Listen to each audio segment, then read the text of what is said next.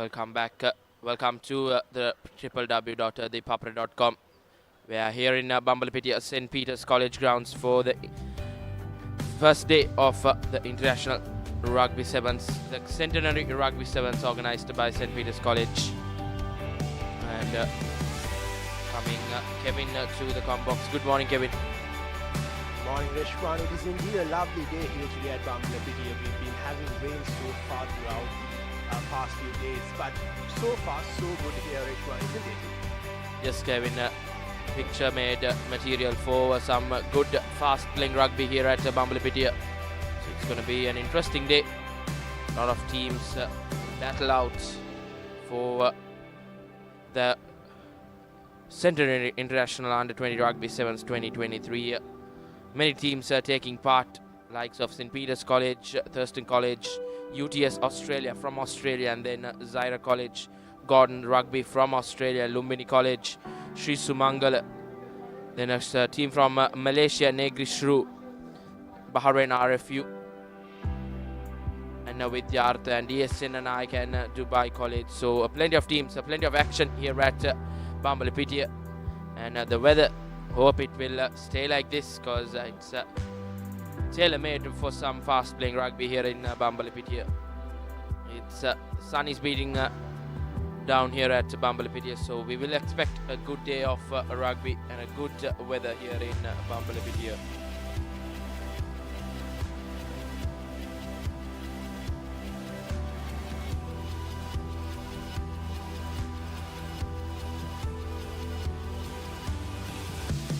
It is a big occasion for all these teams who have turned up here today, and especially for St. Peter's, the host.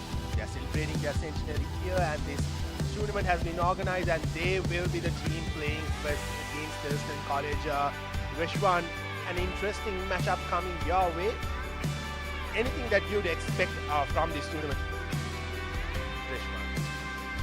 So I think Petrites coming off from an undefeated school rugby season, so they will have that eye on that coveted trophy. They are the organizers, so they will want to bring in their A game. They will go with the newly promoted Thurston College to the A division. So a lot in stake in that first game. St. Peter's College taking on Thurston. We are just moments away from kickoff. It's going to be one good game. Thurston College will be a good test for the homeboys, St. Peter's, here in Bumblepitia.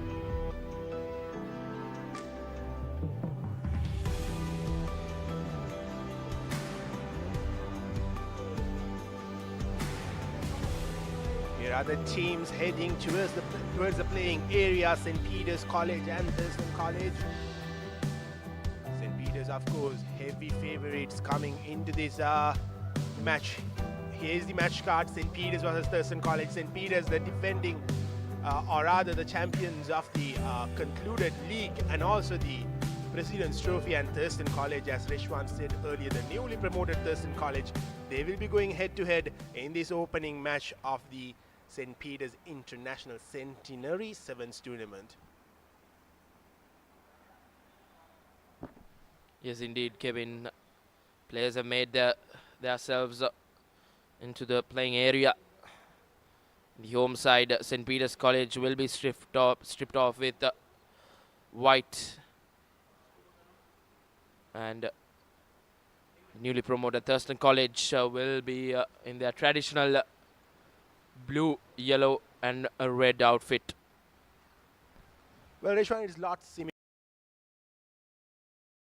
to what Trinity wears, isn't it? The Thurston College jersey. I mean, a lot of people mistakenly think that it is Trinity who are playing, but no, it's Thurston College. And here we are with the kickoff. St. Peter's putting the ball to boot, cleanly collected by the number 6 of Thurston.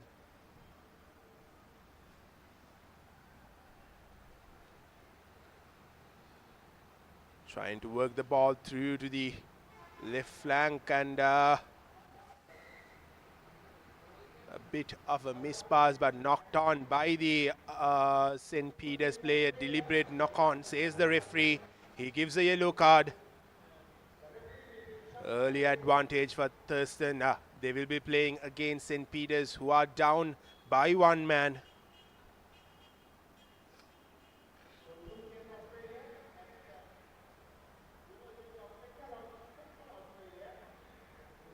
A decent kick from the Thurston player.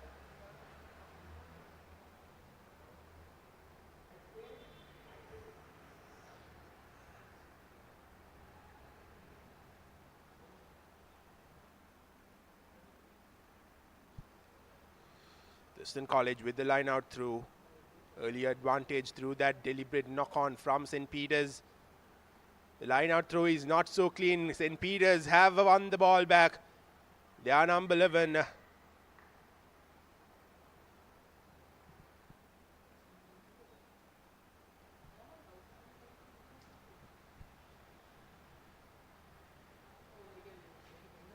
This time it's St. Peter's who will have an advantage with a foul play committed by Thurston. St. Peter's trying to work the ball through to the left flank. Here's the number 4 of St. Peter's.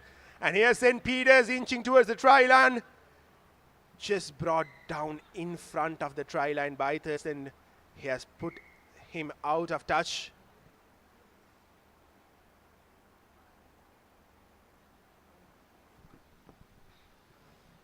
Good start to the game. St. Peter's already a man down.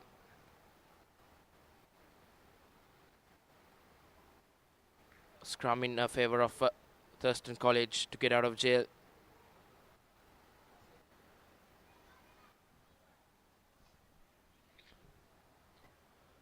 Well, for a moment, Thurston College were living dangerously, and luckily for them, they found a way to take the St. Peter's player to touch, and this time they try to clear the ball out. Not a clean kick, but he has somewhat brought the play down to the 50-meter mark, and St. Peter's with the ball again. Here's the number 4 of St. Peter's, brought down by Thurston College players.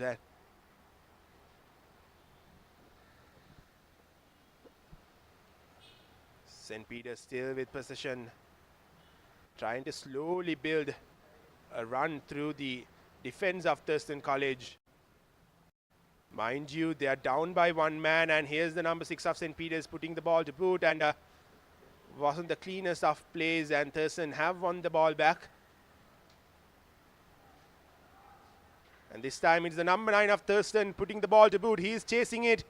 Can he get to it? No, he can't. St. Peter's finds a way to run quicker than the Thurston player and get the ball. End-to-end stuff. This is at the Bumble-Apitia St. Peter's grounds, and here's St. Peter's. And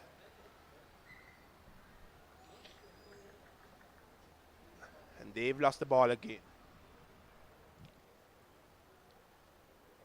Sloppy play from both the schools, but nevertheless advantage to Thurston College. Scrum in favour for them. 4.5 minutes into the game, we still haven't seen a score. Well, despite being a man down, St. Peter's have created the best of opportunities so far, Reshwan. So hasn't been easy for Thurston. They always had to get out of jail. Again, they put the ball to boot, and St. Peter's player will get the ball, the number 1 of St. Peter's, and he will try to make a run through the defense of Thurston. Beautiful play from the Patriots. Feeding in, trying to work that line, the Patriots. Here goes the captain from St. Peter's College, and he will touch down for the first time for St. Peter's College, and it's none other than the skipper for Peters to kick things off here at Bumble-Apitia. The first score in this international under 20 Centenary Rugby 7's. And St. Peter's go ahead in this game against Thurston College. An early advantage for the Peterites. Well, Reshwan, it was just a matter of time. I was saying that Thurston were living dangerously and they were always trying to get out of jail. And St. Peter's found a way to open the scoring, and they are 5-0 down. The conversion wasn't clean. And to all our viewers, yes, St. Peter's do have their powerhouse Sudesh Jayavikram and their captain Ashin in the ranks playing in the 7's tournament. So here's a powerhouse this St. Peter's side is.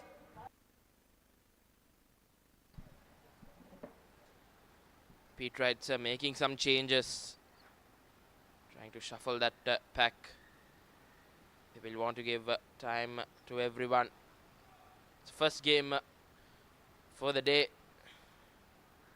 Good high hanging kick, well taken by Thurston College player, and he finds space and loses position. And here goes the Peterites. It'll be tough for Thurston to get back into the game from here on. They couldn't exploit the advantage that they had when St. Peter's were down by one man. And here's the number one of St. Peter's trying to get that second try. Can he get to the try line? Can he score the second try? He teases the Thurston defender. He was trying to offload it to a teammate. Nevertheless, here goes Dulaj Navodya. Finds space and goes straight under the post for the second try for the Peterites. And they double their advantage. 10 points to nil here at Bambalapitiya, with the conversion to follow. The hooter goes off for the first half. Possibly a regular conversion kick for St. Peter's, and they have the 2 points. And they will go into half-time with a 12-point lead here at Bambalapitiya at the International Centenary Rugby 7's 2023. And St. Peter's College taking early advantage.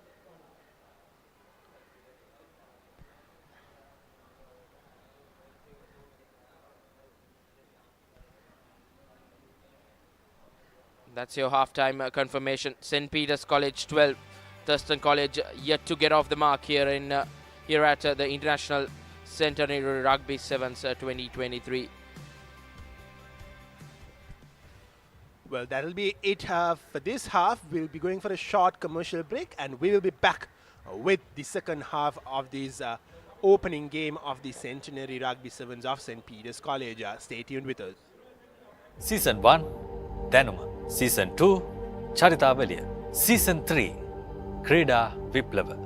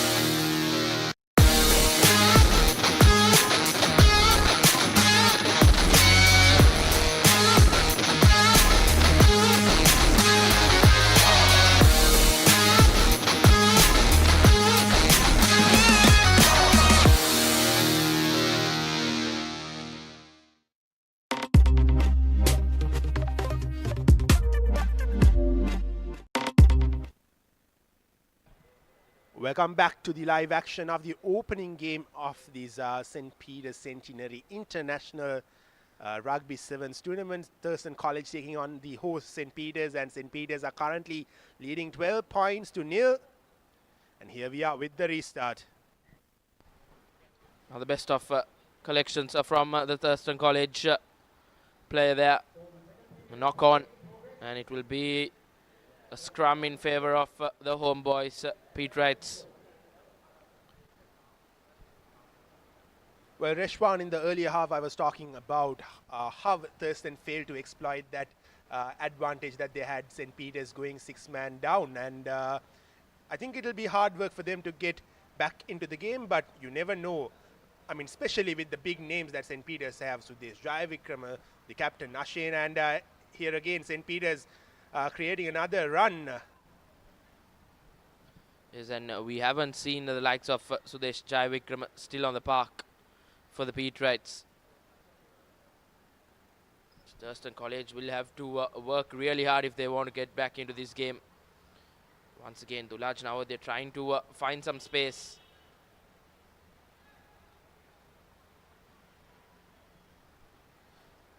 St. Peter's with possession trying to run through that right flank. Brought down by Thurston. Thurston will have to score as soon as they can to get back into this game. If not, St. Peter's will run away with this game. And here's the number 8 of St. Peter's, and he is inching towards the try line.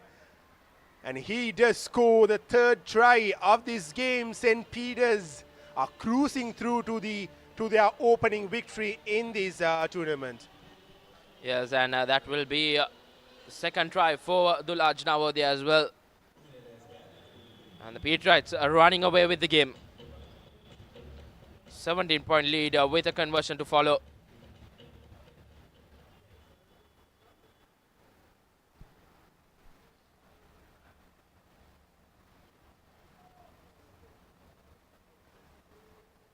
And the conversion was not through, so the score will remain 17-0, but St. Peter's are well and truly have put a deadlock to this game. I feel Thurston will have to score 3 tries and they will have to score quickly to get back into this game.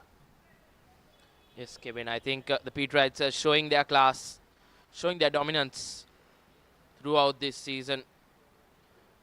So they had an undefeated 15-a-side season, clinched the Rugby League, Schools Rugby League, and the Dialog Schools Rugby knockouts as well. It'll be really interesting to see how this St. Peter's side plays against the international teams from Australia, from Bahrain, and so on and so forth. So I think there'll be a good matchup between the sides, and here's a short restart from the St. Peter's players. Yes, Kevin, as you told that it will be a great matchup and a great experience for the local boys to get some international taste of rugby. It goes once again the Peterites and the skipper, and he will go into another touchdown for the Peterites right under the post, and the Peterites clearly running away with the game.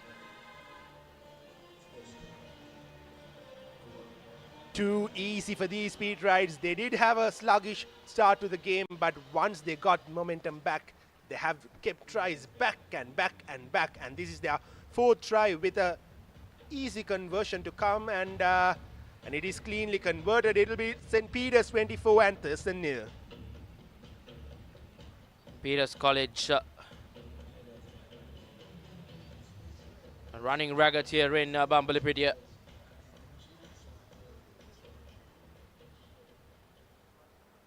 Thurston College just can't find their way.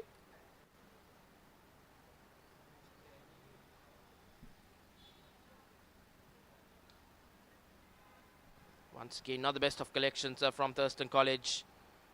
Nevertheless, here goes Peters trying to attack.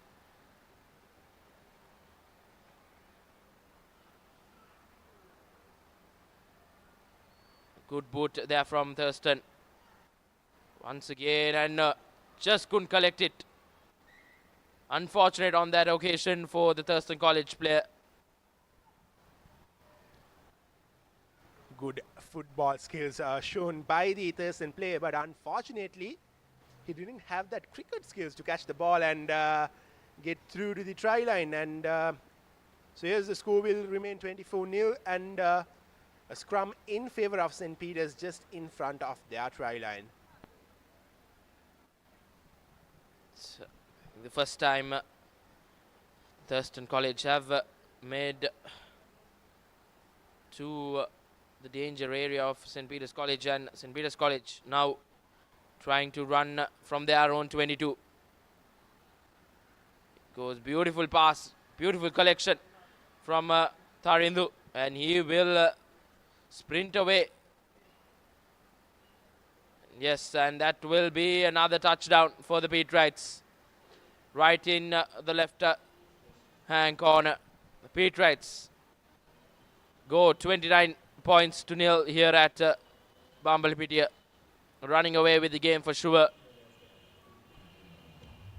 Well, they are scoring tries for fun. I believe all those 7 men in the field would like to score a try in the remaining minute. And they have a conversion their way, not an easy one. Their number 15 has the ball in his hand, and he'll be taking the conversion. A left footer, as it seems, and can he get this through, and can he take the score up to 31? Unfortunately, he doesn't, so the score will remain 29-0 with just 30 more seconds to play as per our clock.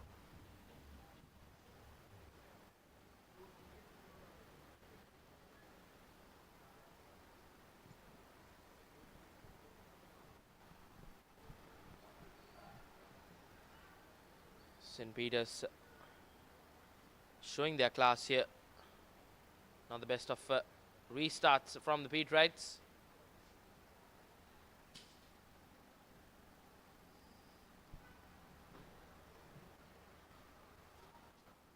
St. Peter's still with possession, and a bit of a sluggish play there from the Thurston players, and that will be full time. St. Peter's have won this opening fixture against Thurston College, and as we all expected, they cruised through to the victory. And for Thurston, of course, this is not the end of the road. They have 2 more important games coming up against Zahira and UT Australian team, and also the same teams will be playing against St. Peter's. St. Peter's off to a great start, Rishwan. Yes, indeed, and that's your full-time confirmation. St. Peter's College, 29 points, getting away a 29-point victory against Thurston College. A clean sheet for the Peterites to kick off their campaign here at Centenary Rugby 7's 2023. That's the match recap. 5 tries from the Peterites, just the 2 conversions, and nothing else to speak about Thurston College. And St. Peter's 29 points, 29-point win to kick off their campaign here at the Centenary International Under-20 Centenary Rugby 7's 2023. And now we have the second game of the day. Zahira College taking on UTS Australia, a game that I've been waiting to watch from the time I got the schedule, Rishwan. UTS Australia coming all the way from Australia for this St. Peter's College International 7's tournament. This is the real test for these Lankan boys, isn't it, Rishwan? Yes, it's a great opportunity. A great opportunity for the local boys to get some experience playing against some international players. UTS Australia. It will be a good test for both the teams. Zahira College will kick things off. Good high-hanging kick, well collected.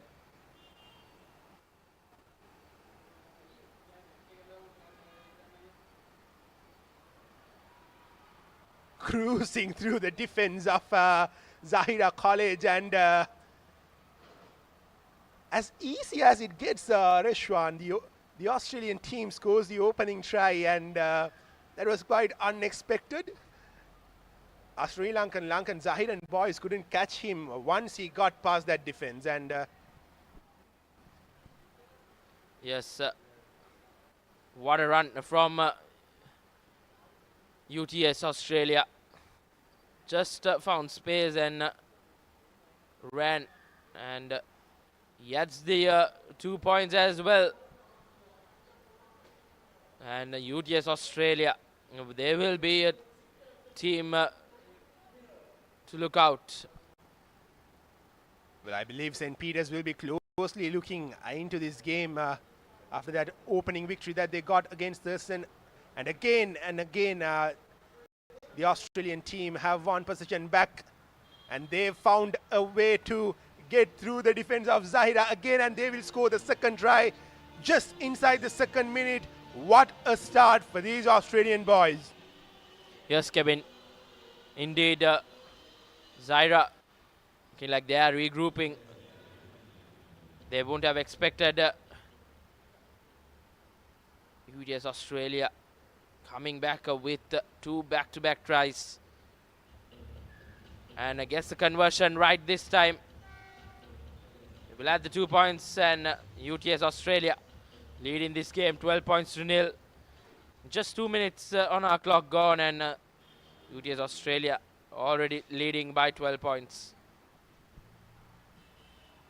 Well, these boys from Australia seems well built, and they are very, very fast, Rishwan. And Zahira so far have had no answers from whatever they brought into this game, these Australians. And this time it's Zahira trying to break through the defense, brought down by the Australian number 11.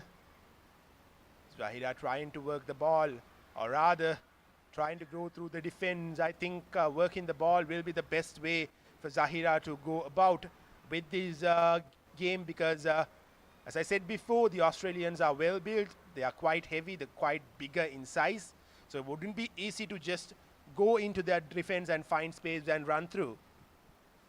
Yes, Kevin, I think Syrians will be put into a big test. It's a good learning curve for the boys from Maradana. They can take a lot of experience out of these games, and UTS Australia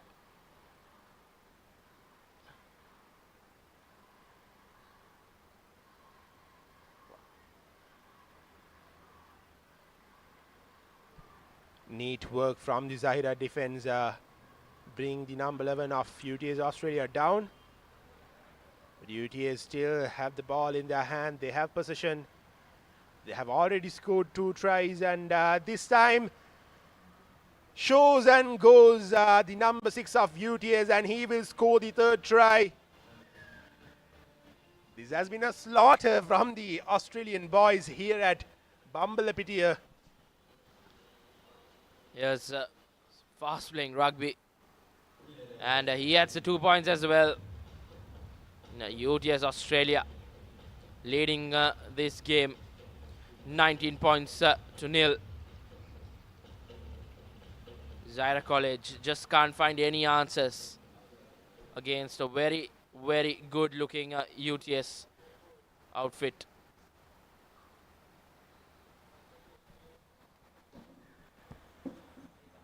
Ball just going out of play into touch, so Zahira will have possession. Reshwan, we were talking about how this will be a good experience for these Lankan boys playing against these international players, but as of now it seems as a complete mismatch for me, Reshwan. Yes, Kevin, completely complete dominant play from the Australian UTS side. Once again, look at that speed, trying to catch up. Good handoff, and he will go on to another touchdown. UTS Australia running away with the game, and the Zairians just can't find any answers. UTS Australia, they are showing their class here in Bambalapitiya. Well, these Australians have come into this tournament with a clear intention. They seem as if though they want to go to that final and win the trophy right from the beginning of this game. They have showed that class, and they have showed that skill level that they have. They haven't taken the game easy. They always wanted to create opportunities and score tries, and Yes, they will be back again with the restart after that try.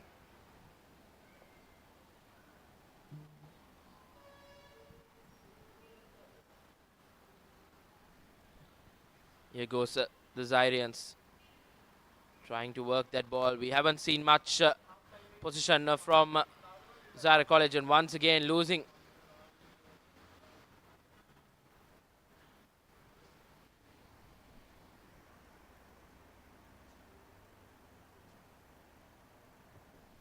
A scrum in favour for UTS Australia. Well, Zaire did have some opportunities to work the ball through to the left flank or the right flank and get past the defense of UTS Australia and get to that try line. But instead of going lateral, they chose to go to the linear path, so they couldn't get through the defense of UTS Australia, Rishwan. Yes, Kevin. We are seeing some good, and here goes Zaire College. But he's been tackled into touch. The hooter goes off for first half, and the referee calls it a half time here at Bambalapitiya, and UTS Australia with a demanding lead over Zaire College. And that's your half time confirmation. UTS Australia 24 and Zaire College yet to kick off, yet to get off the mark. And we will be back with the second half action after a short commercial break.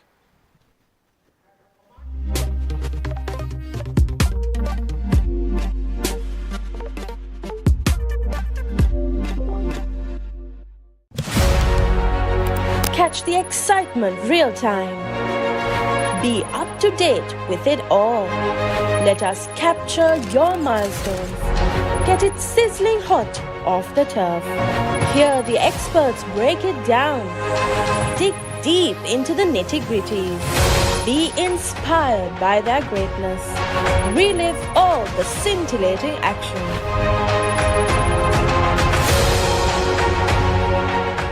Season 1, Danuma. Season 2, Charitavaliya. Season 3, Krida Viplava.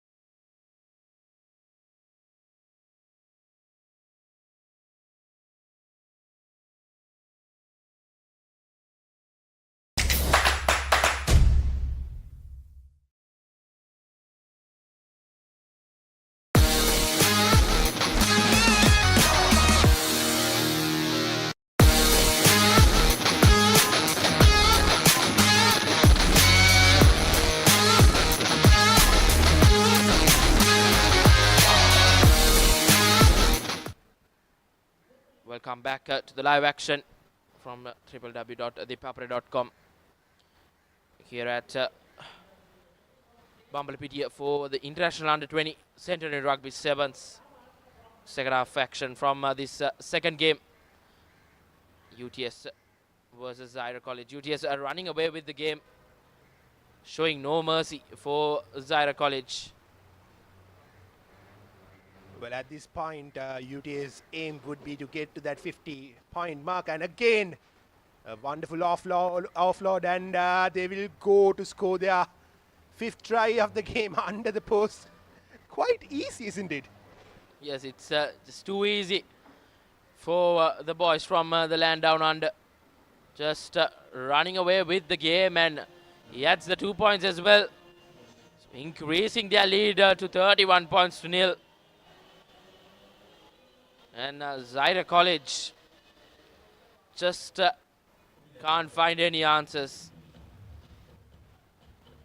from a point of view from the Zairians. They will want to get out of this misery as soon as possible.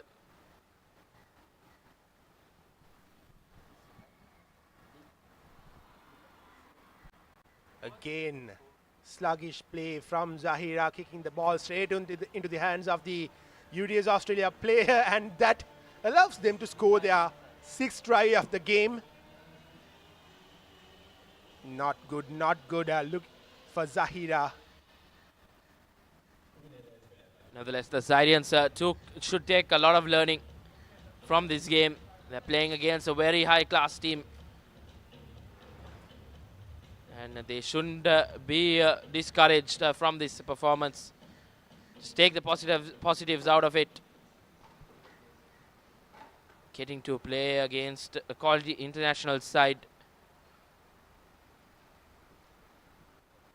And UTS Australia showing no mercy. Making a statement that they are here to play.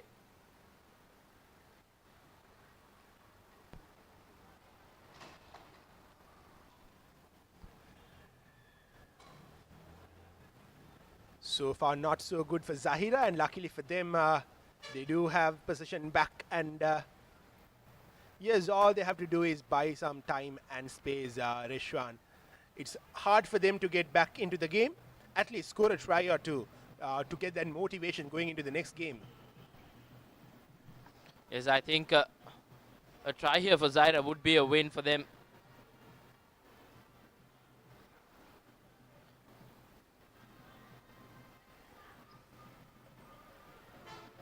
Zahira College just really off color, just not finding teammates to pass, and a quick tap taken from UTS.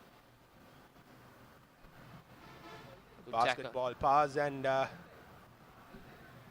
UTS still has possession.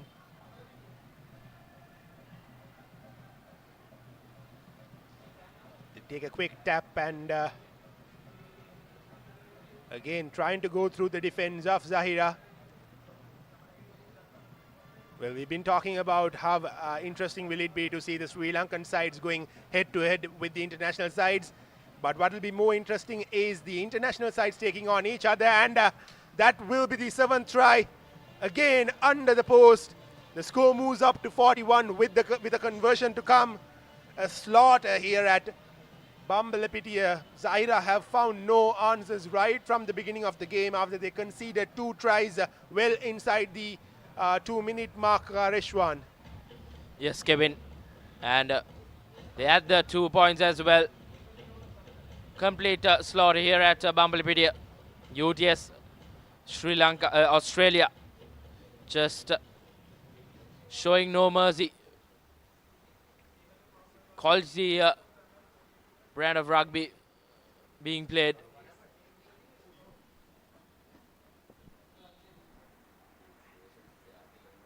Again, a deep kick from UTS, and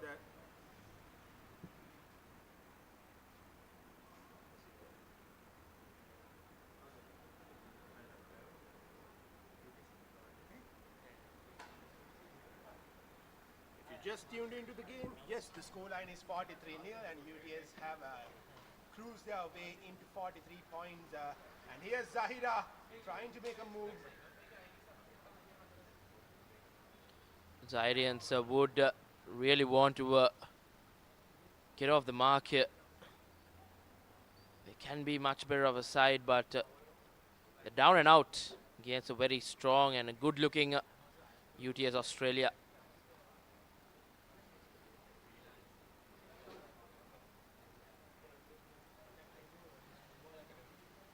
Good off. Well, it's really good to see UTS still trying to get another try even after scoring 7 tries, Rishwan. They have not let the game slip away from their hands right from the beginning. They want more and more tries. And here they are coming back again. Here's the number 3 of UTS working the ball towards the right flank to the number 11, and he will head towards the try line to score the 8th try of the game. This has been hard to watch as a Sri Lankan rugby fan. And yes, it will be 48-0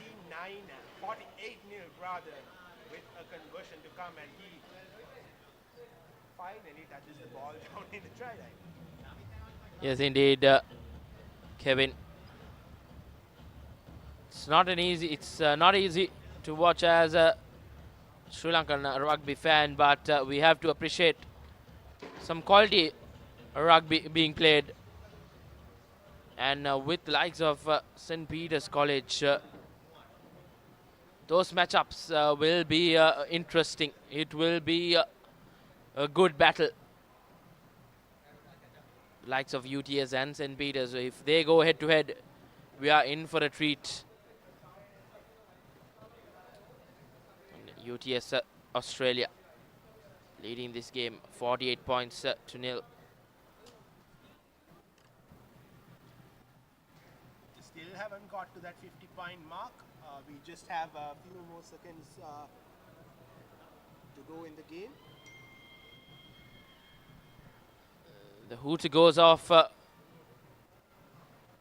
here at Bambalapitiya, and Zaira College will try to make some amends. They will try to get something.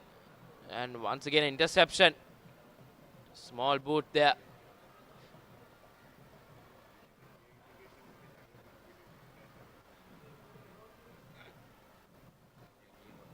UTS Australia yet not giving up. They want to score more. And that will be full time. UTS Australia have cruised through to victory. And Zaira have had no answers right from the beginning of the game.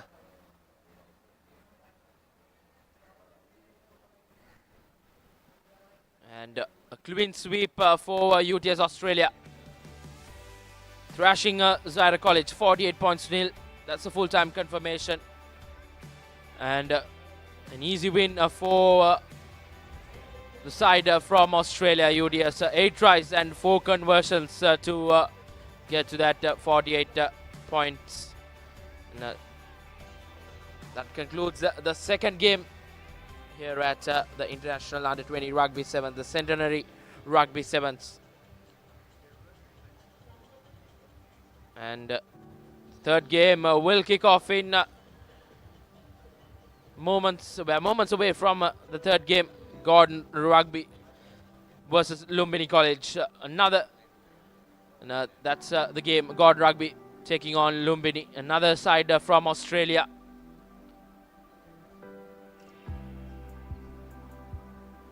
Well, Lumbini would have had a close look at the previous game and they would have come up with a plan coming into this game. And here's the kick off from the Gordon Rugby team, and Lumbini trying to run through that right flank, brought into touch by the Gordon Rugby team.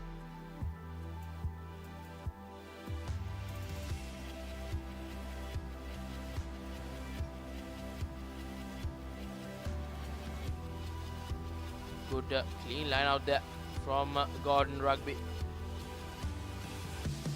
Both the teams are stripped off in similar colors. Gordon Rugby stripped off in green and yellow.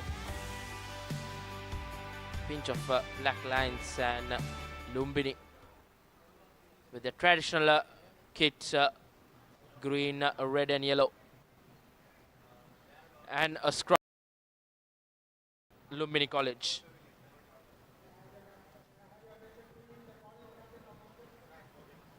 The strong scrum from Gordon Rugby.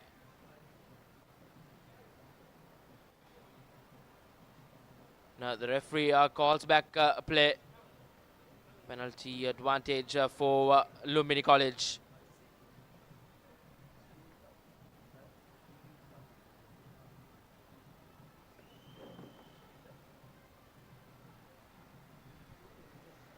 Here goes Gordon Rugby. Gordon Rugby School from Sydney, Australia.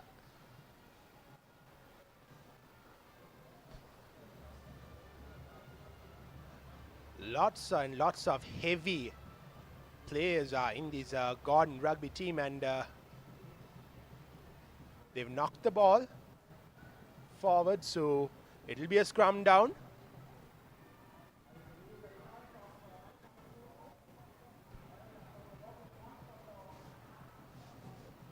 So far, Lumbini has done well to keep Gordon Rugby away from the red zone, and Lumbini have had most of the possession in this game as well.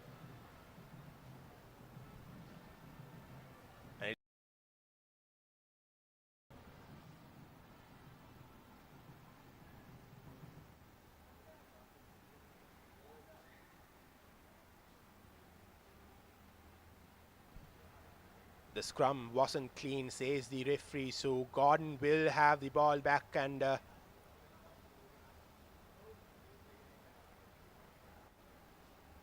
not so good from Lumbini, and Gordon will go into a quick tap, and here's their number 12 rather, trying to break through the defense, and he passes the ball to their number 2, a big man, a heavy man, and here's Gordon Rugby heading towards the try line to score the opening try of this game, and they do score. It'll be 5 Gordon Rugby and nil Lumbini. Lumbini managed so well so far, but due to that unforced error in the scrum, giving the ball back to Gordon.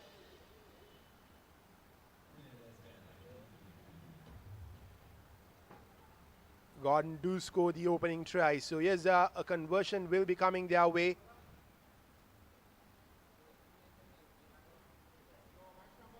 Gordon Rugby, number 10, to add the 2 points.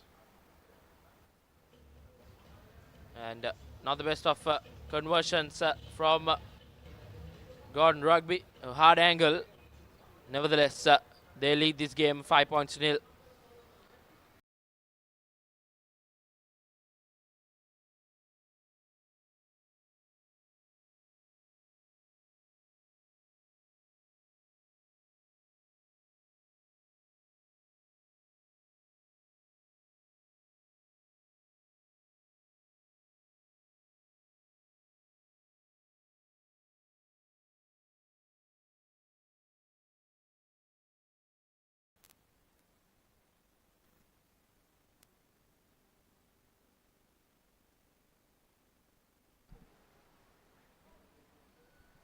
Sorry for the technical issues. Nevertheless, we're back live. And if you have just tuned in, we're here in Bambalapitiya, St. Peter's College grounds for the International Under-20 Centenary Rugby 7's 2023. And this is the third game. Lumbini College taking on Gordon Rugby from Sydney, Australia, and they are leading this game 5 points to nil. And Lumbini College, an opportunity to get out of jail and to get some yards there, but not the best of kicks. Straight in to Gordon Rugby, number 12. Well, these are the errors that Lumbini should avoid, and especially having possession back, with an opportunity to get out of jail. They just couldn't get the ball to touch, and giving the ball back to Gordon Rugby. And again, another unforced error from the Lumbini players, and Gordon will have a penalty in their hand. It will be interesting to see what they do.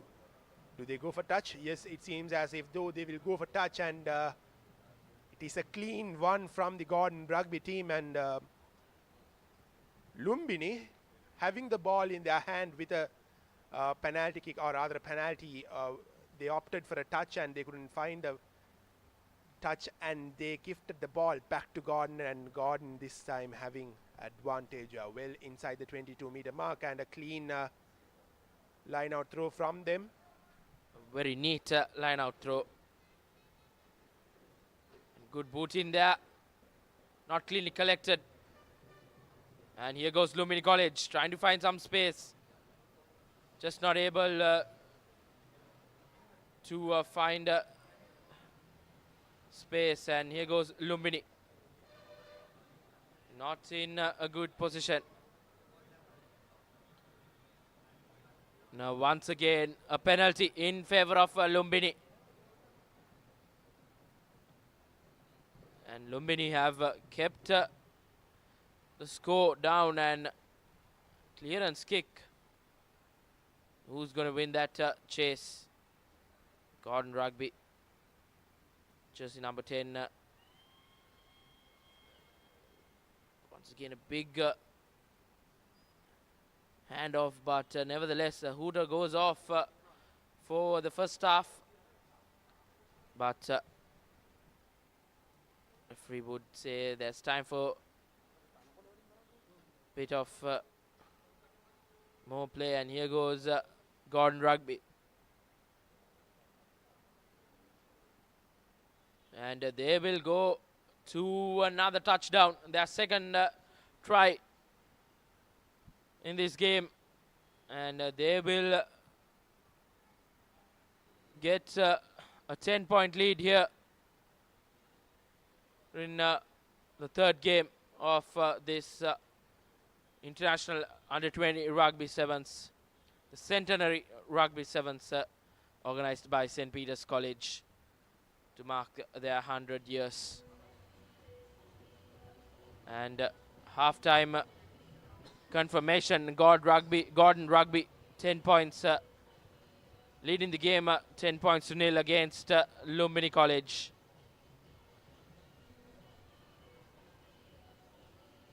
And, Season 1 දැනුම, Season 2 චරිතාවලිය.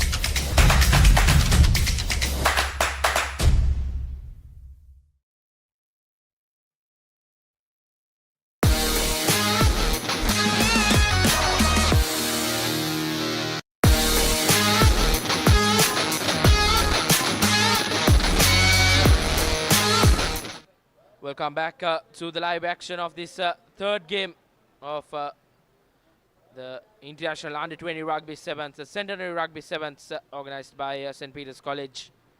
Gordon Rugby coming away with a 10-point lead in that first half. Lumbini College yet to get off the mark. Well, Reshwan, Lumbini are just hanging in there. They haven't let the game slip away too far from them. It's just a matter of 2 tries and 1 conversion. It's 10-0 here at the Bambalapitiya St. Peter's College grounds right after the halftime mark. And Lumbini have possession through an enforced error from Gordon Rugby. So it'll be a scrum coming in favor of Lumbini, I believe. And the yellow card shown to Gordon Rugby, jersey number 2. He will be in the sin bin for 2 minutes. So Lumbini College with some advantage. Gordon Rugby, 1 man down.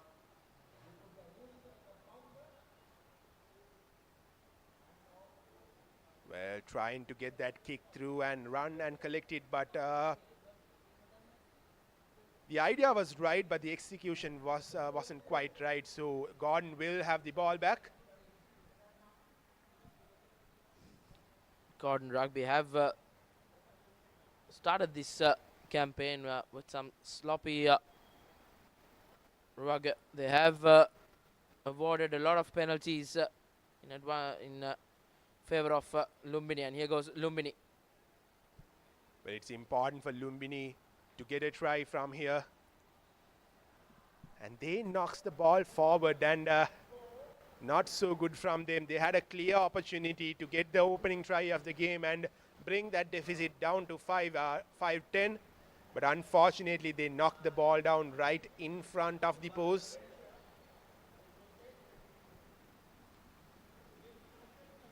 They've done so well up to that point, hanging in the game. But when comes the crucial moments, they've just given the ball back to Gordon Rugby, Reshwan. Yes, Kevin. It's a good test for Lumbini College. Lumbini College would like to get off the mark here. Gordon Rugby, that big force.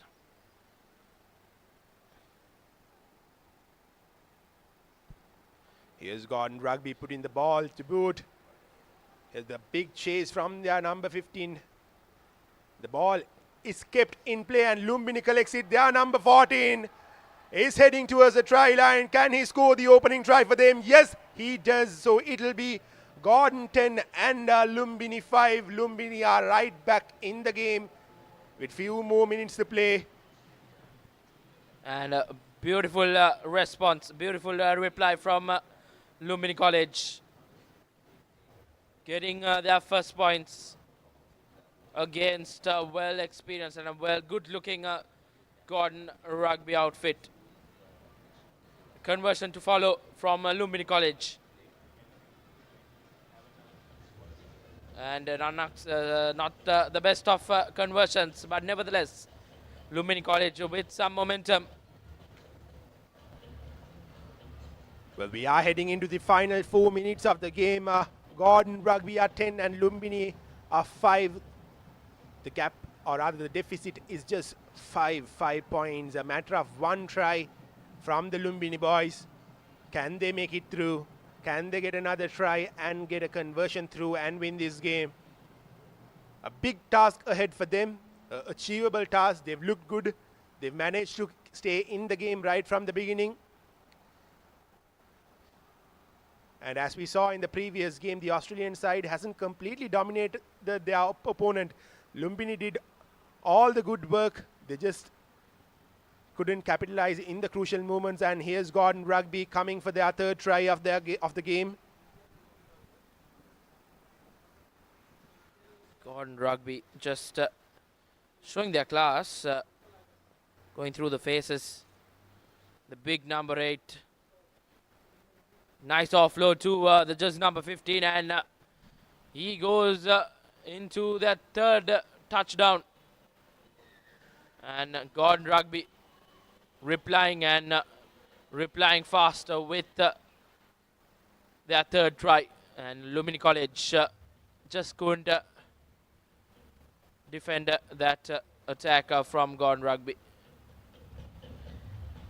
And the conversion is through, and it'll be an uphill task for Lumbini to get back into the game and win this game from here on with just 2 minutes to go in the game as per our clock. Gordon Rugby are 17 and Lumbini are 15, trailing by 12 points.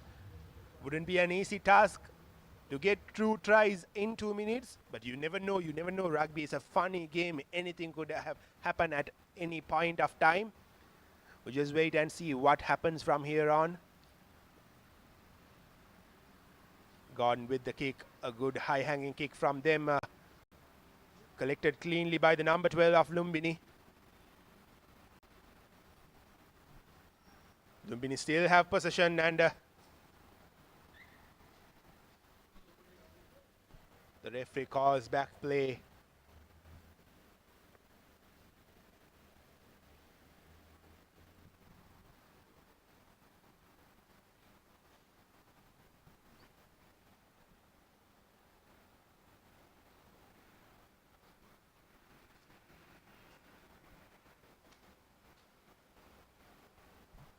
It will be a scrum in favor of Gordon Rugby.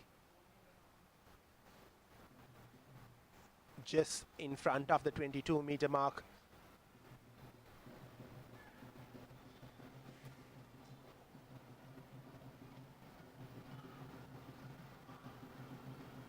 If Lumbini goes to lose this game, they will be kicking themselves, thinking about those mistakes that they committed, which allowed Gordon Rugby to keep 2 tries in the game, especially when they had the opportunity to find good meters from a touch or rather a kick. They couldn't put the ball out to touch. Instead, they just kept the ball in. So Gordon Rugby scored a try from that movement. And again, Gordon Rugby now have a line out throw in their hands with just 10-15 seconds to go in the game.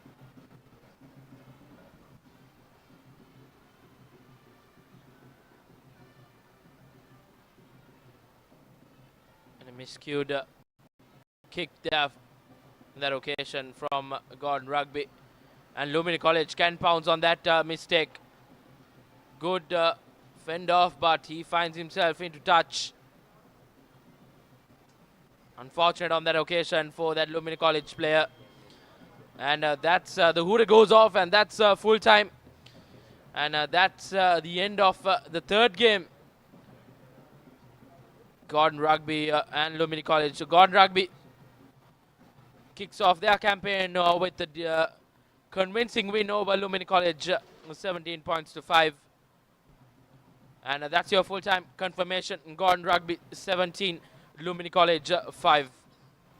Well, Lumbini did plenty of things right, but they just couldn't get that final result. It wasn't a completely dominated game from the Australian side. They were hanging in the game, Lumbini, but unfortunately they couldn't get the result that they wanted. The scoreline doesn't always reflect on how the game was played. But anyways, that will be the final score. As Reshwan said, Gordon 17 and Lumbini 5 at the end of full time.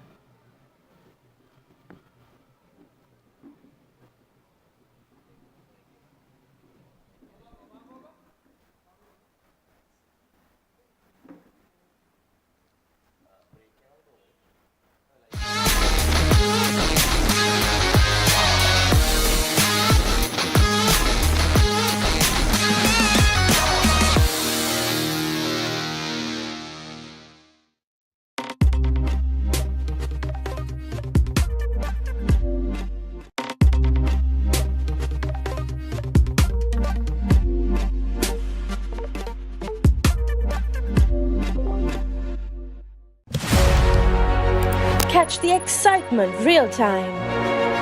Be up to date with it all. Let us capture your milestones. Get it sizzling hot off the turf. Hear the experts break it down. Dig deep into the nitty-gritties. Be inspired by their greatness. Relive all the scintillating action.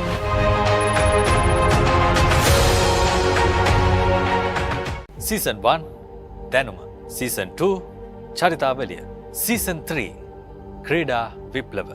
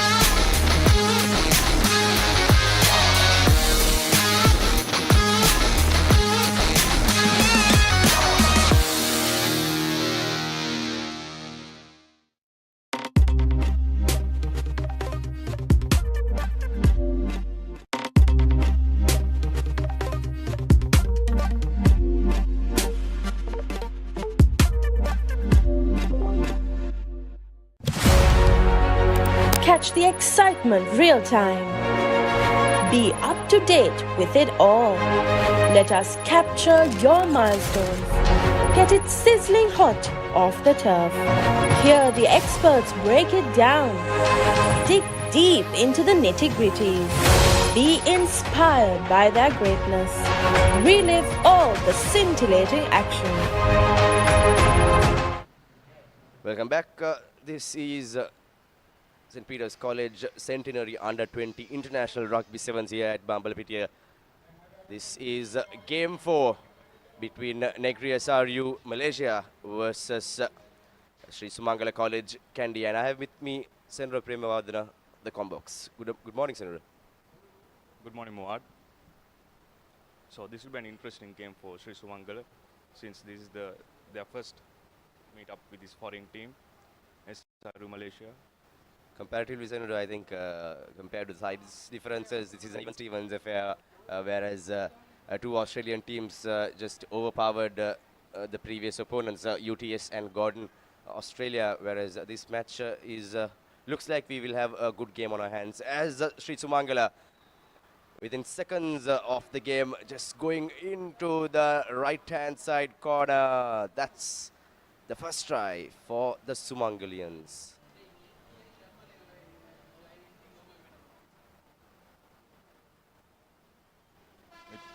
Sri Sumangala College, of course, are coming in as dark horses in schools rugby arena in the recent past, as they are now promoted to the top division.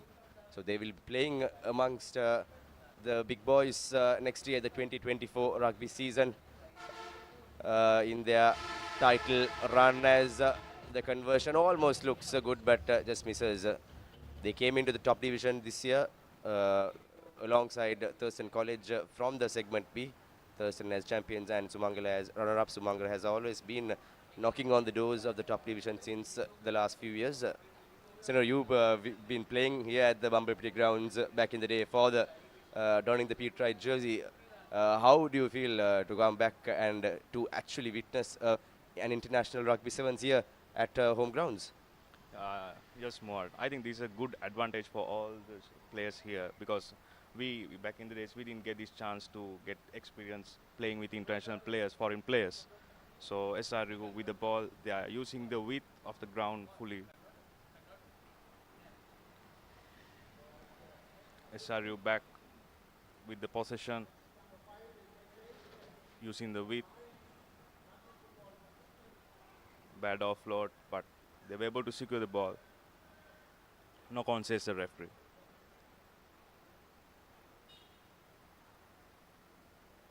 Mod, a small thing.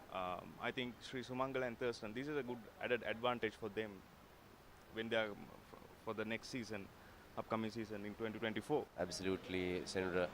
All these, even Lumbini, we saw in the previous match, they gave a good fight to the UTS University Technology Sydney rugby team. So these are teams that sometimes go neglected, but now the rugby-loving fans and the rugby-loving public know how strong and how capable these teams, especially Sumangala and Thurston, can be. Of course, Thurston, of course, once powerful force in the rugby arena in Sri Lanka in the 90s and early 2000s.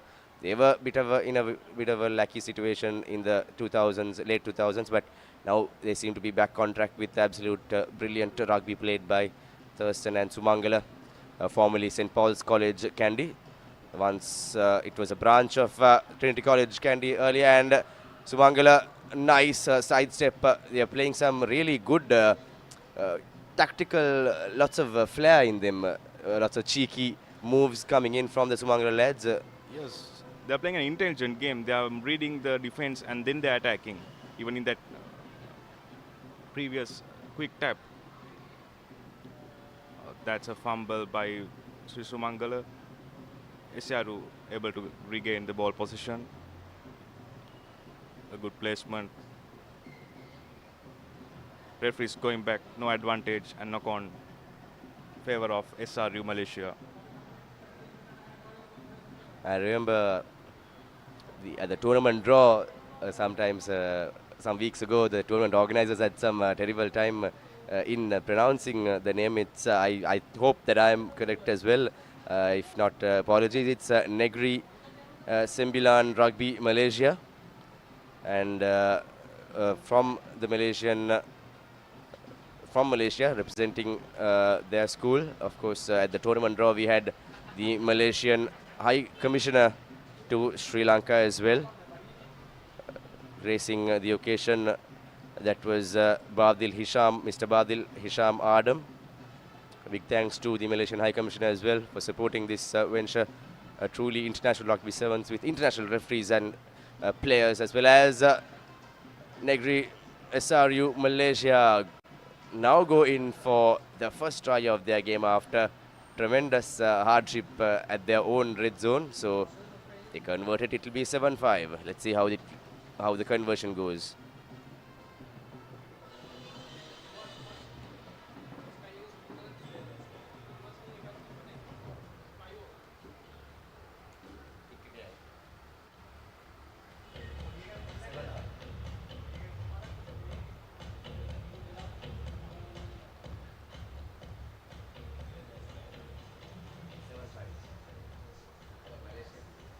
The kick is successful.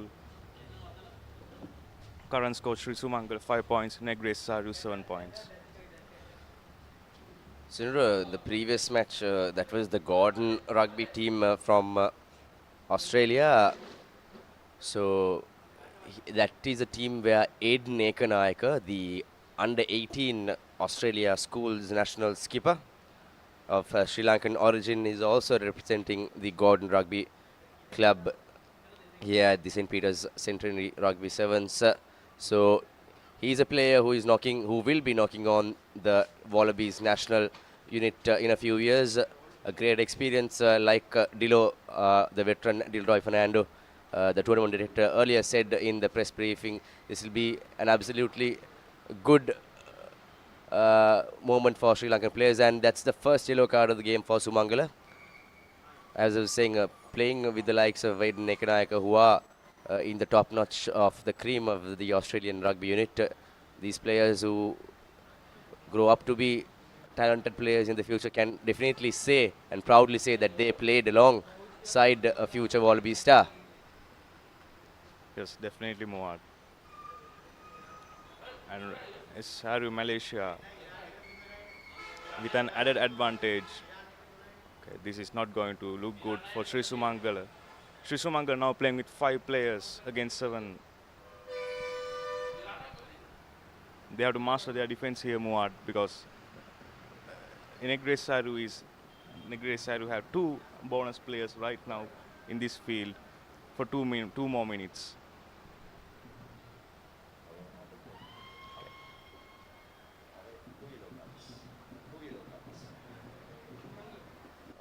Scrum in favor of Negre Saru, Malaysia. The ball well fed. They can use the width because they are outnumbered. A nice pass. A clean corner try by Negre Saru. I think, Sendra, if not for the indiscipline of Sumangala, they are the strong team here. By the looks of, like you were saying earlier, they're playing a bit of a Fijian play, just like you said, watching out for the defense and playing a very slow-paced but tactical game. But now they seem to be losing the plot and just completely losing control of the game with that 2 back-to-back yellow cards. So trouble times for the Sumangala lads. As you can see, just 5 players on the pitch. Conversion unsuccessful. And we are going for the half-time. Sri Sumangala 5 points, Negre Saru 12 points. The 4th match of the game as we now cross over to a short commercial break. It's 5-12 in favor of Negri Malaysia.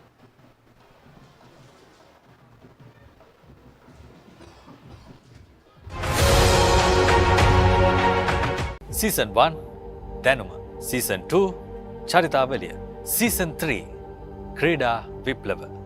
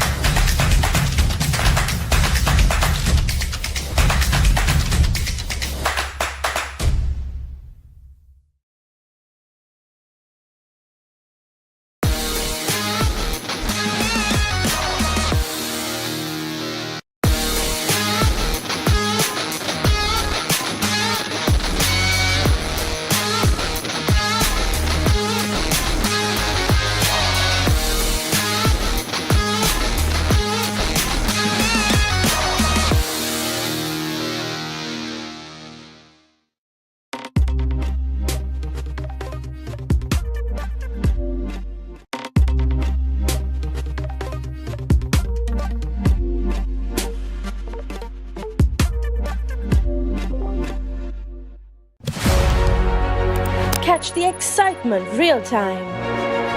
Be up to date with it all. Let us Welcome back to Under 20 International 7's St. Peter's College Century 7's tournament. Sri Sumangala with the restart, a high deep kick for Negri SRU. A good tackle coming there by Sri Sumangala, and still they are playing with 5 players in the field. Let's see how they're going to defend this 7-player team against 5 players. Beautiful Bavarian colors, the Negri SRU Malaysian team, and a very Papua New Guinea-like traditional outfit, as well as this is just complete dominance by the Negri lads. Going in for the third try, definitely, surely and steadily they are stamping their authority here in the 4th game. The Centenary Rugby 7's here in Bambalapitiya. Teams are preparing, especially not on your screens, but we can see on the sides Vidyartha College Kandy prepping for their next game.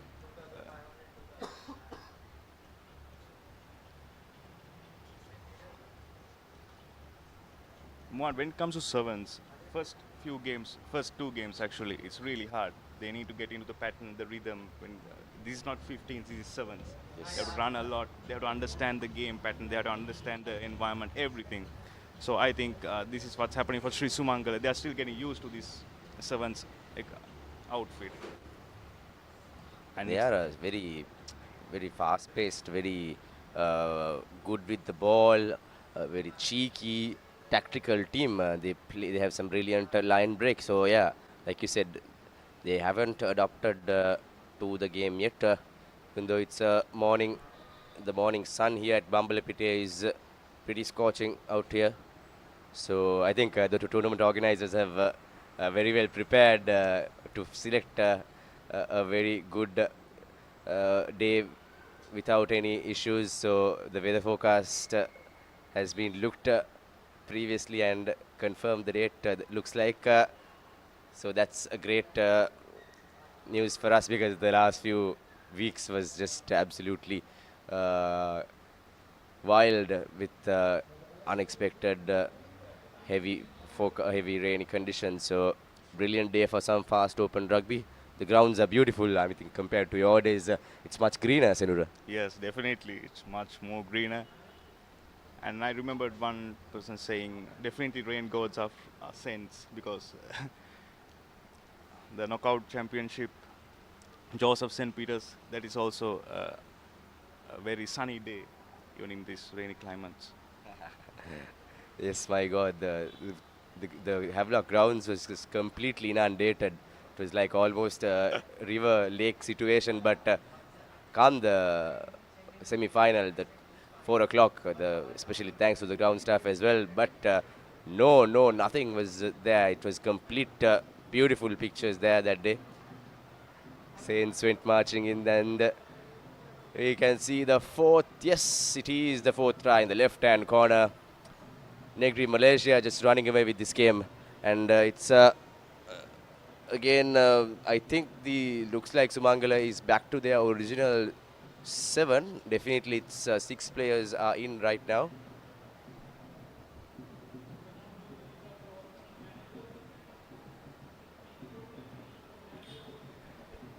Negri Saru for the conversion.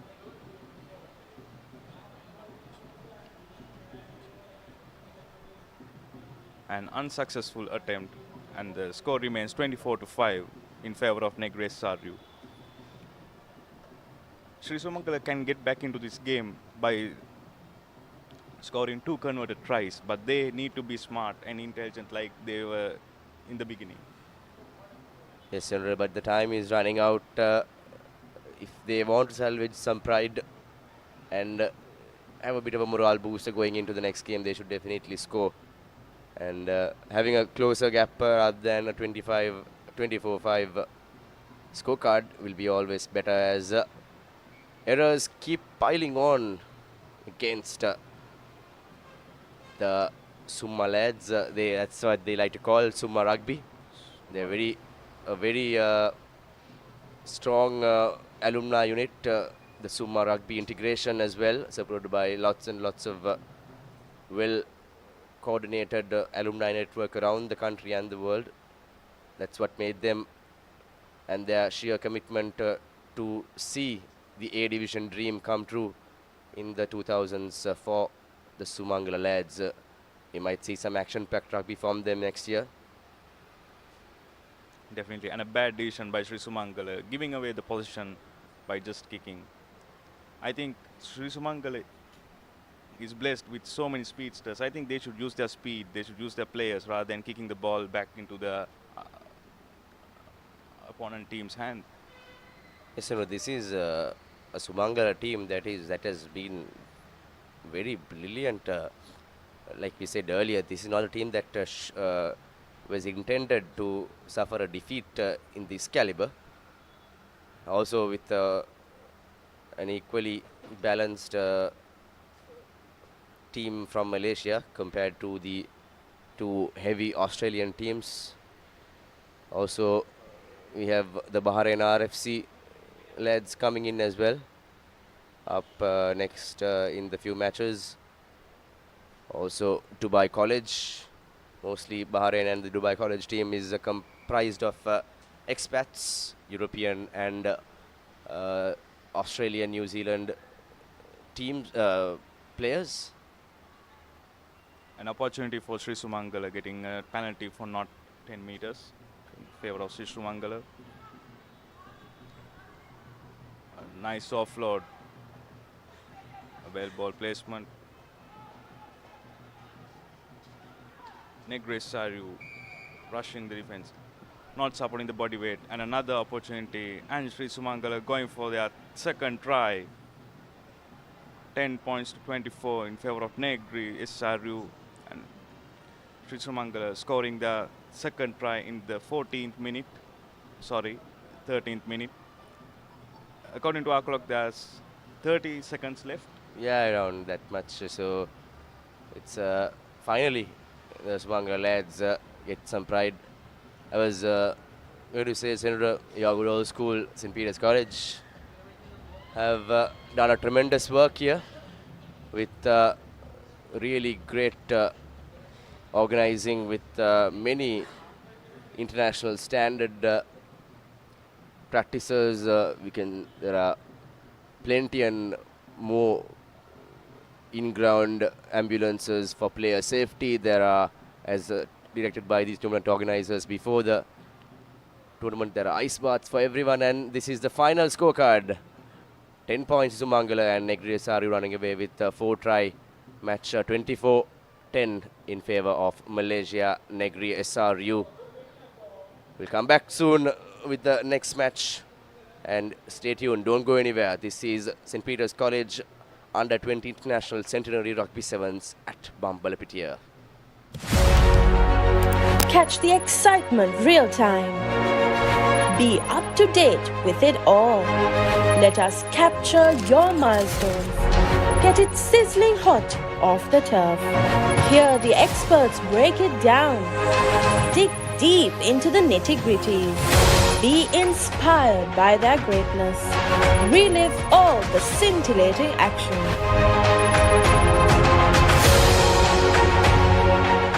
Season 1 Danuma, Season 2 Charitavaliya, Season 3 Krida Viplava.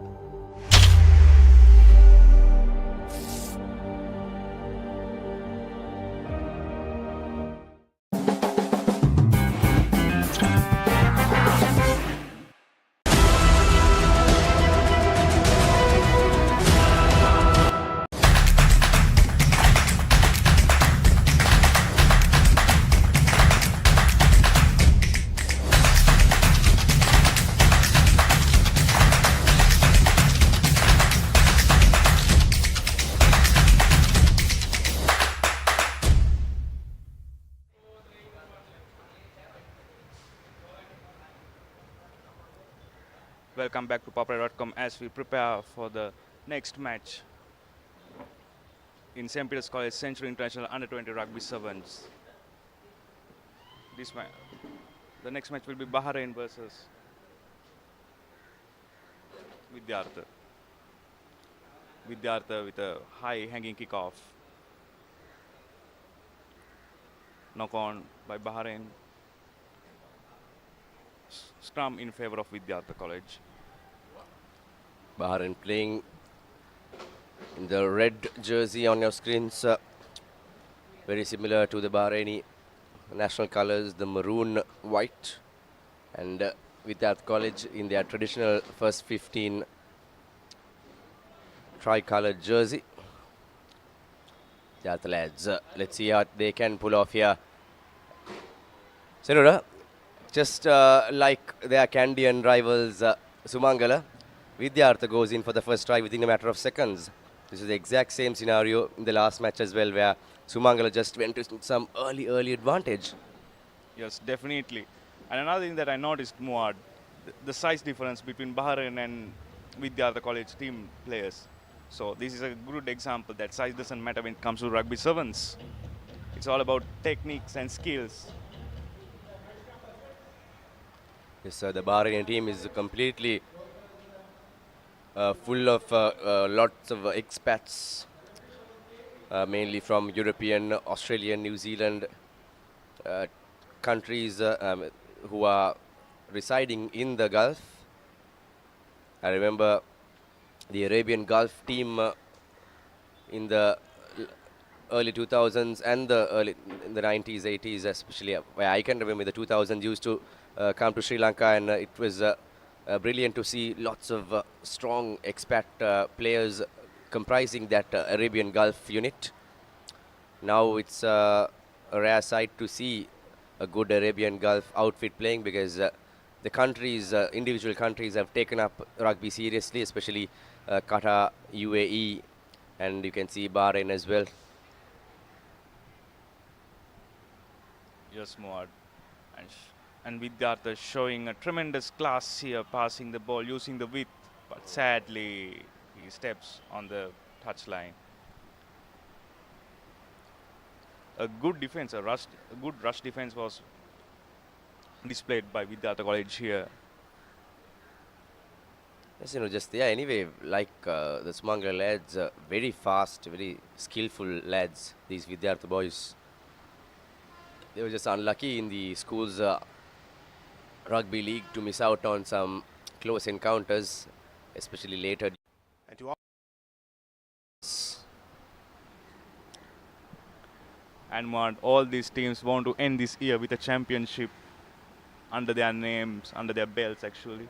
Yes, we rarely see rugby tournaments for the senior teams conducted in this time of the year. It's a very off-season situation, but it's great to see St. Peter's College having some great exposure to these boys for international rugby teams, and we might just see the second try for Vidyartha College. Under the post goes the Vidyartha lad. Just wonderful to see these Sri Lankan school boys competing neck to neck with the big boys from Bahrain. Yes, definitely. And an intelligent move by Vidyartha over there, passing the ball to the win 3 rather than going in, because they were outnumbered in that line. And that conversion is successful. Vidyartha College 12 points to 0 against Bahrain.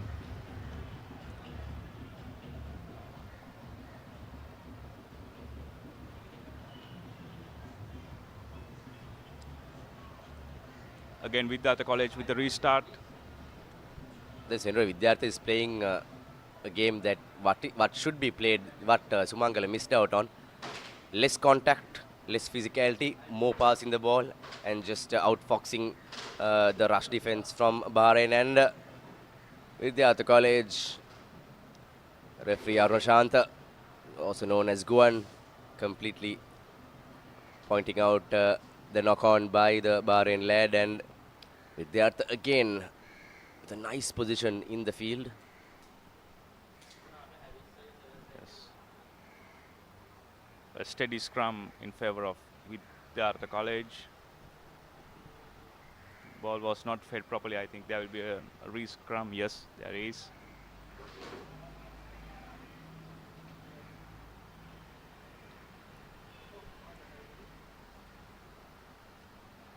in these scrums, hookers should be really quick to hook the ball, and scrum halves should be very snippy to get the ball out from the scrum. Yes, Senator, a very nippy lad. The scrum half of Vidyartha College just coming inside. Beautiful offload from the Vidyartha win three-quarter. He knew his supporting player where he would arrive and just without any hesitation passes out the ball. Absolutely brilliant sevens rugby by Vidyartha College. Mind you, they were the champions of the Central Province Rugby Sevens as well, defeating hometown rivals Dharmaraj College. Dharmaraj, in fact, not taking part in this tournament. Vidyartha College proving that they are the Central Province champions without any doubt. Vidyartha College back with the restart, 19 points to nil. A comfortable lead, but they should not be comfortable with this lead actually, because sevens can change in any time. Vidyartha regained the ball position, working the line. Good offload from Vidyartha College. So not the best of collections by the Bahraini lad from the kickoff. This has been the second back-to-back bad collection, and fourth try for Vidyartha. 24 points. They are running away with this game and getting the match in their bags from the first half itself. Vidyartha dominating here, Bahrain RFU. Vidyartha back with this conversion.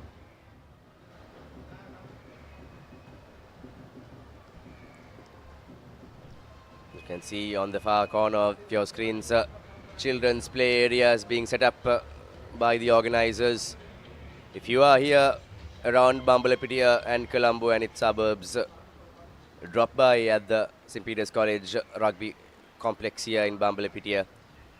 Bring your friends, family and kids and to have a great time, especially for the kids. It will be a wonderful opportunity to witness some international class players and rugby action. 4 international teams are taking part. 24-0 is the halftime score, and do stay tuned with us. We'll come back shortly at the Under-20 Centenary Rugby Sevens here in Bambalapitiya.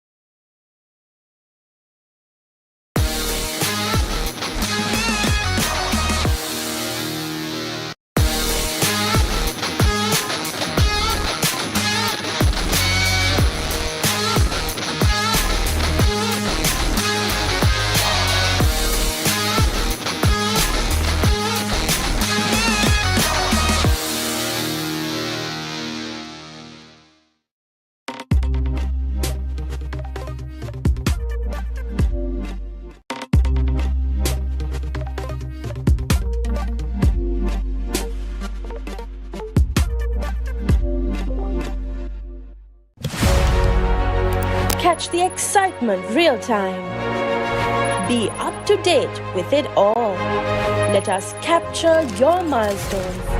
Get it sizzling hot off the turf. Hear the experts break it down.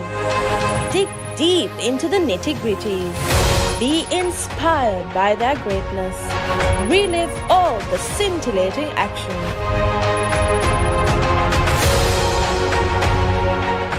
Season 1, Danuma. Season 2, Charitavaliya. Season 3, Krida.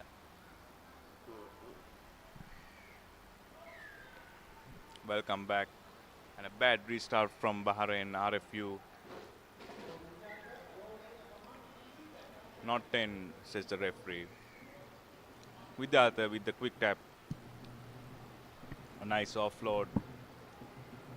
And a wonderful try by Vidyartha College here at St. Peter's College grounds. Under the post try. By increasing their lead by 29 points to 0. Sindhu, I think that was one of the worst kickoffs from the base. Worst restart. So Bahrain RFU Three back-to-back mistakes from the kickoff has costed them three back-to-back tries by Vidyartha. And this has been the case for the lads from Bahrain. The Candy School running away in a 5-try game here. 31 points to nil. They have just completely dominated affairs here at Bambalipitia. The first Sri Lankan team who might go in to record their first win against an international team. We saw in the first game it was two local teams, Thurston and St. Peter's. St. Peter's had a great outing to go in as winners, and brilliant work by Vidyarth College. The same try scorer, number 15, going in for his second try in the second half. Like I said previously in the first half, Sandra, these Vidyarth lads know that they are confident in passing the ball without even hesitating to look because they know that their supporting player will arrive on time. And that's the trust you should have when it comes to servants, and it's a converted try. 38 points to nil. Vidyartha leading. Again, Vidyartha back with the restart.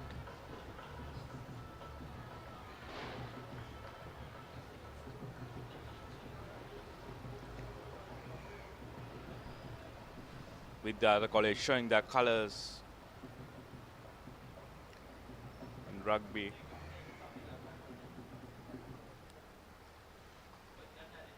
There's some replacements that's happening in Vidyartha's side. Two players were taken out. Again back with the restart. A long kick by Vidyartha College.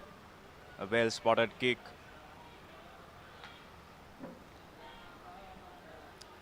You can see on the screens in the background tents and stalls being put out, a lot of merchandise of the centenary year of St. Peter's College.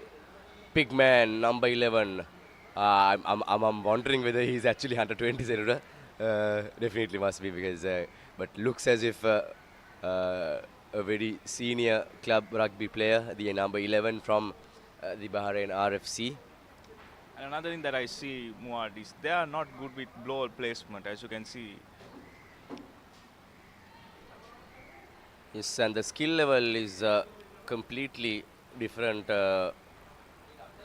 from the Vidyartha lads, this Bahraini outfit. Ruck form, says the referee. Vidyartha has to let it go. Bahrain RFU playing a close game, a very contact game, and a small silly mistake by Bahrain over there. Vidyartha regaining the ball position. Not rolling away, says the referee. And Vidyartha going with the quick tap. Time stop. There's a player down. Bahrain. I hope that's nothing serious over there.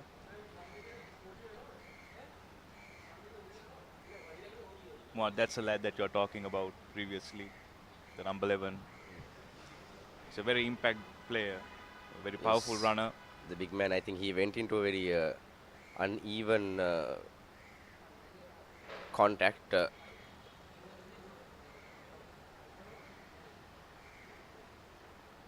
think if he is nurtured well, he can use his size advantage in this very young age. Still an under 20 affair here.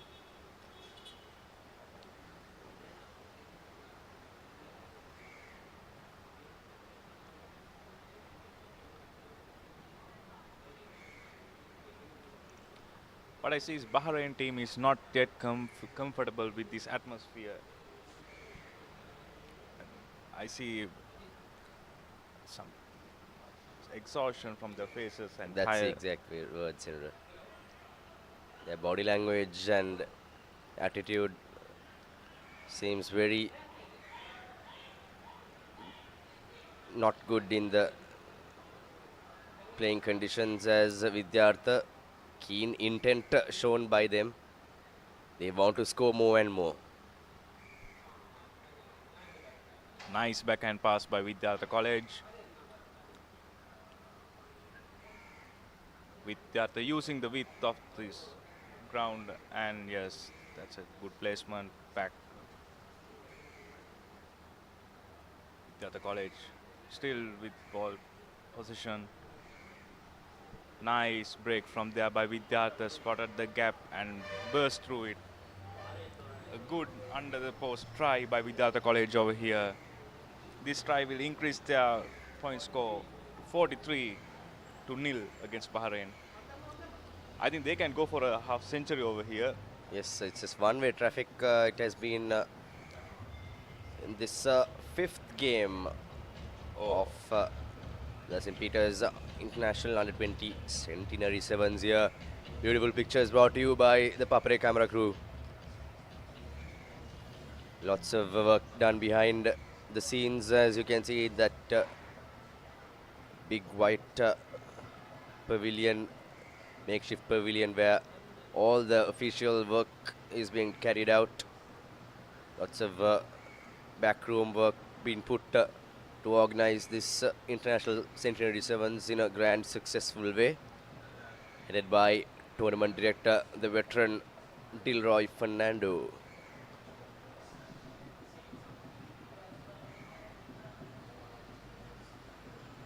A short kick by Vidyartha College. The restart. Bahrain collects the ball. So if you saw the opening, the restart by Vidyartha, the intentions are so high that they just want to grab the ball right after the kickoff. They want the ball in possession.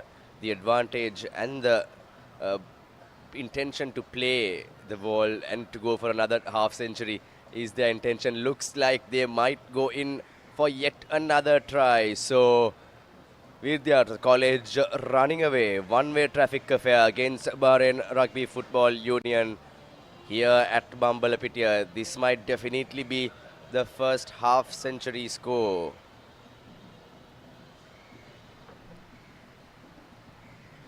Vidyartha College with the kick and a successful conversion.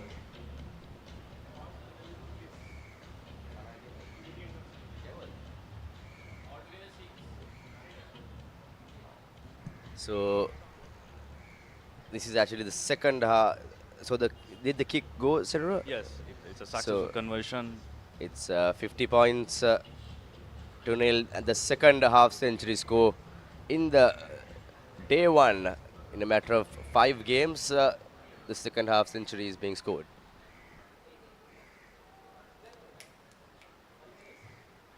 An unforced error there by Bahrain.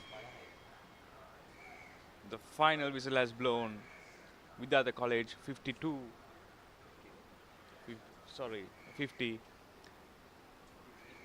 and Bahrain RFU 0.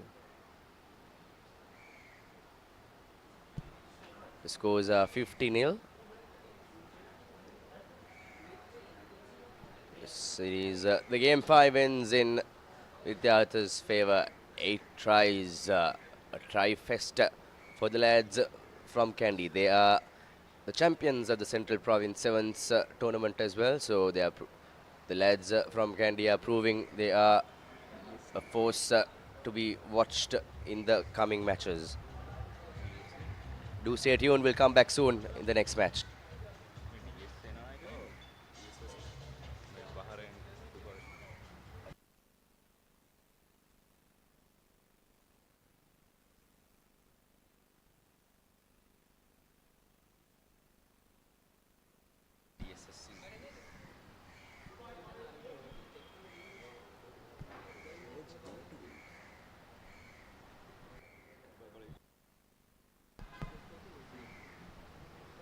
We are back in St. Peter's College Central International Under-20 Rugby 7's. The match 6, DSN Anayaka taking on Dubai College A here at St. Peter's College grounds.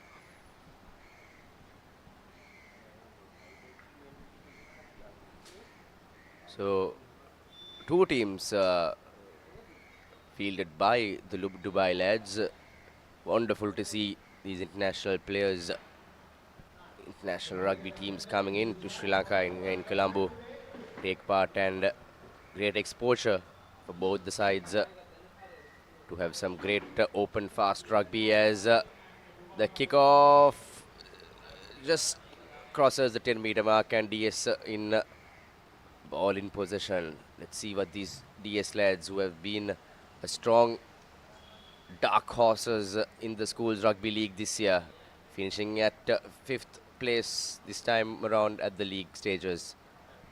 Well, something that I noticed, all of these players they are standing and passing. They are not running towards the ball. So it's like a stop and go situation for all these players. I think that's an offside and an advantage called by referee. DSNI had a great season this year. Let's see how they will perform in this match. DSNI going for the touch. I think after a while we are seeing a touch find. We didn't see many teams taking the touch option in the previous games. Actually, not the favored part in the rugby sevens. It really slows down the game, but nonetheless, DS playing according to their game plan. Let's see how the lads from Colombo 8 will come on top.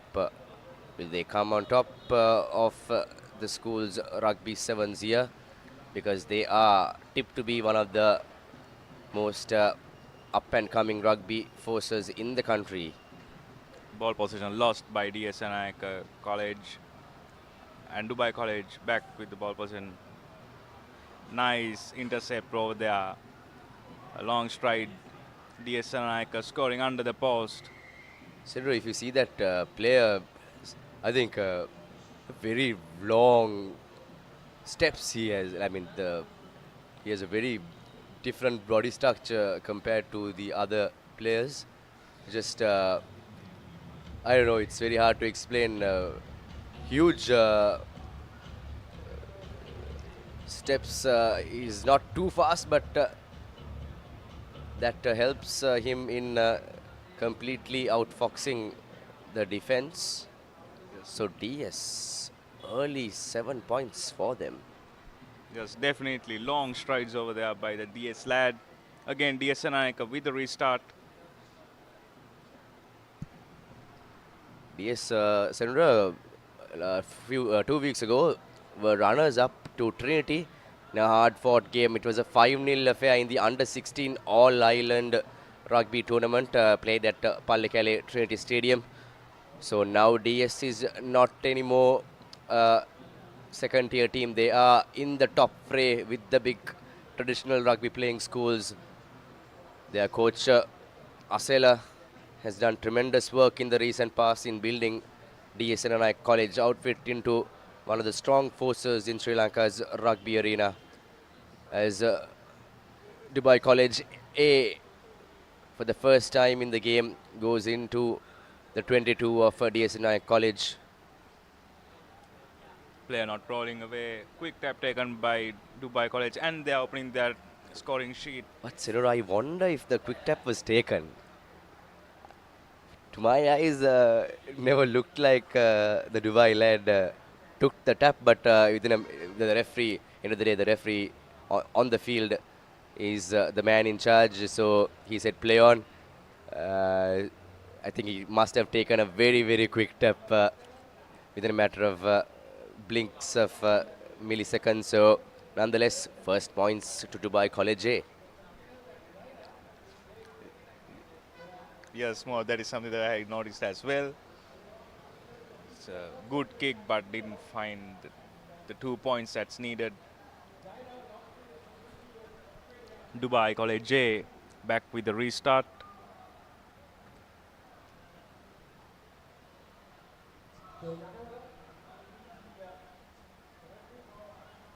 A good high kick, and it finds touch. Next match will be St. Peter's College, the host, against Zahira. So this is a exciting affair for the local fans who are eager to watch Zahira and host St. Peter's, the defending league and, I beg your pardon, the reigning current league and schools knockout rugby champions of Sri Lanka. And also Zahira coming after a huge defeat against an Australian team.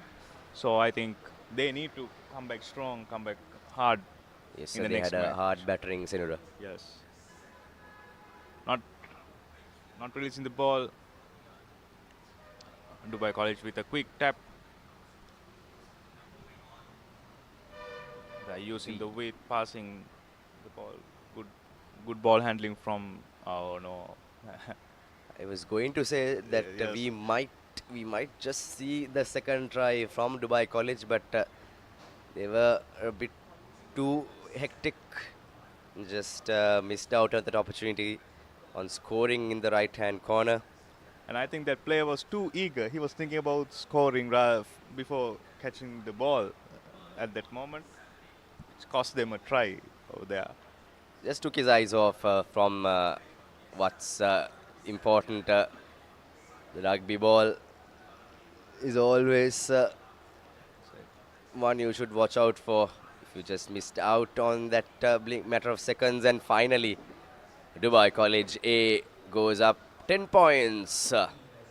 It's DS Senanayake College 7 and Dubai College 10. And to all our international audience joining us across the world and here at home, this is the Centenary Under 20 International Rugby Sevens here at St. Peter's College. St. Peter's College, of course, a century-old school here in Sri Lanka, as the conversion is not good. It's 10-7 at half-time. St. Peter's College celebrating 100 years of existence and more than 90 years of playing rugby in the country. One of the first 4 schools to start rugby in the island, and this is their centenary year celebrations. A grand event here in Bambalapitiya, their home grounds. Half-time 10-7 in favor of Dubai College A. Do stay tuned with us at thepapare.com, and we'll come back shortly.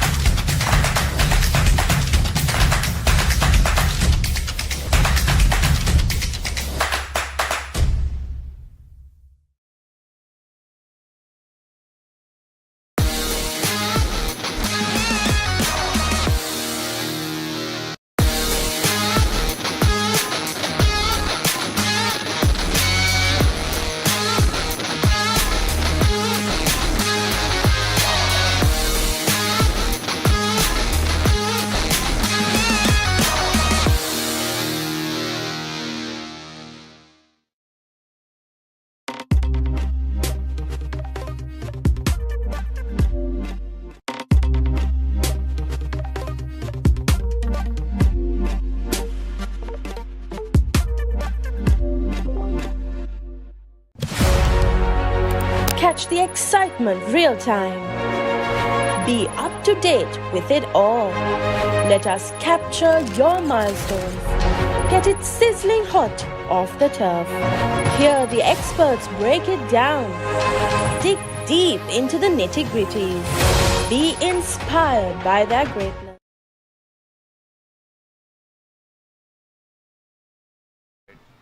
Century in Under 20 International Rugby Sevens. DS Senanayake with a restart. A long kick by DS Senanayake College here. Dubai collected it well. Dubai College using the width and letting the wing 3 let the wing 3 run, giving him enough space again. A good breakdown over there. Using the short side by Dubai College A, and a good tackle coming from DS Senanayakans.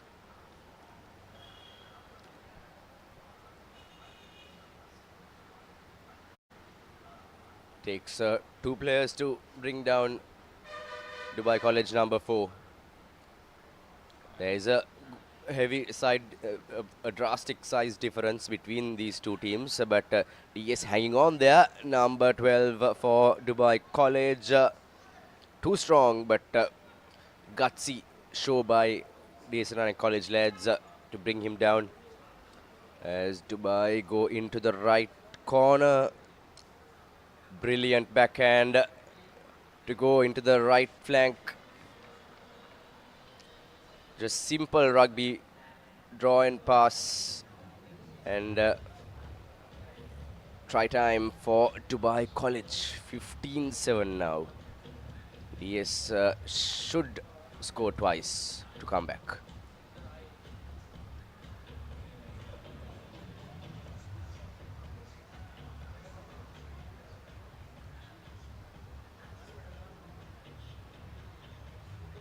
Dubai College with a conversion.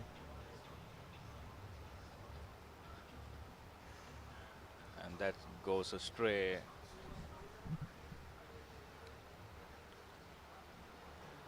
Dubai College remains 15-7 favor of Dubai College.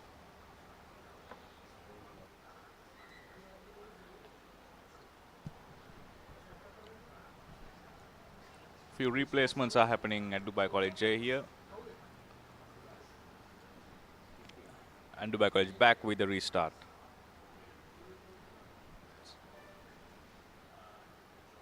Dubai College, 15 points. The big size advantage, but DS College was the first team to score within a matter of seconds in the game.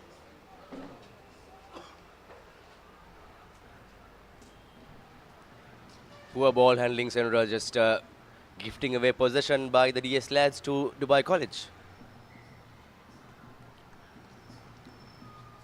Sadly, yes, and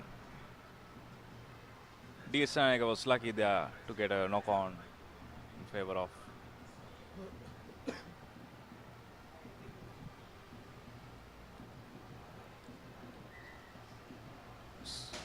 scrum down in favor of DS College. Host St. Peter's College will take on the lads from Maradana, Zaira College.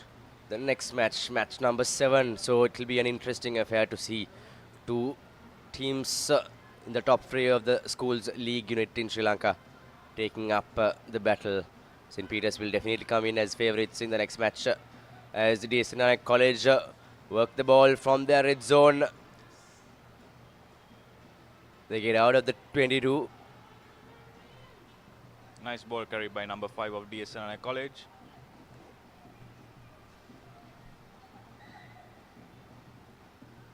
Offside penalty, says the referee.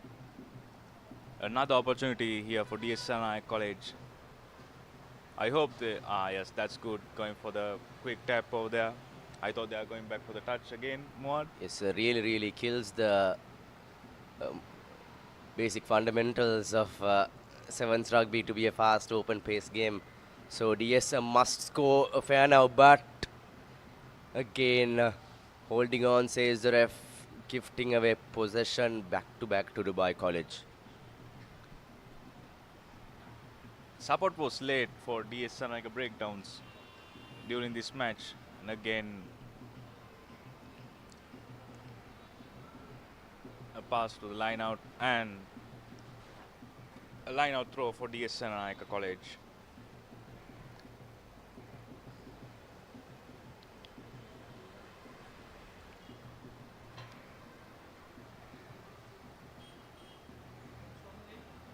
Grounds here at Bambalapiti are much greener than it used to be.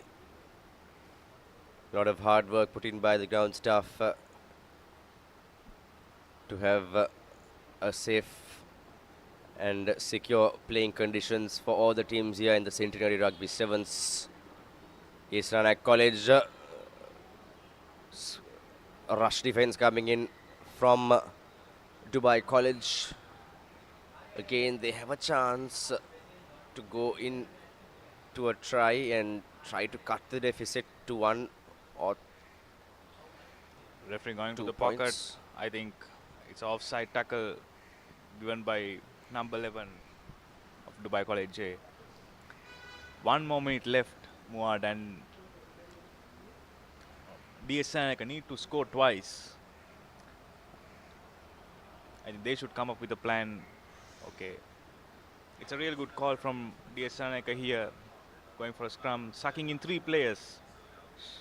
So in the line, they are outnumbered Dubai College J by 1 player. A smart move by DS Sanaka. A steady scrum.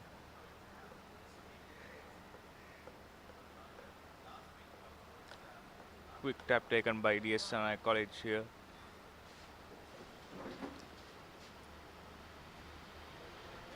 A good line break by number 5 of DS Sanaka. Another penalty advantage for DS. They should definitely score here, but I think DS might be too little too late to go away with a big W, as time is running short for them. It's 12 points. Let's see if they will go for the conversion or go for the restart. Looks like he's going for the restart.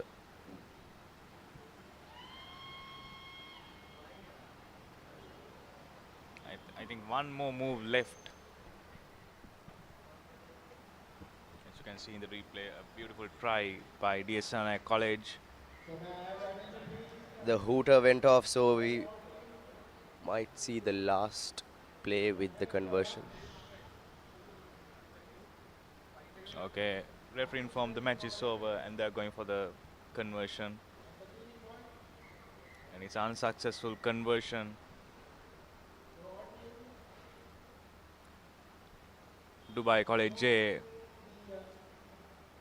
winning by 15 points to 12 against DS Sanaka College, the full-time. Up next, we have the hosts, St. Peter's College. Before that, these are your key stats of the game. Just a try separating, just 3 points separating these two teams. DS came with strong intention right from the kickoff, scoring the first try, but Dubai College, 3 back-to-back unconverted tries, just proving too much for the DS lads. Next match is St. Peter's versus Zaira College. Will be an absolute thrill to watch, with the hosts coming in as red-hot favorites. Stay tuned, we'll come back. You can catch a live action on the Papare.com, Dialog TV, channel number 126, and our YouTube and Facebook pages. Do stay tuned. Catch the excitement real time. Be up to date with it all. Let us capture your milestones. Get it sizzling hot off the turf. Hear the experts break it down. Dig deep into the nitty-gritties. Be inspired by their greatness. Relive all the scintillating action.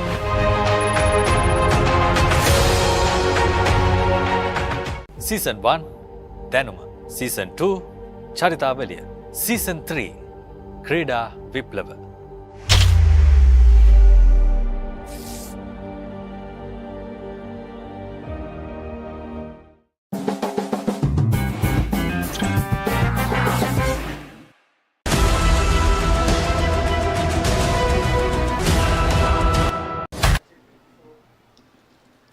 Welcome back to www.thepapare.com and Dialog TV channel number 119.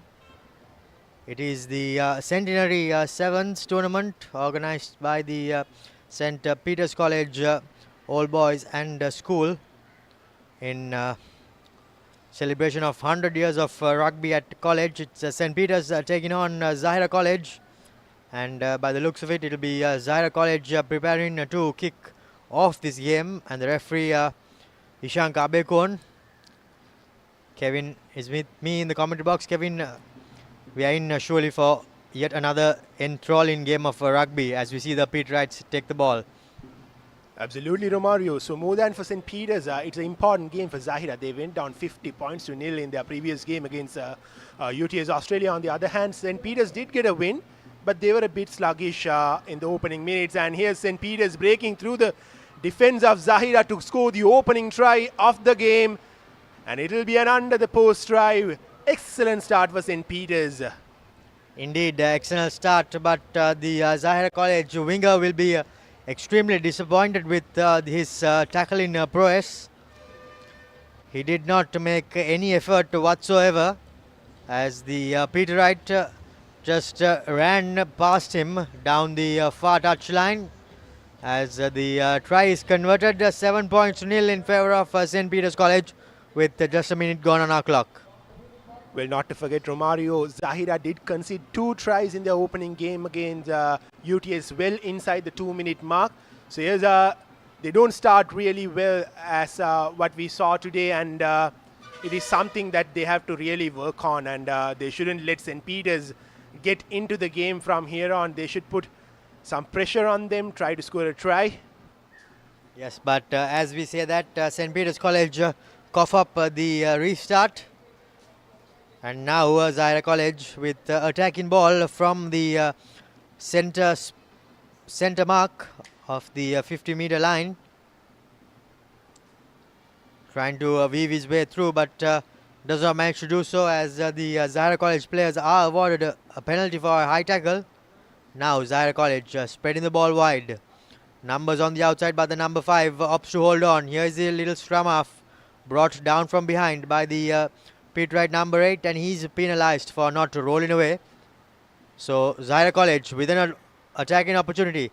Saad trying to weave his way through, but he's brought down, and now numbers on the outside for Zahira College. Will they be able to send it out wide?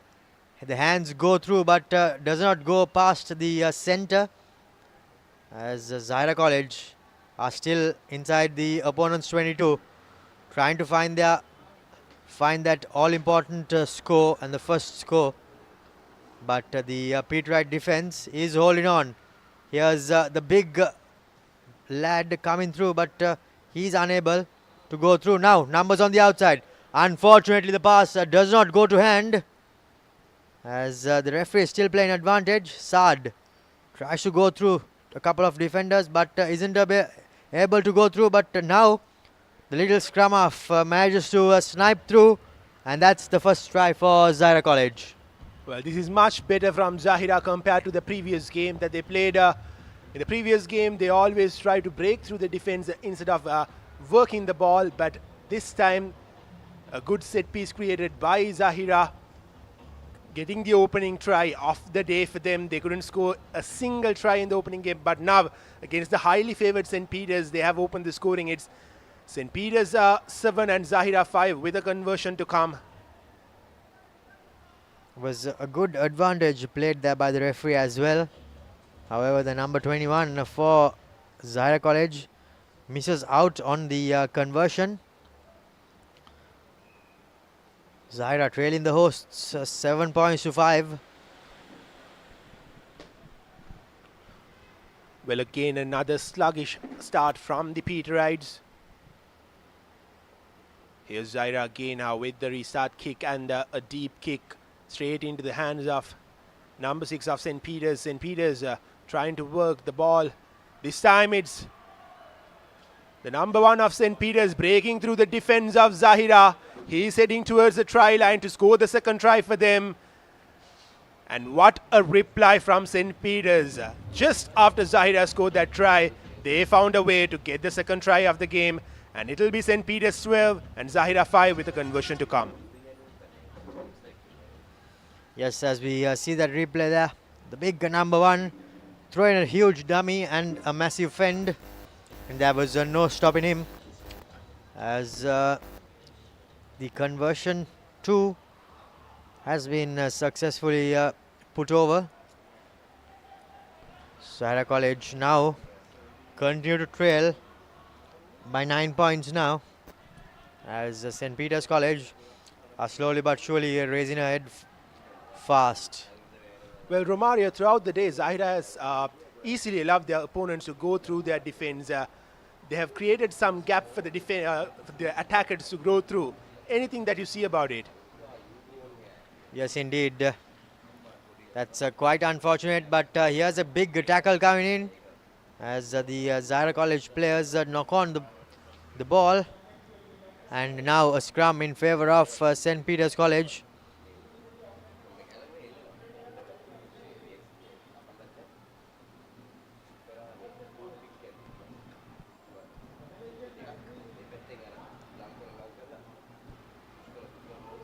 St. Peter's with the scrum. Zahira again committing an unforced error, gifting possession back to St. Peter's.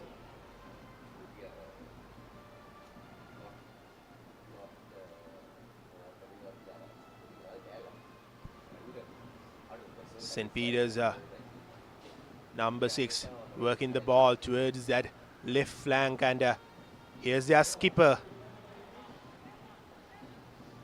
St. Peter's still with possession, and here's their number 5 breaking through the defense of Zahira to score the third try. Just a little too easy for St. Peter's at the moment. Zahira did score that try, but from there onwards it has been too easy for St. Peter's. They have found a way to go through the defense of Zahira, and as I said before, Zahira have allowed their opponents to go through their defense easily. Indeed, I think defense is vital in such a tournament, and especially in the game of 7's. But unfortunately for Zahira College, their defense is malfunctioning big time. Tackles aren't being made, players aren't going low, and they have been made to pay the price.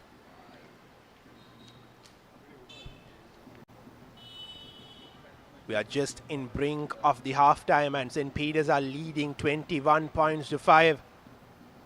This should be the final play of the half. A deep kick from the Papare.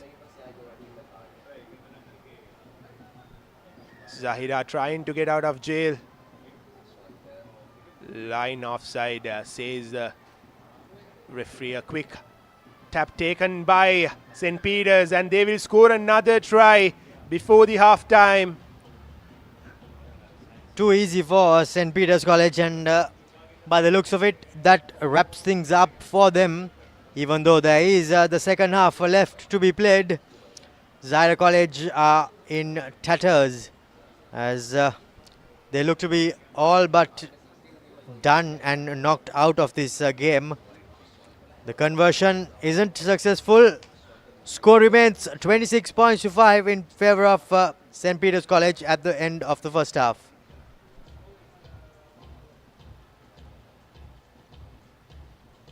Yes, 26 points to 5 is the half-time score. St. Peter's College handsomely in the lead.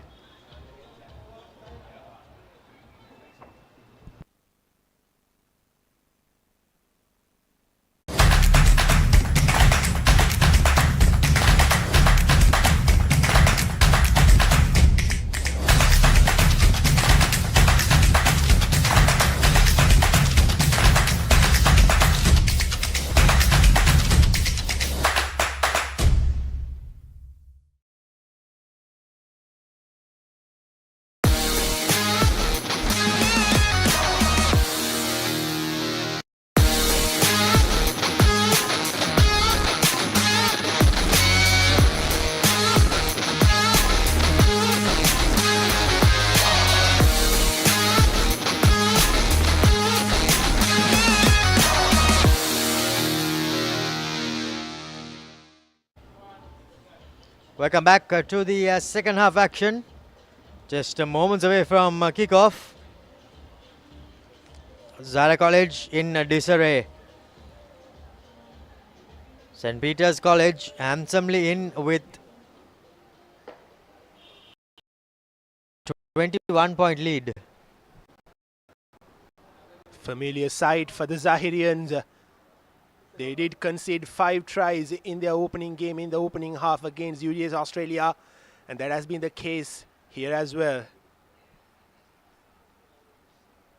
Yes, indeed. And this type of show will not be good enough on this sort of a stage, as St. Peter's College kicks off the second half, and a deep kickoff. Here goes the big Zahira College player, but he's brought down well. But unfortunately, they are trying to force the issue with an offload, and The ball is knocked on.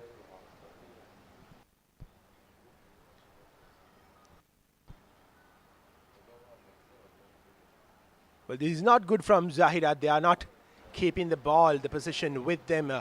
They are finding ways to give the ball back to their opponents, especially in a sevens game where the clock runs so fast than you think. You have to keep the ball in your hand. You have to keep your position. Indeed, and now yet another penalty for St. Peter's College.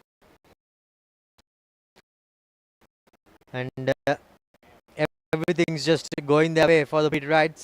Flat pass on the bounce. And here goes the number 8 down the wing. No stopping him as St. Peter's College take their scores into the 30s. Again, too easy for the Peterites. Just after 1 minute, they find score a try and 5 with a conversion to come. A conversion from an easier angle for St. Peter's.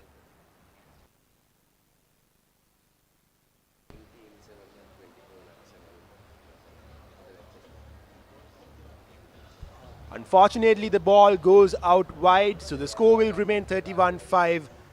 Zahira in all sorts of trouble. A comeback from here on seems impossible. Indeed. I think there has to be some major capitulation by St. Peter's College if Zahira is to come back.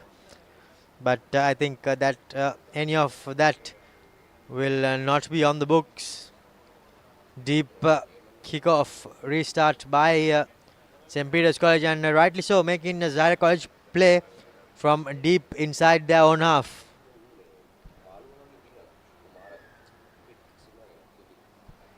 Zahira have an advantage. They have the position in their hands, and they will have to find a way to go through this defense of St. Peter's and get a try. Here's Zahira working the ball towards the left flank. A long pass to the number 15.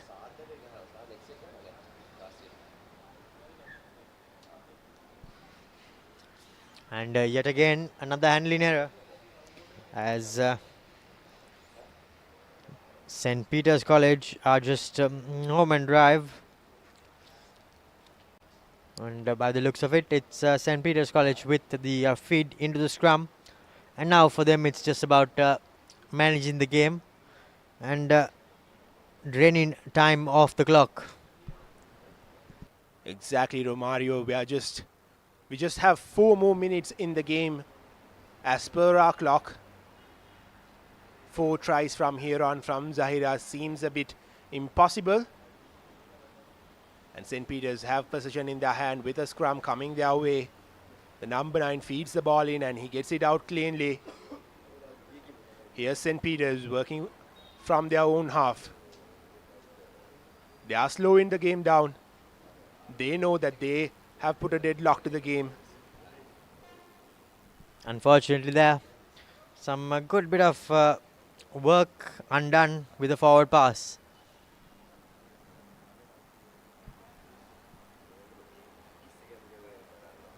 Zahira do have the opportunity now to find a way to score and try. A scrum in favor of them. The number 23 has the ball in his hand.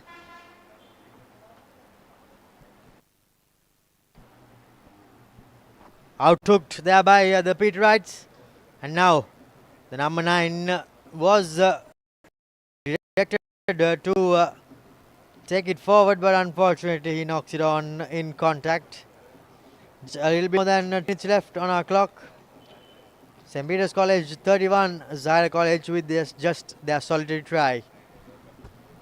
Well, Zahira did win the ball back, but as I said before, Zahira again and again finding ways to give the ball back to St. Peter's. And luckily for them, an error committed by the Peterites give the ball back to them, and they have a scrum in their favor.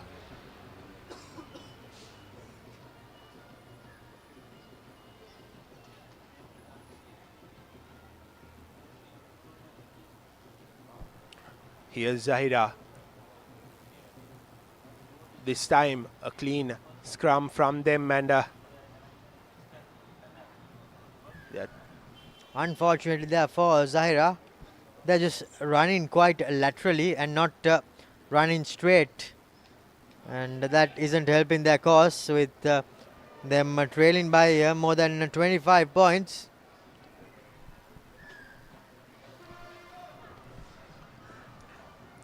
Zahira has the possession. Can they score a try before this game ends? No would be the answer, Kevin, unfortunately for them, as yet another knock-on proves costly. And with a little bit over a minute left on the clock, Zahira College are all but done here.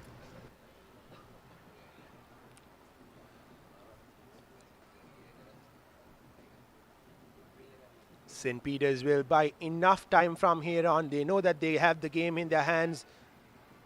They have put a deadlock to this game long time back, and yes, they still have possession. They will be looking to score another try. Here's the number 7 of St. Peter's running towards the try line. I don't think the Zahirian will catch him. And yes, St. Peter's will score another try. I was talking about whether Zahira will get a try, but it seems as if St. Peter's will get a try, and that will be the try for them. And it's St. Peter's 36 and Zahira 5 with an under the post conversion coming the way of St. Peter's. Zahira College, unfortunately, they are just blown away by the home team, St. Peter's College, on their home strip here at Bambalapitiya. As the hooter goes off after the conversion, so there is time left for the restart to be taken. Well, there's a big game coming up for the Peterites. They will be facing UTA's Australia in their next game. UTA's Australia beat Zahira 50 points to nil in their opening game, and St. Peter's are looking good as well. So that will be a very closely contested game, Romario. Yes, indeed. And I'm sure that will be the decider for the pool, who will top it and who will be in number 2.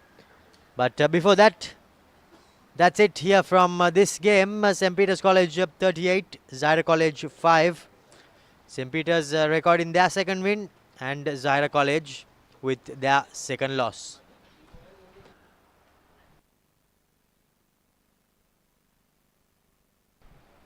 So here's the reconfirmation of the full-time score. St. Peter's College 38 and Zahira 5. Yet again a heavy defeat for Zahira, and St. Peter's wins their second consecutive game.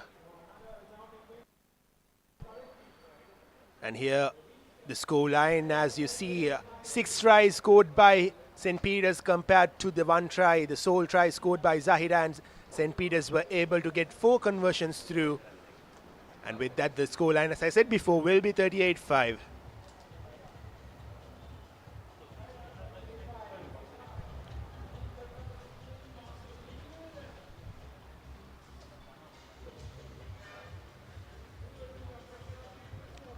Coming up next, it's UTS Australia taking on Thurston College. UTS of Australia, of course, extremely strong, and they did put on a mighty show in their first game. So they will just want to consolidate their position on the table as they take on Zahira College. Quite physically small, the Thurston College lads rather, as you can see on our screen.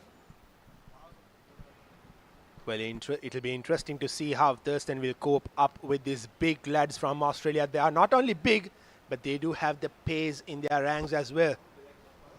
Indeed, they are fast and they are skillful, and added to all of that, they are very physical.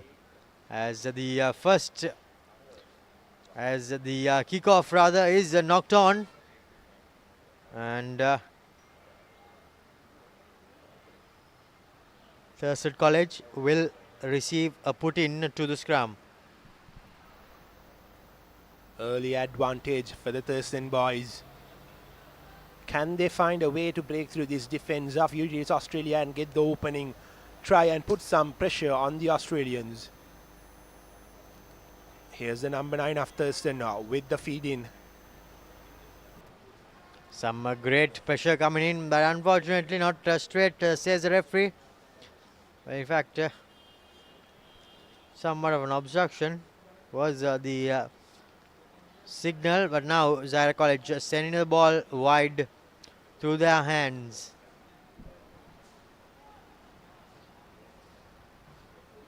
And Thurston have lost possession, and here is UTS Australia. The strong lads, whenever they have the ball in their hand, they always seem like they are about to score a try, but good pressure, good defense from the Thurston boys.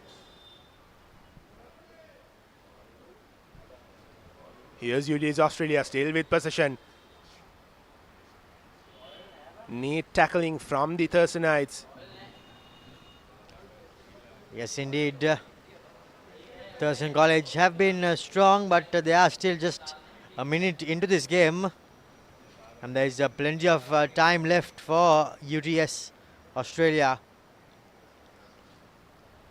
And just as we say that, the player makes a break through the heart of defense and rounds it off under the post. So that'll be the opening try for UTS Australia. They are clearly showing the strength, the physical strength that they have and the pace that they have in their ranks, and it was an under the post try, so it'll be an easy conversion coming their way. UTS Australia, as for now, is the team to beat Romario.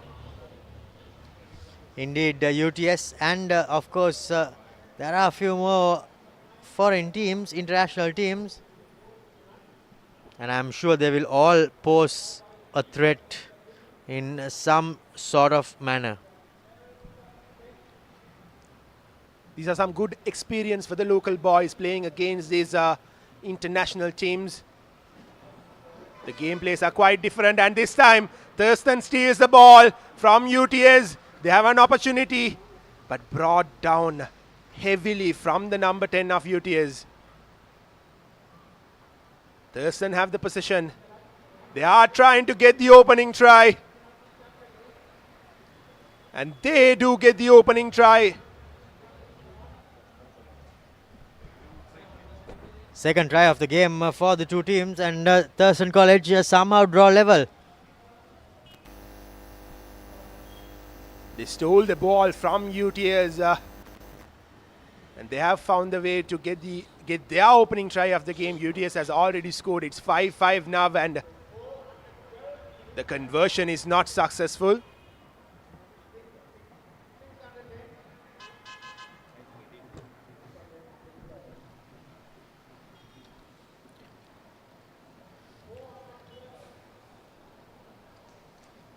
Five all is the score with 4 minutes gone on our clock. Thurston College putting on quite a show. A deep kick from Thurston straight into the hands of the player from UTS. UTS trying to work the ball from their own half, and here is the number 7 of UTS with an offload.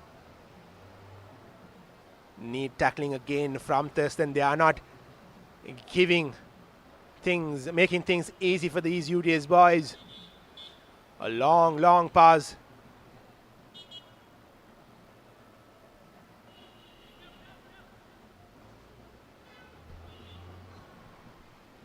UTSC, big lad running down the touchline, getting a huge fend off, but he was well brought down by the Thurston College player.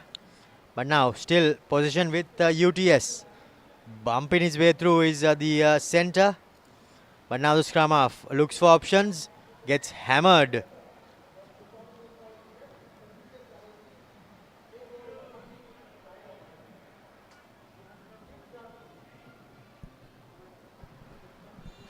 And the referee, rightly so, going to his touch judge to consult about what happened there.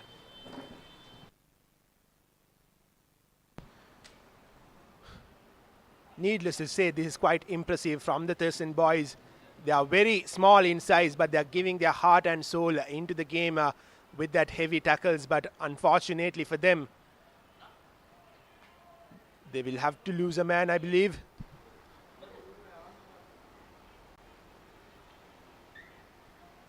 This is what we didn't see from Zahira. Zahira didn't bring in those tackles. They just let their opponents go through. But Thurston putting some pressure. As I said, they've received a yellow card, but still, they are not making things easy for these boys from Australia, Romario. Indeed, and they are not making things easy for themselves as well. But here goes the number 9, scrum off. Gives it out to the number 10 as he weaves his way through, and that will be the second try for UTS. Some lovely play there by the youngster. Weaved his way through, and there was no stopping him. Thurston, one man down, concedes the second try. And UTS now has the upper hand. They have the advantage. Their opponents are one man down. They are playing against 6 men. And I think that's exactly what they have capitalized on, as the conversion goes stray. However, UTS Australia are leading 10 points to 5. We are heading towards the final 30 seconds of this opening half as per our clock. UTS with a 5-point lead. And here they are with the restart kick. A deep, high-hanging kick from them straight into the hands of the number 10 of Thurston. Thurston, one man down. What can they do from here? Such a lovely turnover there as the hooter goes off.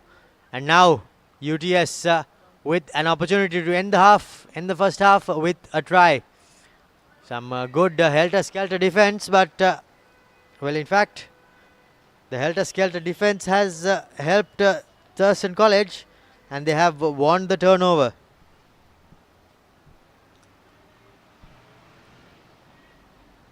Thurston with possibly the final play of this half. Can they find a way to break through this defense of UTS? Can they find a way to get out of jail?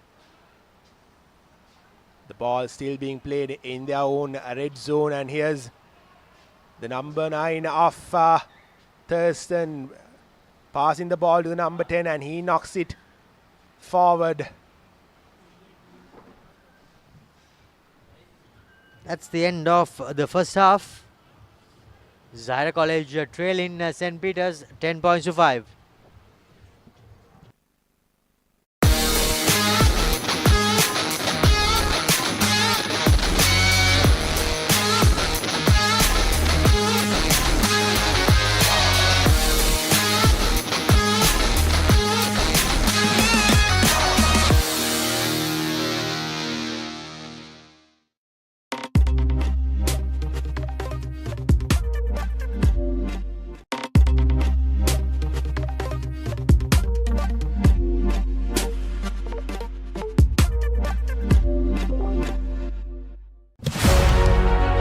Catch the excitement real time.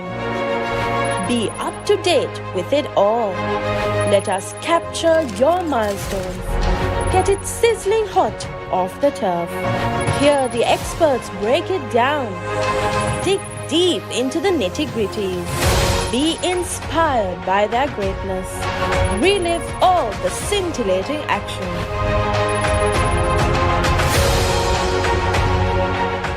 Season 1 දැනුම, Season 2 චරිතාවලිය, Season 3 ක්‍රීඩා විප්ලව.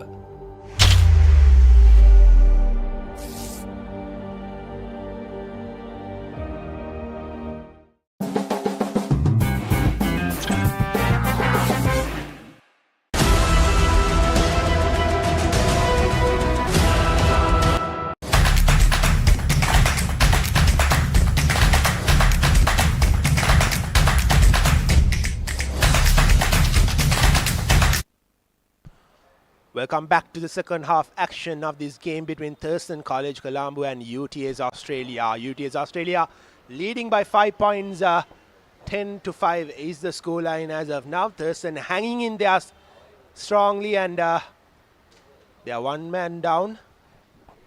Well, in fact, it's good to see Thurston College are giving them a fight. And it's not just a walk in the park for UTS. They aren't letting their Australian counterparts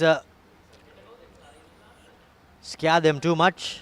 Not letting fear get in their way, as Thurston College are putting on a show. And in fact, it's good to see that these youngsters are getting an opportunity to play on such a stage. As here goes the winger down the touchline, racing away, and that will be the second try for Thurston College. And now with an opportunity through the conversion to grab the lead for the first time in this game. Brilliant stuff from these local boys from Thurston College, getting that second try, leveling the scoreline.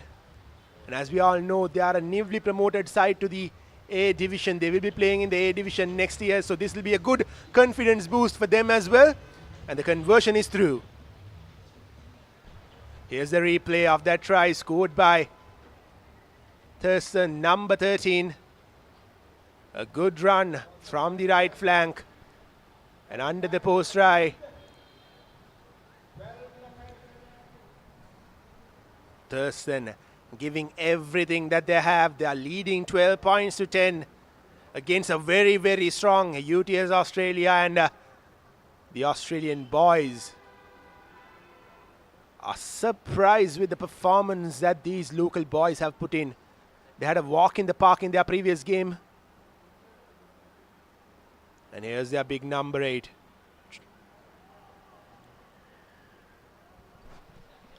Unfortunately, the penalty was awarded as the number 5 takes it quickly. Some good quick thinking there. And he dives over in the far corner. UTS back in the lead, as the number 5 seems to be in a bit of strife. See the replay there. Penalty was awarded, and his quick tap caught everyone off guard, and there was no stopping him. And after scoring, the conversion is successful. What a beautiful conversion from the touchline. Well, good presence of mind from the UTS player, and it is a wake-up call for the Thurston boys. They can't let this game slip away. They had the lead for around 1 minute, and they just went to sleep, and UTS found a way to get another try. And here's a deep kick from UTS. Thurston somehow finds a way to collect the ball, and they still have possession. Bounce pass there for Thurston College, as UTS are flooding the breakdown.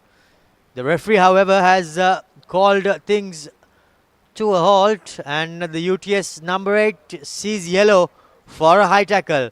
So now things only get more interesting. 4 minutes plus on the clock. Thurston College trailing by 5 points, and now with an opportunity to hit back. They are also a man up.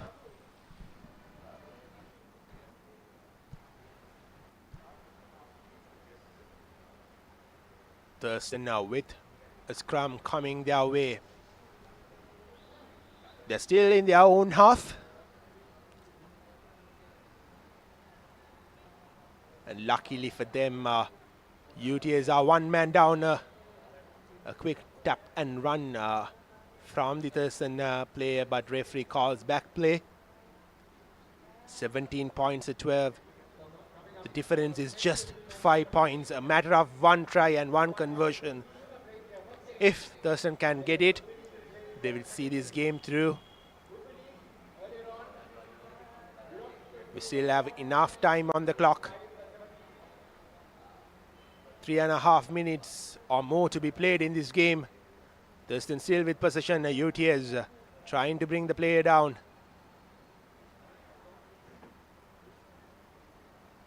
Thurston puts the ball to boot.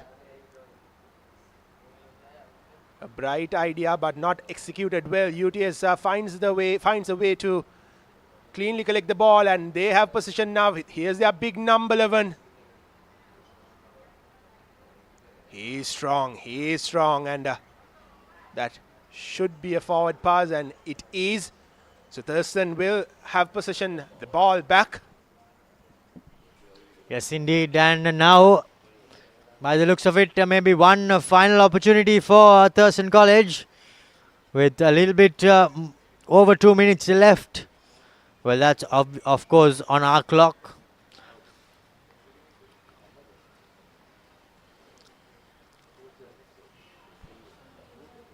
Thurston have to exploit the advantage that they have. UTS are down by one man, and Thurston have to find a way to score a try now.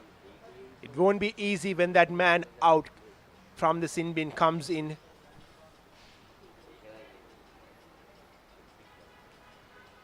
Thurston with the feed in. Yet again, the UTS lads are penalised for shoving too early. And now Thurston College from deep inside their own half have to manufacture something, and that won't be an easy task.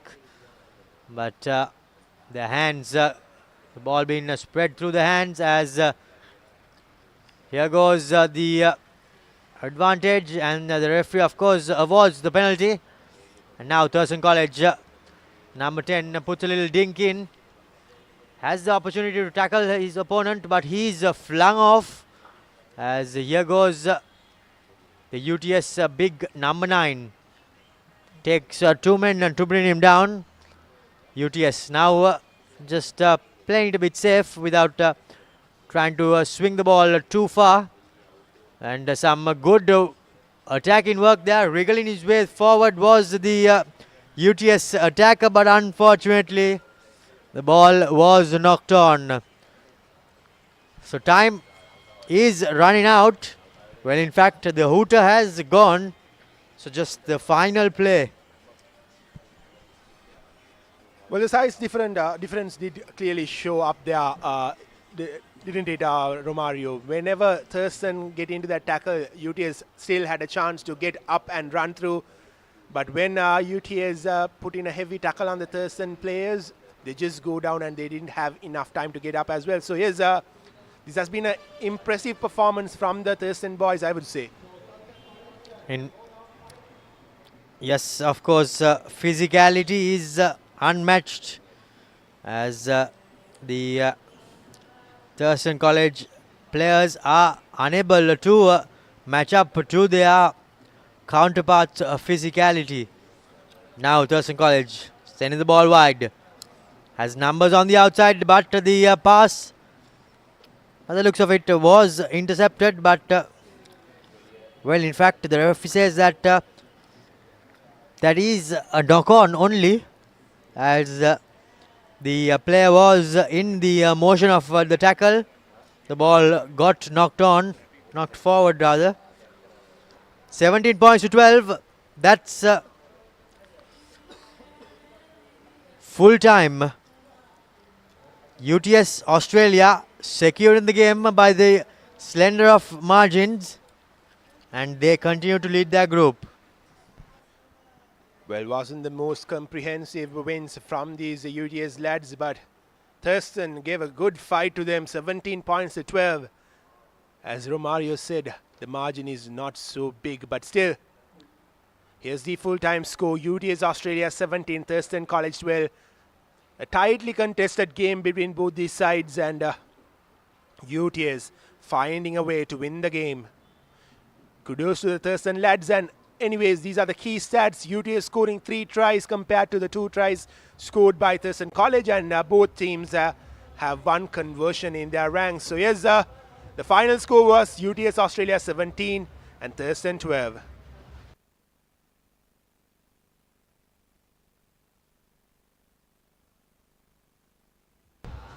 And the next game, Dubai College B team are taking on Lumbini College.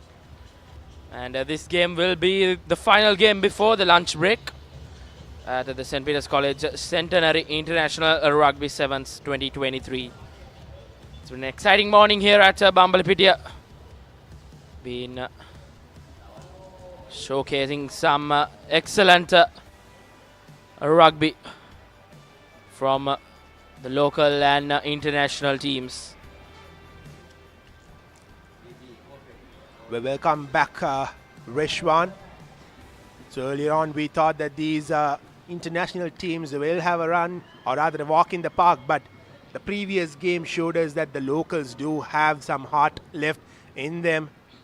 And here's another international versus local team match up. Lumbini taking on Dubai College B. Yes, indeed, Kevin. I think the foreign teams will, the weather, the hot and humid conditions will be a big test to them, as the local teams are used to these conditions. So it will take a lot on those foreign players. Here's Dubai College B team with possession. Their number 7 passes the ball to their number 21 and he passes the ball to number 19. Not the cleanest of pass, but he somehow managed a way to get the ball and knocked on. So Lumbini will have the ball back. The scrum will come in favor of them.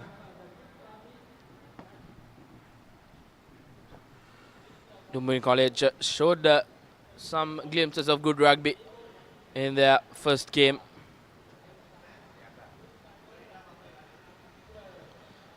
Lumbini College to feed in the scrum. A clean scrum from Lumbini this time. Working the ball towards the left flank and he runs in a linear motion, and here's number 13 of Lumbini offloading the ball to number 12. They form the ruck and here's their number 1.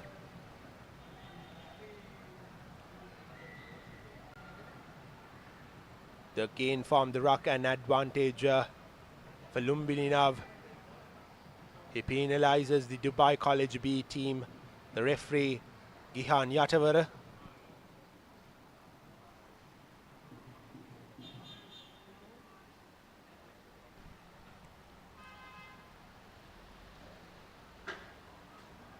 Not the best of kicks from Lumbini. He couldn't find touch. Puts the ball straight into the hands of the number 15 of Dubai College B, and the referee Yatavara again awards the ball back to Lumbini. Lucky break for them after that disappointing touch kick. Yes, not the best of kicks from Lumbini, but nevertheless they are in advantage. Scrum to feed in by Lumbini.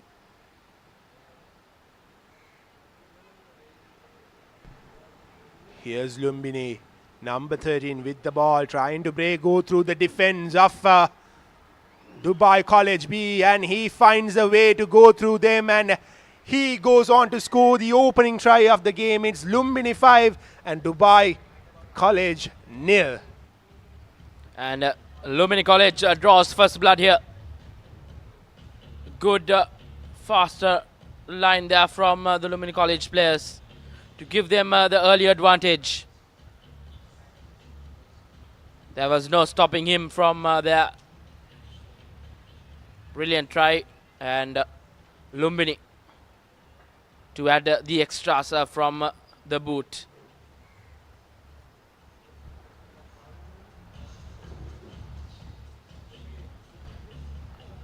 Another not the very best of kicks there. Nevertheless, Lumbini College leading 5 points to 0 against Dubai College B. Well, Reshwan, you were talking about the humidity and how hot it is here at the Bambalapitiya St. Peter's College grounds, and it clearly shows on the faces of these international or rather foreign players, and this is their second game of the day, and they doesn't look as fresh as they looked in their opening game. And here's the number 8 of Dubai College passing the ball to our number 15, and he And he tries to run through to the try line to score their first try of the game, and number 8 collects the ball again. Brilliant defense coming in from Lumini College.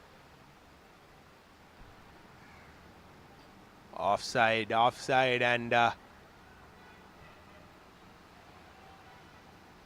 number 10 of Dubai goes for a quick tap, passes the ball to the right flank, and they score their first try of the game and they level the score. It is Dubai College 5 and Lumbini 5. Mind it, this is Dubai College B, and they have the conversion to come their way as well. Yes, indeed, Kevin.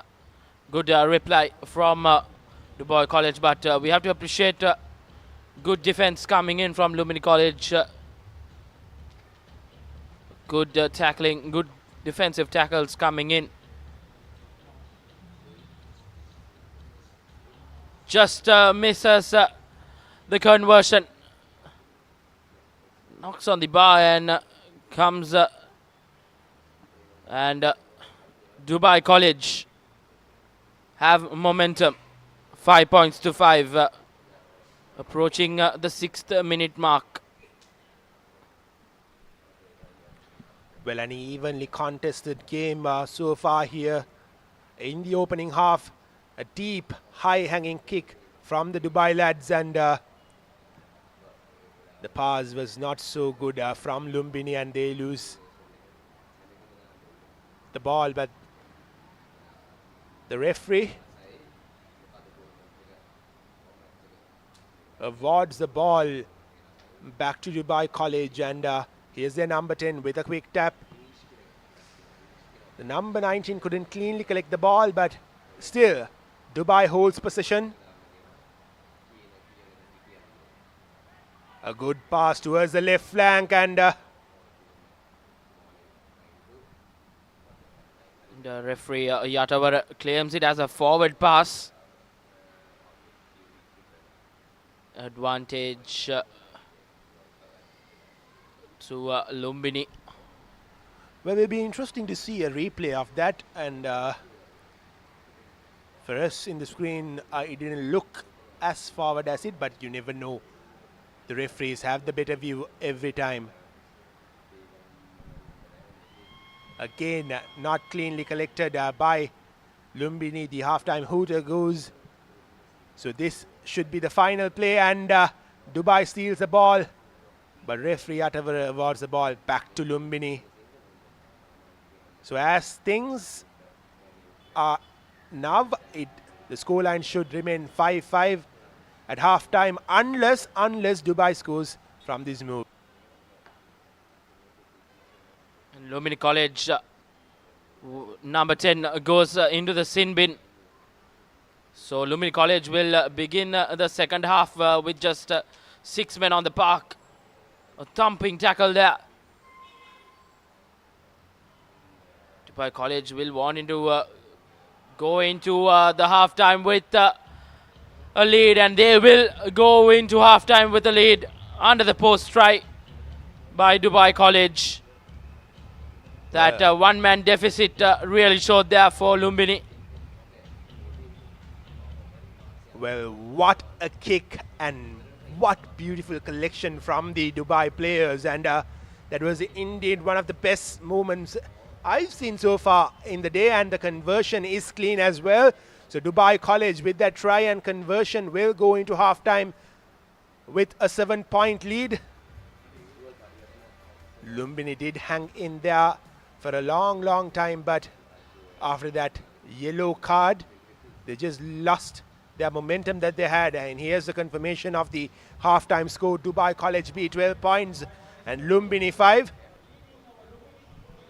And we will be back with the second half action. It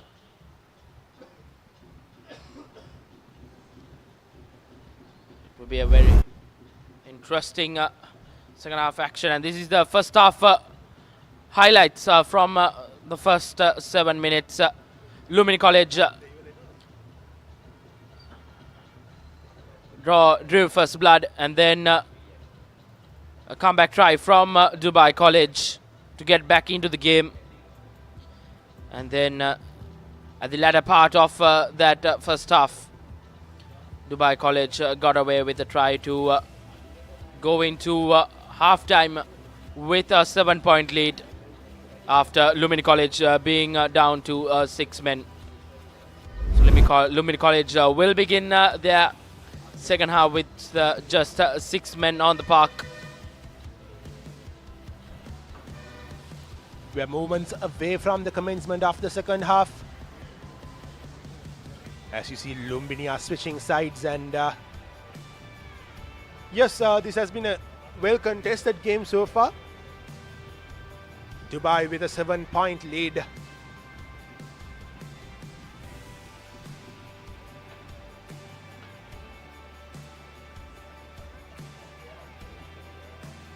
I think this hot and humid conditions is a good test for the foreign players. Their fitness levels will be tested throughout the day, because the sun is beating down here at Bambalapitiya. The weather has held up really well. You're right on that point, Rishwan. Even the teams from Kandy, when they come down to Colombo, they find it very hard to play here. But these boys, yes, they are from Dubai, but the conditions are much different here. The humidity is very much higher than what it is in Dubai.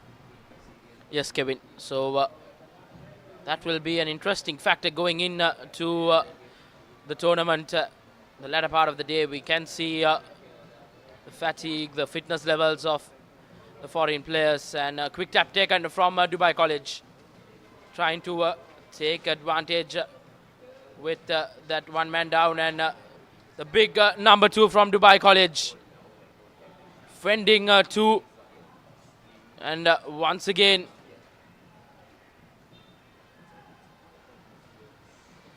good cutout pass to just number 20, and he goes on to score the 3rd try for Dubai College. And Lumini College looking down the barrel. That yellow card is not helping them. Well, Dubai goes 12 points clear with a conversion to come. Not the easiest of angles. But here's the number 10 of Dubai College with the conversion. Can he get this through? Can he take that deficit up to 19-5? No, he can't, but still, Dubai have a healthy lead of 17 points to 5. Here's the replay of that try.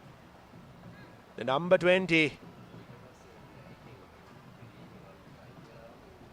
He just finds a way to go through the defense of Lumbini and score that try. So yes, it'll be an uphill task for the Lumbini boys to come back into the game from here on. 5 minutes to go, 2 tries to score.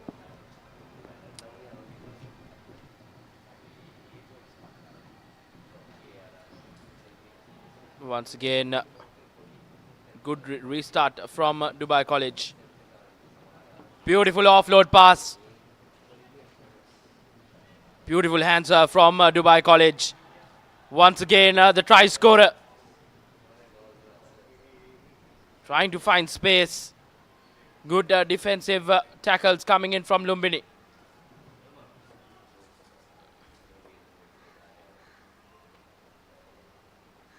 And once again, an easy one for Dubai College. Well, that was too easy for them. Lumbini went to sleep, and Dubai just managed to... It was more like a walk through the defense of Lumbini, Reshwan. So yes, 22-5 is the scoreline with 4 minutes to play. An uphill task from here on that should put a deadlock to the game. Yes, Kevin, I think Dubai College are running away with it. As you see the replay, it was just a walk for the Dubai College player. The Lumini College defense was just asleep in that occasion. And Dubai College increasing their lead to 24 points to 5. Lumini College started off the game brightly. but they lost the plot in the middle part of that first half. Well, for Lumbini to win this game, they have to score 3 tries and get 3 conversions through in the final 3 minutes of the game, which will not be easy at all. It's more like impossible for them, but anyhow, they'll look to do their best in these dying minutes of the game. And here's their number 10, a good offload from him.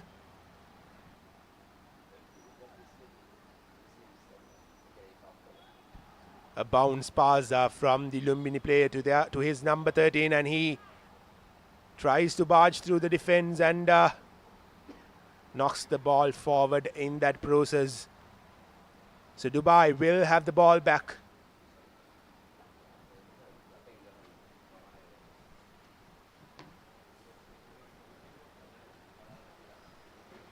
Dubai College have been bossing the second half. After that half-time break, they have just gone ragged against Lumini College. It's a good learning curve for these local players, going head-to-head against good quality players internationally. And as you see, some beautiful rugby, pleasing to the eye, and Dubai College touches down again. Once again, Dubai College increasing their lead up to 29 points with a conversion to follow.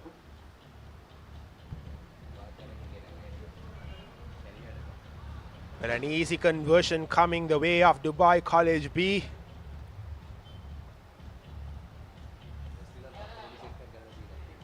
And he puts it out wide. Anyhow, Dubai College have put a deadlock to this game. 29 points to 5. Here's the replay of that try. A quick pass to the number 10, and he just runs through the defense, shows and goes under the post, and keeps a try. Easy work for Dubai College. Beautiful hands, as we saw in that replay. Just so pleasing to watch a fluent phase of rugby. Well, Reshwan, as we approach towards the lunch break, are you impressed by the rugby that we saw here today?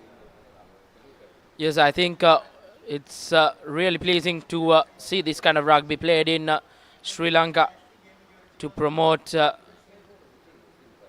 game. A lot of people love here. A lot of people are passionate about it.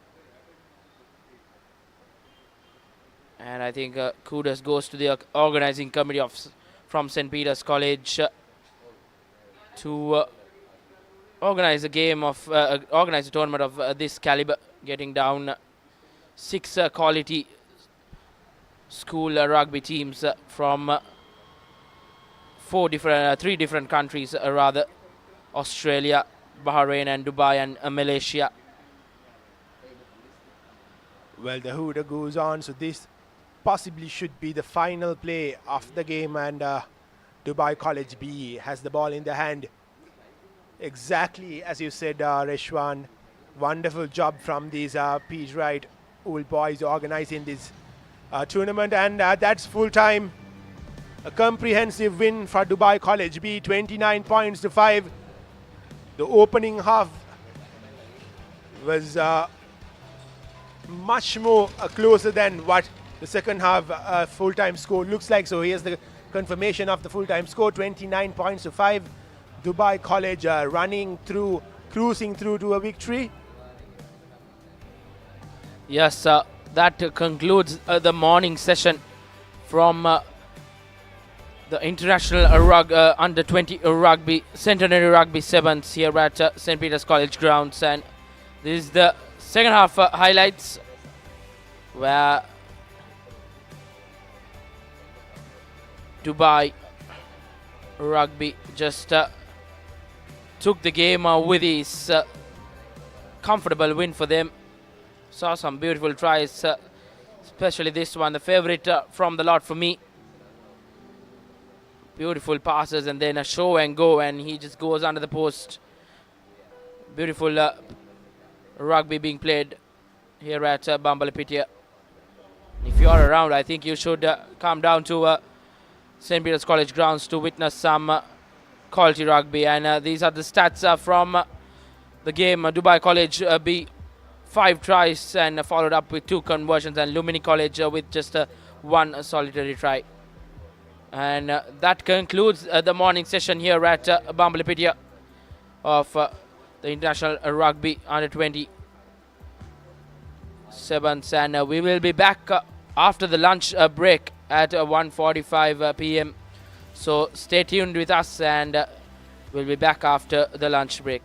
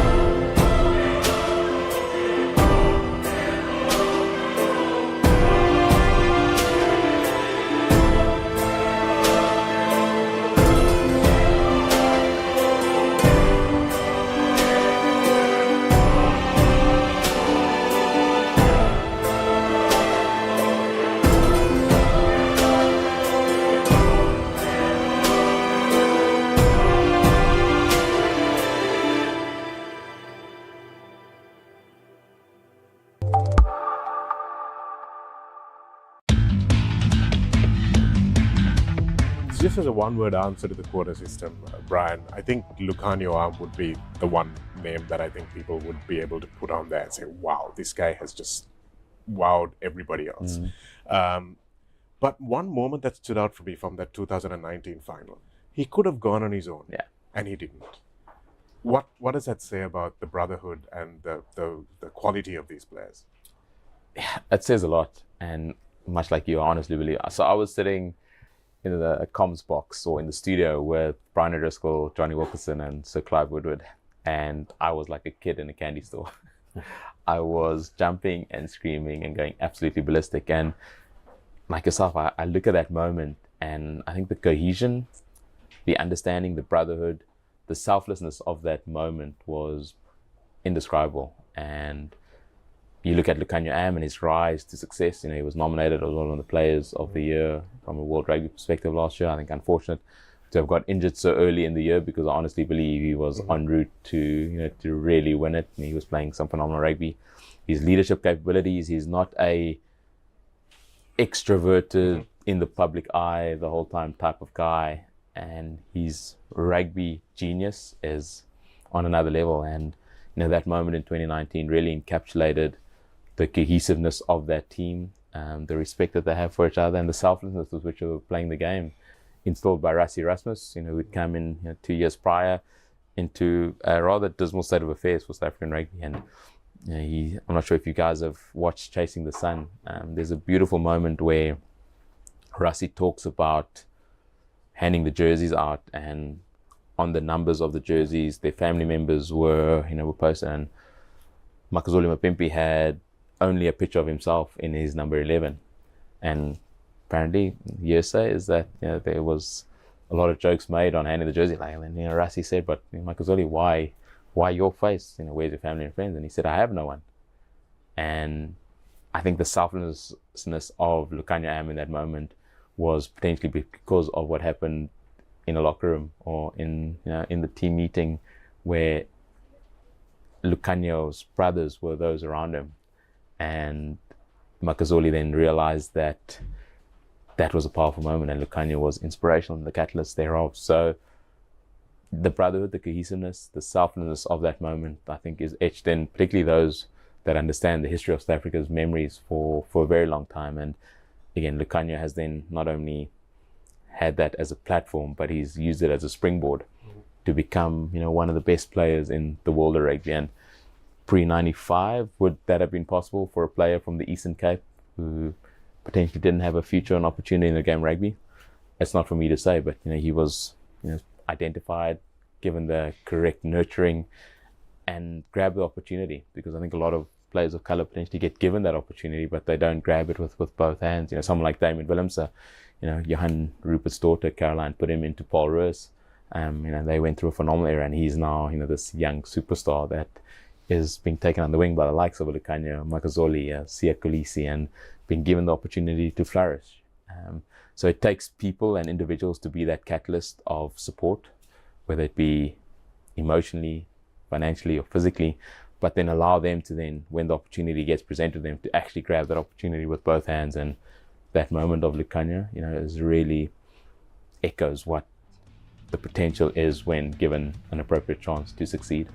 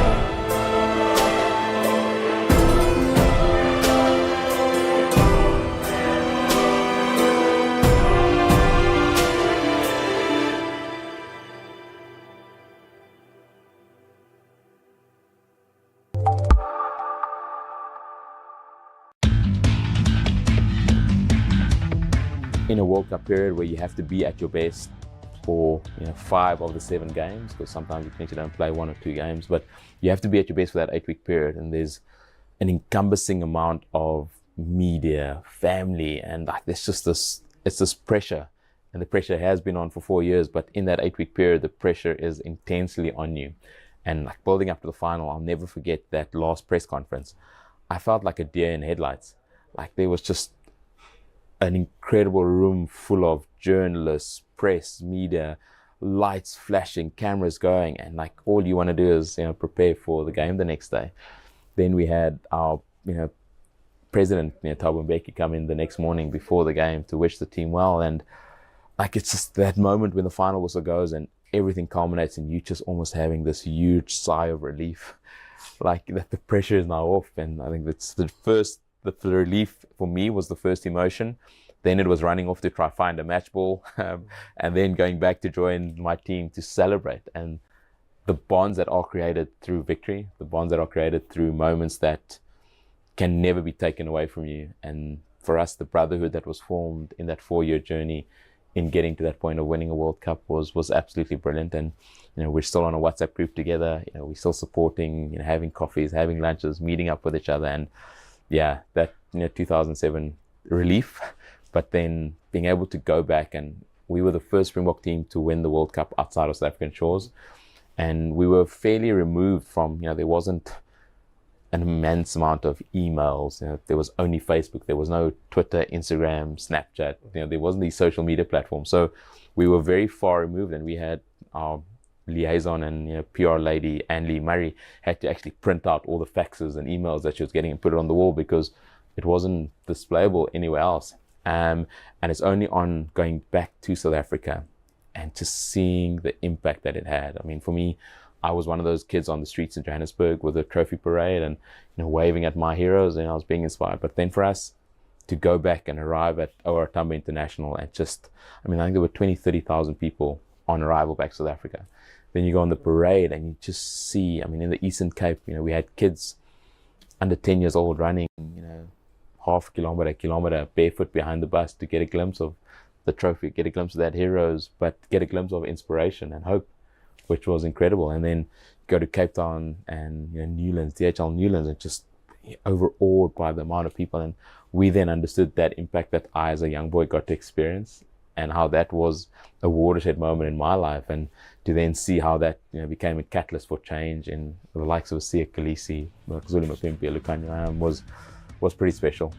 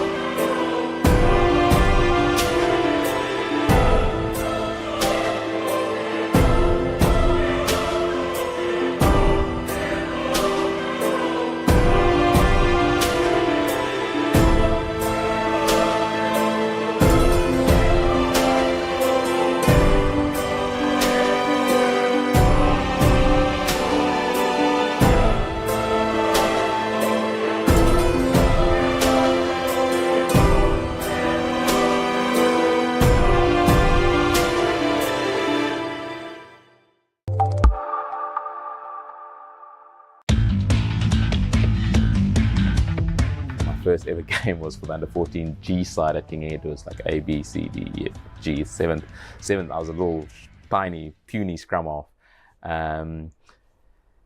And yes, you're instilled with a dream and an inspiration to one day do the same. And I gave you the stat of how few people actually then go on to do it. I started off playing for the Golden Lions. Junior, I didn't even play like the top level schoolboy rugby. So I played in the B side for Craven Week, which is our local, open age group level competition.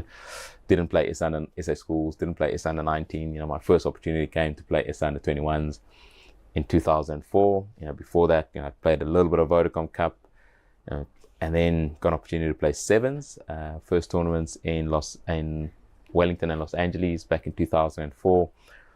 Played Vodacom Cup, played SA under 21s, and had never played Super Rugby before. Played a couple of games of Currie Cup, and then Jake White calls me up to participate in the home leg of the Tri-Nations back in 2004, where Maurice Joubert scored 3 tries against the All Blacks. South Africa won on against Australia in Durban the following week. And as a young boy, there's a tradition in South African rugby where if you haven't got capped yet and made your debut, you have to wear your blazer over your shoulder. So I'm sort of there with my white shirt, carrying my blazer on my shoulder, just like a kid in an amusement park, just absolutely enthralled by being in an environment of my heroes, the Brayton Paulses of the world, the Percy Montgomerys, the Osteurans, and then got selected to go on the end of year tour in 2004. Maurice Joubert and Devet Barry as a centre pairing were phenomenal in 2004. And me being centre at that stage, it was pretty tough to knock the door down, but I'd never played Super Rugby before. So there was this educating moment of Jake White letting me sort of stand in line with the likes of Percy Montgomery, Brayton, Morris, and learning the ropes, learning what it takes to be a Springbok, and not being in the first game against Wales, and then missing out on the second game against Ireland, where we then lost the opportunity to win a Grand Slam by a very untowards quick tap by Rowan Nagara when John Smith had been told that he can speak to his team quickly. But to then get selected on the bench, and it's funny how things work out. But I had flown my family over for the England game just because it was at Twickenham, the home of rugby. So I didn't even think I'd be playing. I was like, oh, I'm probably going to be 5 weeks on the holding the tackle bags for this tour. Then to be selected on the bench, and it was pretty special. Ernie Els, handed us our jerseys, the day before the Test match, which was incredible as a South African legend. And sitting there, it was freezing. It was the 20th of November 2004. It was like -2 degrees, and I hate the cold, particularly if you play out in the back, like on the wing. But then getting on the field, scoring a try with my first touch of the ball in international rugby against the then world champions England at the home of rugby was a fairy tale start. I think it could have only been bettered if we'd actually won that day. We got absolutely pulverized. I think the final score was like 32-16. It was horrible. But that moment stood out as the best moment in my career for many reasons. I think firstly, finally getting to the realization of a dream was phenomenal. Having my family in the crowd as well. But as much as the privilege and honor of experiencing that moment was at its highest, it then opened up a new level of tasting what that tastes like and never wanting to let it go. Because then understanding the responsibility that you have in representing yourself, representing the family that supported you, representing South Africa as a country becomes irrevocable. Understanding the accountability that rests on your shoulders. And then for me, in wanting to say that I don't just want to do this one time. I want to be 10, 20, 50. I potentially want to become the first player of color to do it 100 times. So that moment was by far the best moment because it made me understand all the hard work, all the sacrifice that I'd put in to get there, those that had supported me, those that had also sacrificed, the coaches, the family.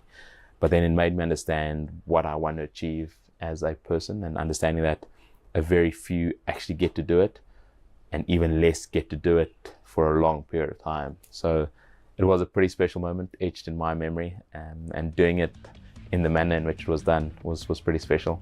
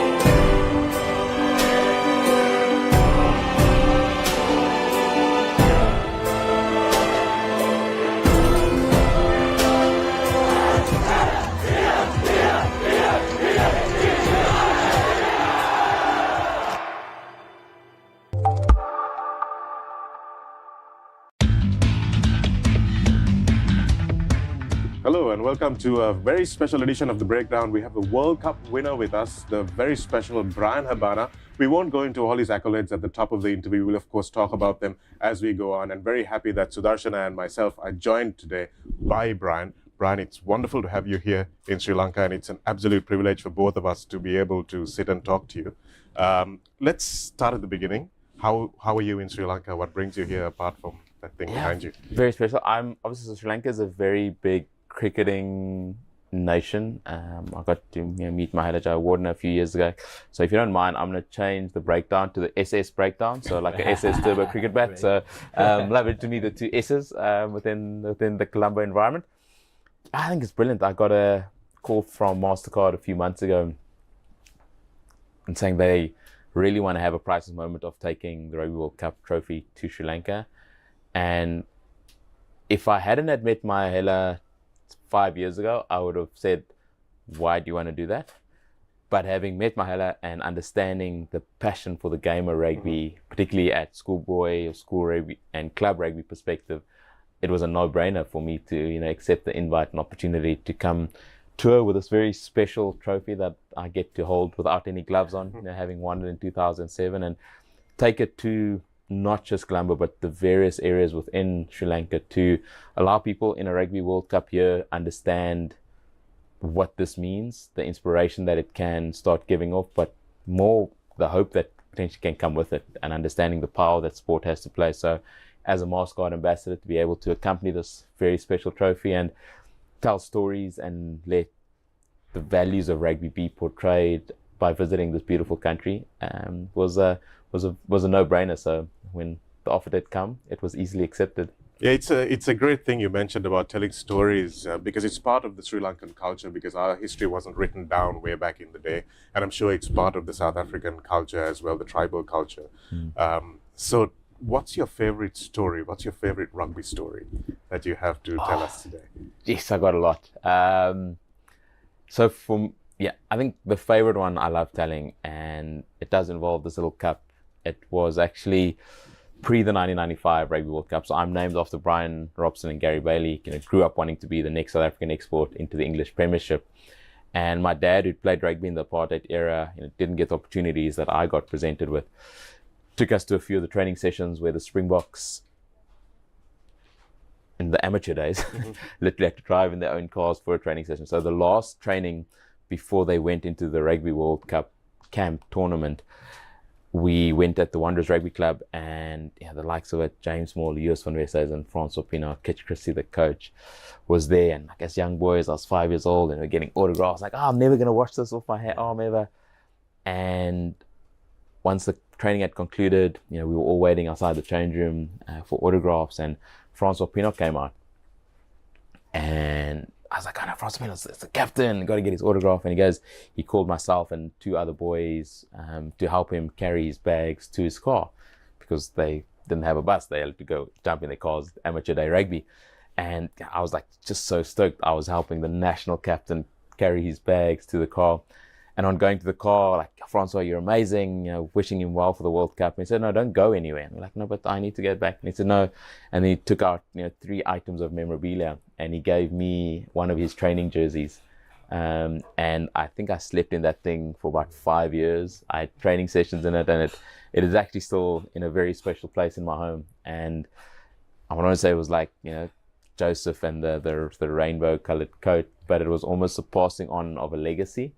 And I had never played the game before, but to then be inspired in that moment to get to the Rugby World Cup, be in Ellis Park, but then to 12 years later, reflect back on that moment back in 95 that not many people know. And I then got to share that story with Francois and tell him how integral what was plenty an insignificant moment for him, because as a professional athlete you give a lot of things away and you give memorabilia away, but for a young boy who had never played the game before to receive a garment from the national captain, who a few weeks later went on to lift this trophy aloft, was pretty special.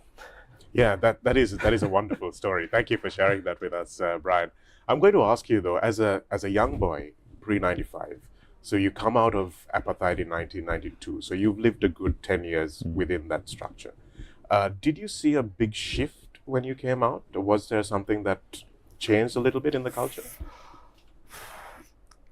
So where we were very, I want to say, I don't want to use the word protected, but my parents, who were very much from the coloured environment or the mixed race environment of South Africa, not given opportunities. My dad, worked extremely hard and became a very successful businessman, working for one of the big retail chains. And as children, we got given a lot of opportunity and privilege in comparison to the average person of colour in South Africa. So I went to extremely good schools. I didn't have to struggle. I didn't, like Sekulisi, wonder where my next meal is coming from. So I had white friends. I went to white schools. I had black friends, pink friends, coloured friends, Indian friends. So there wasn't, in my upbringing, this level of differentiation or discrimination either way.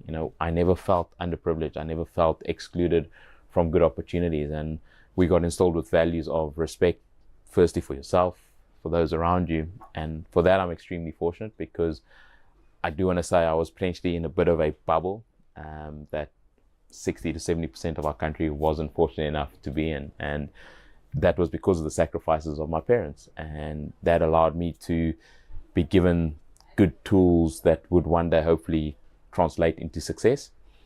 But it was because of the upbringing. And I was probably a little bit oblivious to circumstances because we were protected and shielded from that. And my dad didn't let me understand that he was excluded from his local coloured rugby club because he went to go watch the Springboks play the Lions, in the early 80s. So I wasn't full to that. You only heard these stories a little bit later. So I was potentially a little bit oblivious to the history of South Africa. But then, even as a young kid, you don't understand the political volatility that came with apartheid. I was 92, I was 9 years old, when Nelson Mandela, and you see that experience and you're overawed with emotion and joy, and you see people. But I didn't understand that white people were scared for their lives. They were packing, large homes and storing up for potential, civil unrest because of, this coming out of apartheid where so many were discriminated against. So I was unfortunately a childlike oblivious to what was happening. But then 94 happened, with our first democratic elections. 92 happened when he got re-entered into the global sporting front, and South Africa played in a Cricket World Cup, and that John T. Rhodes dive, is etched in so many people's memories. And we then got to vote for our favorite, cricket player. And then 95 happened, and I think for a lot of us, I only understand it now, rugby was seen as an impressionistic sport by 60% of our population. So there was a lot of tension, there was a lot of unease when that Rugby World Cup.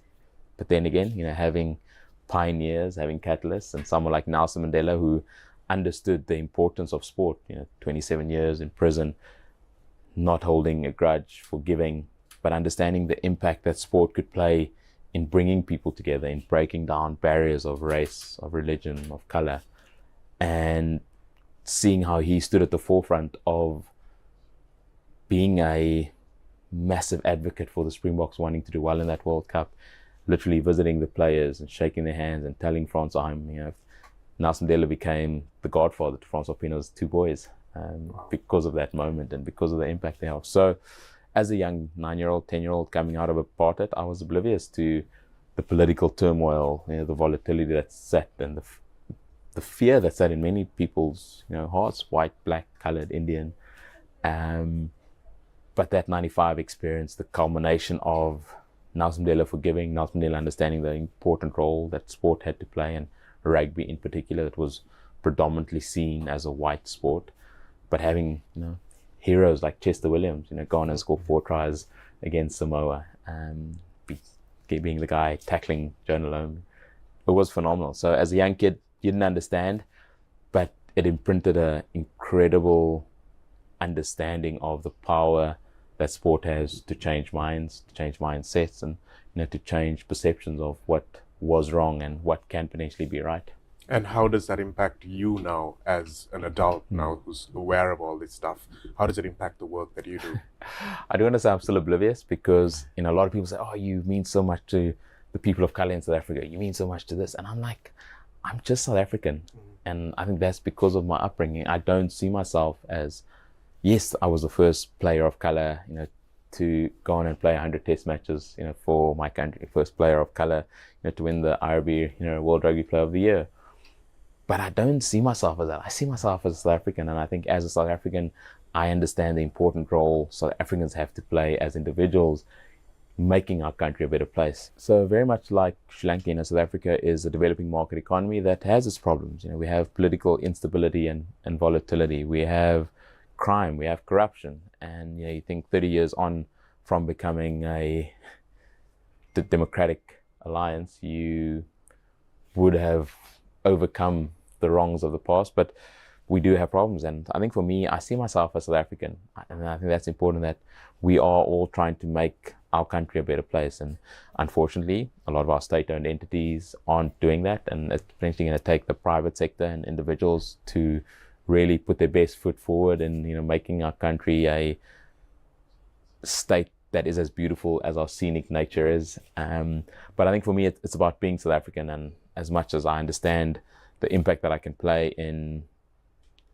instilling hope, instilling inspiration, it's about making the understanding that one is better than zero, and how you respect your fellow man or woman, how you respect yourself, and how you in your own community, in your own household, have an impact that makes good people, brings up good kids, and in so doing, has a long-term impact on the sustainability of South Africa, because it's going to take an uprising of strong individuals for the right reasons, to make this world a better place. And if you look globally, there's no perfect place in the world, and I'm extremely proud to be South African, even though I spent a bit of time overseas, playing for Toulon in France. But I still, I'm back in the country now, and particularly during COVID, seeing the impact that individuals could have. And someone like Sia Khaleesi is phenomenal.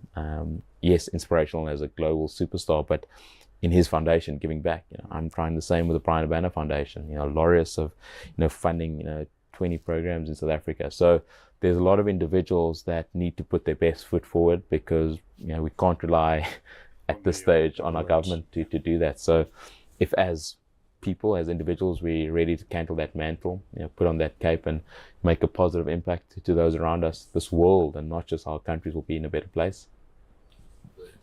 Brian, just to take you back again to the 1995, like you said, despite having the change of elections, having the democratic elections, do you think the Rugby World Cup in 1995, whereas in South Africa, rugby was considered a white sport majority, but in 1995, Nelson Mandela supporting the Springboks, was that a defining moment in the South Africa's journey of transition into becoming a more democratic country?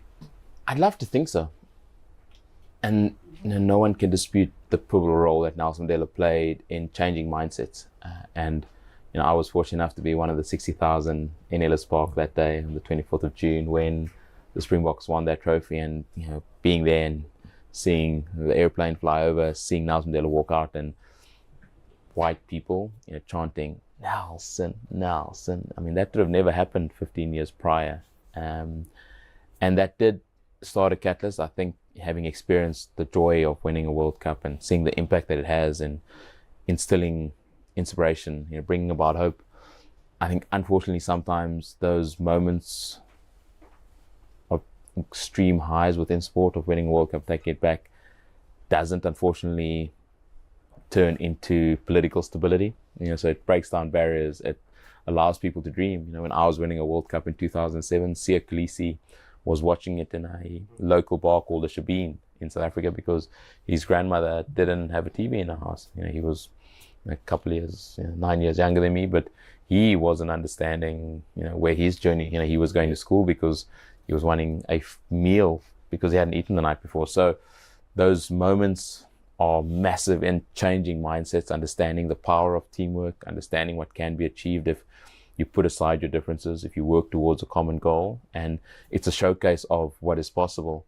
Unfortunately, on a Monday, people are potentially more joyous, they're more positive, but they still got to go to work and they still got to go to a job, and it doesn't translate immediately to political stability. So it's a fleeting moment of what is possible, but that fleeting moment of what is possible doesn't then become a sustainable impact of how possible needs to be achieved, which I think is unfortunate. And I think Sri Lanka experienced it when you won a World Cup, you celebrate, you have the bus tour, and there's that joy, there's the emotion, there's the passion that is resounding, and as those that did it, you encapsulate in that moment, and it's etched in your brain for all of time. But that doesn't translate to the average person that needs to go to work the next day, an economy that's struggling or volatile. So we saw 95 was incredible. 96 South Africa winning the Africa Cup of Nations. The likes of a Neil Tovey, a Mark Williams was phenomenal. It was Mark Fish. It was just incredible. We saw the same in the 2010 Soccer World Cup in Bafana, and then I was fortunate enough to be in Yokohama Stadium in 2019, and there were a few experiences in that World Cup. The last pool stage after Typhoon Hagibis, where Japan played against Scotland, and that took me back to that moment back in '95. But then I got to witness Siya Kolisi become the first Black African to not only captain his country, but then lift this this very special trophy aloft. And that cataclysmic was much bigger than, in my opinion, 95 and 2007, purely because it was the most transformative team South Africa had ever had on a rugby field. You had Makazole Mapimpi, who became the first ever player to score a try for South Africa in the final, which maybe doesn't say a lot about me. But then you had the likes of Lucanio Macheza and Colby, who again became the second player to score a try in a Rugby World Cup final. You had Bongi Mbonambi. So you had these names that resonated with 60 to 70% of our population. When I was there in 95, it was only Chester Williams. When I was on the field in 07, it was myself and JP Peterson on the field. So from 1 to 2 to like 9, that massive 15, shift.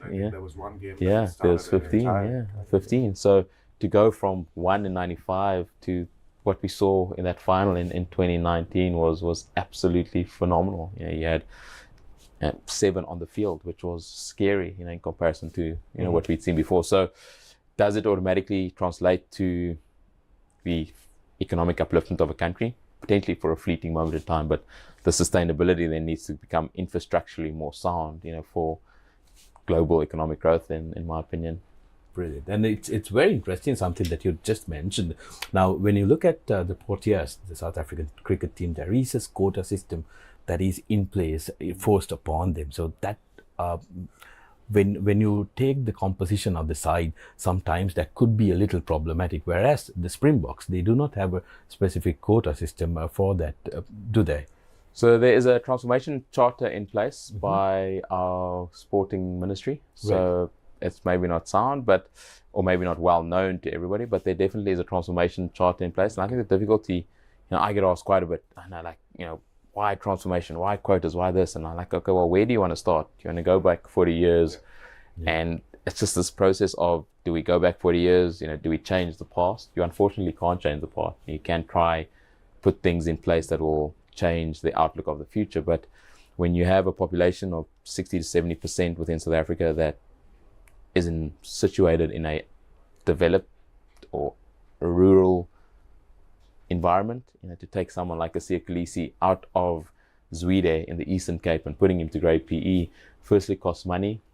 It costs a support system, who's sustaining that financially. So if it wasn't for, the person that identified Siya and 2 other boys within his community and took them to grey, funded that, supported his family, Siya Kolisi wouldn't be where he is today. And that's unfortunately the problem. So how far do we go back in trying to change mindsets? And I get asked, but surely the quota system is not the right thing because it's bad for players of colour and those that. But I'm like, well, if we go back 40 years, not everyone got equal opportunities, and because of what happened 40 years ago, not everyone currently has equal opportunities. Because for someone in a undeveloped or rural area, shanty town in South Africa, to potentially want to get the sustainability of someone going to a Grey Bloom, for instance, where nutrition, physical wellness, all those mental wellness components are given to you, and you go back and you don't have that, and in a shanty town in South Africa, in a squatter camp. So there is an imbalance. At what point is that imbalance detrimental to the growth of the sport is difficult. I can't say, because I didn't come from a squatter camp. I got given every opportunity to succeed in life, and if I didn't do that, it was no one's fault but my own. for not grabbing the opportunity. And I think there's a stat in South Africa that says if you play schoolboy rugby in matric for your local school or whatever, the chance of you becoming a Springbok in the next decade, in the next 10 years, is 0.058%. Wow.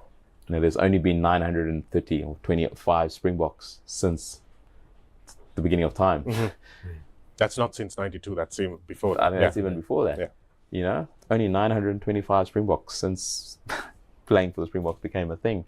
And you think of how many boys, then, and girls now play rugby. So not everyone can become a Siya Kolisi, a Makazole Mapimpi, a Cheslin Colby, a Brian Abana, a John Smith, a Francois Pienaar, unfortunately, whether you're white, black. But similarly, not everyone is given the same opportunity. And that then, unfortunately, needs to be looked at and rectified by sporting ministries, governing bodies.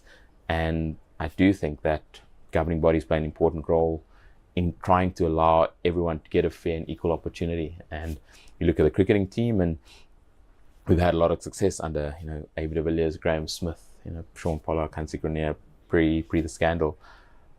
But not everyone had been given the opportunity to be given the right to play cricket at sport and school or further on for then. So I don't know what the answer is. Do I believe that having systems in place that tries to allow people the opportunity, because who's determining, if both are given the same parity, the same opportunity to succeed? Do you then give someone of color or someone that's not colored that opportunity? It's not for me to call. I think we all love to see the best players in their position representing their country, but it's also understanding that not everyone has been given the opportunity to become the best player because of previous circumstances, which is very difficult. And there's no simple answer to try to rectify the wrongs of the past, but there's also, things that need to try to be put in place to make sure that the rights of the future don't depend on the wrongs of the past. I think England cricket and Scottish rugby are very happy about the quota systems. But they definitely. just as a one-word answer to the quota system, Brian, I think Lukhanyo Am would be the one name that I think people would be able to put on there and say, wow, this guy has just wowed everybody else. But one moment that stood out for me from that 2019 final, he could have gone on his own, and he didn't. What does that say about the brotherhood and the quality of these players? It says a lot, and much like you, I honestly believe. So I was sitting in the comms box or in the studio with Brian O'Driscoll, Johnny Wilkinson, and Sir Clive Woodward, and I was like a kid in a candy store. I was jumping and screaming and going absolutely ballistic. And like yourself, I look at that moment, and I think the cohesion, the understanding, the brotherhood, the selflessness of that moment was indescribable. And you look at Lukhanyo Am and his rise to success. He was nominated as one of the players of the year from a World Rugby perspective last year. I think unfortunate to have got injured so early in the year, because I honestly believe he was en route to really win it. And he was playing some phenomenal rugby. His leadership capabilities, he's not a extroverted in the public eye the whole time type of guy. And his rugby genius is on another level. And that moment in 2019 really encapsulated the cohesiveness of that team, the respect that they have for each other, and the selflessness with which they were playing the game, instilled by Rassie Erasmus, who'd come in 2 years prior into a rather dismal state of affairs for South African rugby. And I'm not sure if you guys have watched Chasing the Sun. There's a beautiful moment where Rassie talks about handing the jerseys out, and on the numbers of the jerseys, their family members were posted, and Makazole Mapimpi had only a picture of himself in his number 11. And apparently, hearsay is that there was a lot of jokes made on handing the jersey. Like, and then Rassie said, "But Makazole, why your face? Where's your family and friends?" And he said, "I have no one." And I think the selflessness of Lukhanyo Am in that moment was potentially because of what happened in a locker room or in the team meeting, where Lukhanyo's brothers were those around him, and Makazole then realized that was a powerful moment, and Lukhanyo was inspirational and the catalyst thereof. So the brotherhood, the cohesiveness, the selflessness of that moment, I think, is etched in, particularly those that understand the history of South Africa's memories for a very long time. And again, Lukhanyo has then not only had that as a platform, but he's used it as a springboard to become, one of the best players in the world of rugby. And pre-95, would that have been possible for a player from the Eastern Cape who potentially didn't have a future and opportunity in the game of rugby? It's not for me to say, but he was identified, given the correct nurturing, and grabbed the opportunity, because I think a lot of players of colour potentially get given that opportunity, but they don't grab it with both hands. Someone like Damien Willemse, Johan Rupert's daughter Caroline put him into Paul Roos. They went through a phenomenal era, and he's now this young superstar that is being taken on the wing by the likes of Lucanio, Makazoli, Sia Kolisi, and being given the opportunity to flourish. So it takes people and individuals to be that catalyst of support, whether it be emotionally, financially, or physically, but then allow them to then, when the opportunity gets presented to them, to actually grab that opportunity with both hands. And that moment of Lucanio, is really echoes what the potential is when given an appropriate chance to succeed. Now, we've really drilled into some of the issues relating to the political stability of South Africa, but I think now it's time for us to try and drill into this absolute champion, Shanaka. Now, you started off as a 7 specialist with your speed, with your knack for scoring tries, and then you transitioned into a 15th player, making your debut in the Currie Cup. At 21 years old, you made your debut at Twickenham against England. How was that moment? Because being a young kid, wearing the Springbok jersey, walking out to Twickenham, home of rugby, how was that moment? He's an England fan who didn't. Yeah, a little fan moment. Easily the best moment of my career, Right. without a doubt. And I look back to being in that stadium on the 24th of June, 1995, being inspired to pick up the game of rugby. And my first ever game was for the under-14 G side at King Edward. It was like A, B, C, D, E, F, G, 7th. I was a little tiny, puny scrum half. And yes, you're instilled with a dream and an inspiration to one day do the same. And I gave you the stat of how few people actually then go on to do it. I started off playing for the Golden Lions. Junior, I didn't even play like the top level schoolboy rugby. So I played in the B side for Craven Week, which is our local, open age group level competition. Didn't play SA schools, didn't play SA under 19. My first opportunity came to play SA under 21s in 2004. Before that, I played a little bit of Vodacom Cup, and then got an opportunity to play 7's. First tournaments in Wellington and Los Angeles back in 2004. Played Vodacom Cup, played SA under 21s, and had never played Super Rugby before. Played a couple of games of Currie Cup, and then Jake White calls me up to participate in the home leg of the Tri-Nations back in 2004, where Maurice Joubert scored 3 tries against the All Blacks. South Africa won on against Australia in Durban the following week. And as a young boy, there's a tradition in South African rugby where if you haven't got capped yet and made your debut, you have to wear your blazer over your shoulder. So I'm sort of there with my white shirt, carrying my blazer on my shoulder, just like a kid in an amusement park, just absolutely enthralled by being in an environment of my heroes, the Brayton Paulses of the world, the Percy Montgomerys, the Osteorans, and then got selected to go on the end of year tour in 2004. Maurice Joubert and Devet Barry as the centre pairing were phenomenal in 2004. And me being centre at that stage, it was pretty tough to knock the door down, but I'd never played Super Rugby before. So there was this educating moment of Jake White letting me sort of stand in line with the likes of Percy Montgomery, Brayton, Morris, and learning the ropes, learning what it takes to be a Springbok, and not being in the first game against Wales, and then missing out on the second game against Ireland, where we then lost the opportunity to win a Grand Slam by a very untowards quick tap by Rowan Nagaro when John Smith had been told that he can speak to his team quickly. But to then get selected on the bench, and it's funny how things work out, but I'd flown my family over for the England game just because it was at Twickenham, the home of rugby. So I didn't even think I'd be playing. I was like, oh, I'm probably going to be 5 weeks on the holding the tackle bags for this tour. Then to be selected on the bench, and it was pretty special. Ernie Els, handed us our jerseys, the day before the test match, which was incredible as a South African legend. And sitting there, it was freezing. It was the 20th of November 2004. It was like -2 degrees, and I hate the cold, particularly if you play out in the back. Like on the wing. But yeah, then getting on the field, scoring a try with my first touch of the ball in international rugby against the then world champions England at the home of rugby was a fairy tale start. I think it could have only been bettered if we'd actually won that day. We got absolutely pulverized. I think the final score was like 32-16. It was horrible. But that moment stood out as the best moment in my career for many reasons. I think firstly, finally getting to the realization of a dream was phenomenal. Having my family in the crowd as well. But as much as the privilege and honor of experiencing that moment was at its highest, it then opened up a new level of tasting what that tastes like and never wanting to let it go. Because then understanding the responsibility that you have in representing yourself, representing the family that supported you, representing South Africa as a country becomes irrevocable.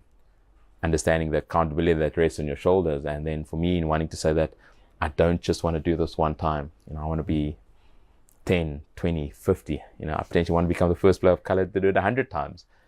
So that moment was by far the best moment because it made me understand all the hard work, all the sacrifice that I'd put in to get there, those that had supported me, those that had also sacrificed, the coaches, the family. But then it made me understand what I want to achieve as a person and understanding that a very few actually get to do it and even less get to do it for a long period of time. So it was a pretty special moment etched in my memory, and doing it in the manner in which it was done was pretty special. So 2007, you won your first World Cup, the first one you went to. How did that feel? Was it surreal? It was surreal.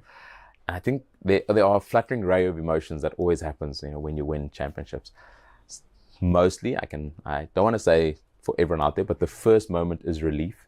And there's this epic photo captured where John Smith falls on his knees and the first person that, when the final whistle went, that was his closest to him was Alan Roland, the referee of that final.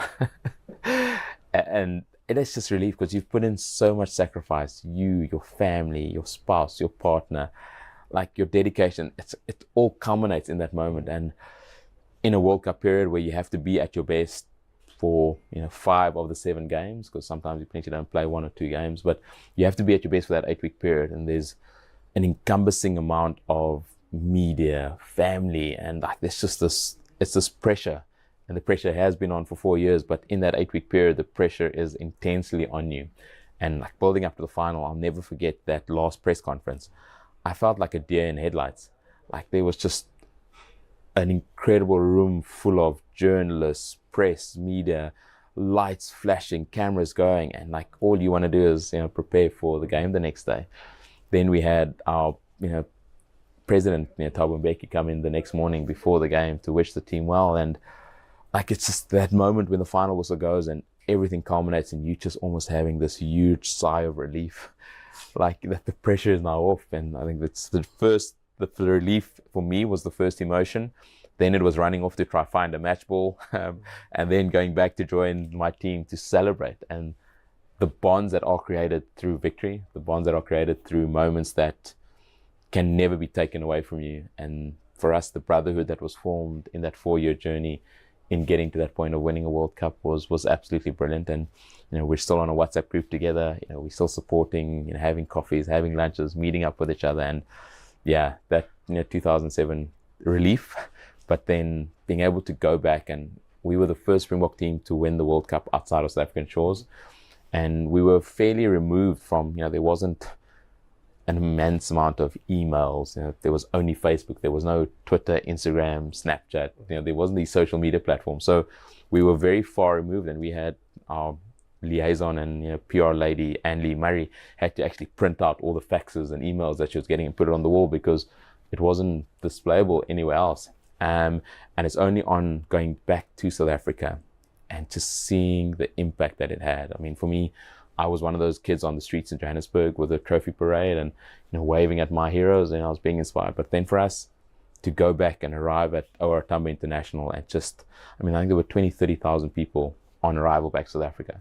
Then you go on the parade and you just see, in the Eastern Cape, we had kids under 10 years old running, half kilometer barefoot behind the bus to get a glimpse of the trophy, get a glimpse of that heroes, but get a glimpse of inspiration and hope which was incredible. And then go to Cape Town and Newlands, DHL Newlands, and just overawed by the amount of people. And we then understood that impact that I, as a young boy, got to experience, and how that was a watershed moment in my life, and to then see how that became a catalyst for change in the likes of Siya Kolisi, Zulu Mapimpi, Lucanio was pretty special.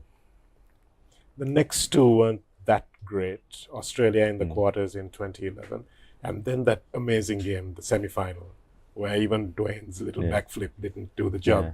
How did you feel in those two encounters, Brian? After winning the first one, it must have been a different experience. Yeah, and we went into both, full belief that we could really go on and win it. And I think 2011, we'd had a phenomenal 2009 under Peter de Villiers, where we'd won the British and Irish Lions, we'd won the Tri Nations, beaten New Zealand 3 times in a calendar year, which is sort of first time ever.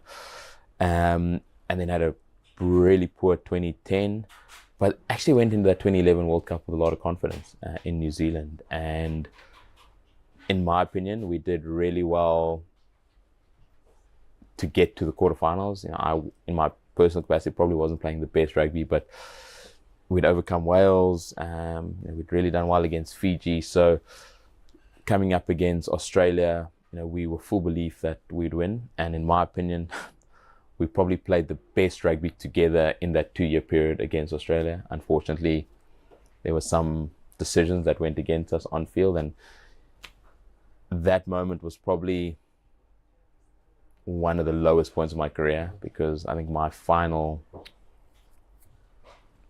involvement in that game was kicking the ball, and it was a turnover, and then I got substituted after that.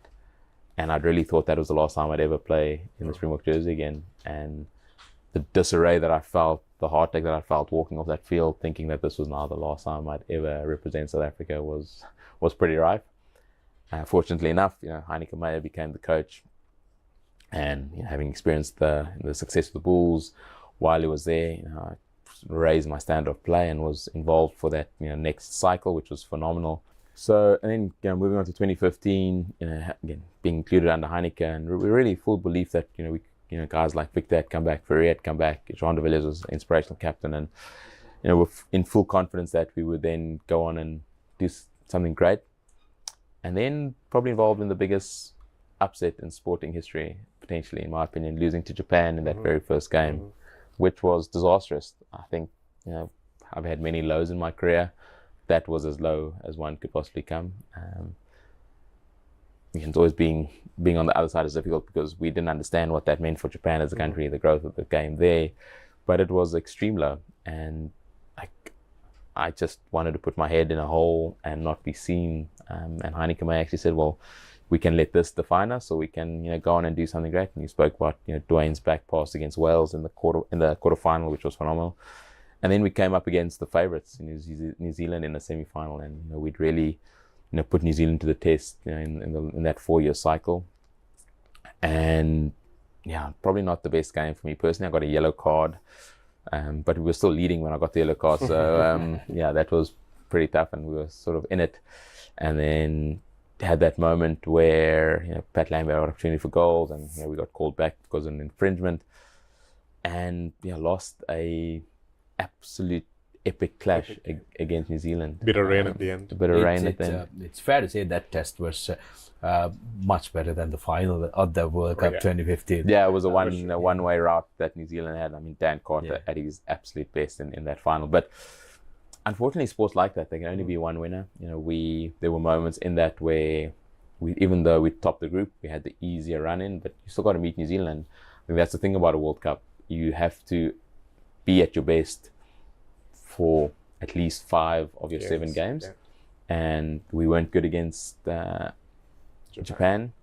We weren't good we were okayish against Wales, but we were probably at our best against New Zealand, and fair play to them. They put us to the test, and they came out victorious, and went into that final and absolutely dominated Australia. Would we have dominated Australia as New Zealand had done? I'd honestly like to believe so. But disappointing that 2015, my last experience in a Rugby World Cup, ended in us losing that semi-final. Yes, we won 3rd place, beating Argentina, but the joys and the despairs of sport there can only ever be one winner, and as much effort as you put in, I think there's a sound reason why New Zealand, were so dominant in that 2010 to 2015 period. They were an insane group of players, the likes of Richard McCaw, Dan Carter, Marnonu, Conrad Smith, Kevin Mialamu, Ali. Like, it's just, it's Too many to mention. There's too many to mention. Julian Sevilla, 2015, equal John Lona, my record of scoring 8 tries in a single Rugby World Cup men's tournament. So disappointing that it ended that way, but in so doing, again, the memories that live with you for the rest of time. I'll never forget Marnonu joined Toulon at the end of that season, and being able to celebrate a moment with him, congratulate him, but then share moments on the field. A couple of months later, playing for club rugby in Toulon was pretty decent. 3 World Cups, 15 tries, joint highest top scorer in the World Cup, alongside a guy called Jonah Lomu, who people may or may not remember. What's it like being up there with the greatest player the world has ever seen? Rugby's first global superstar. Yeah. Rugby's first global superstar. Yeah, like so, when I actually scored my 15th try, and when it took Jonah 2 World Cups, it took me 3, which already should probably state, how massive he was. And technically, we're only the joint highest try scorers of the men's Rugby World Cup, because Portia Woodman has scored 21 tries in Rugby World Cup, so we don't have that global ranking.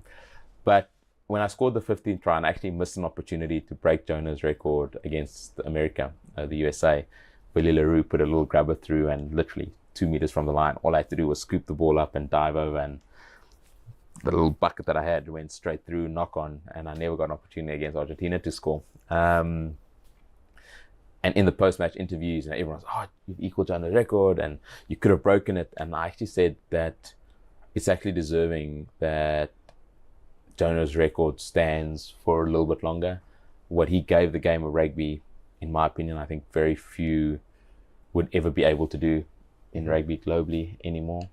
He was a phenomenal athlete, the humility with which he played the game, but how he changed mindsets about the wing, about how a wing should function or be, but just his human being as a person was phenomenal. You know, I got to meet him in France in 2007.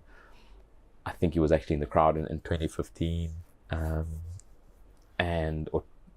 just before that. And I actually said it's great that Jonah's name stays in the annals of records for another 4-year cycle, and now it's for another 8-year cycle, because no one's broken that yet. So, an incredible human being that gave the game of rugby a platform, that made it a sport that everyone fell in love with, and the manner in which he did it in '95, I can't see that ever happening again. So grateful that I'm mentioned in the same breath, purely from a try scoring perspective, but I don't think anyone can be mentioned in the same breath as Jonah Lomu, because of what he gave the game, and what status he then had in not only rugby but sport globally.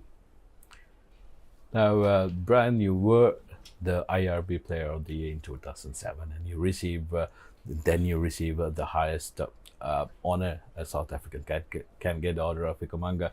Now, after you received that, coming on to the next World Cups, being a professional athlete, what kind of pressure did that have on you? Because come 2007, or when you made your debut, there was not much expectation on you. You were largely unknown quantity to a lot of South Africans. But then, from 2007 on, you'd had that marker on you. Was that a big pressure on you?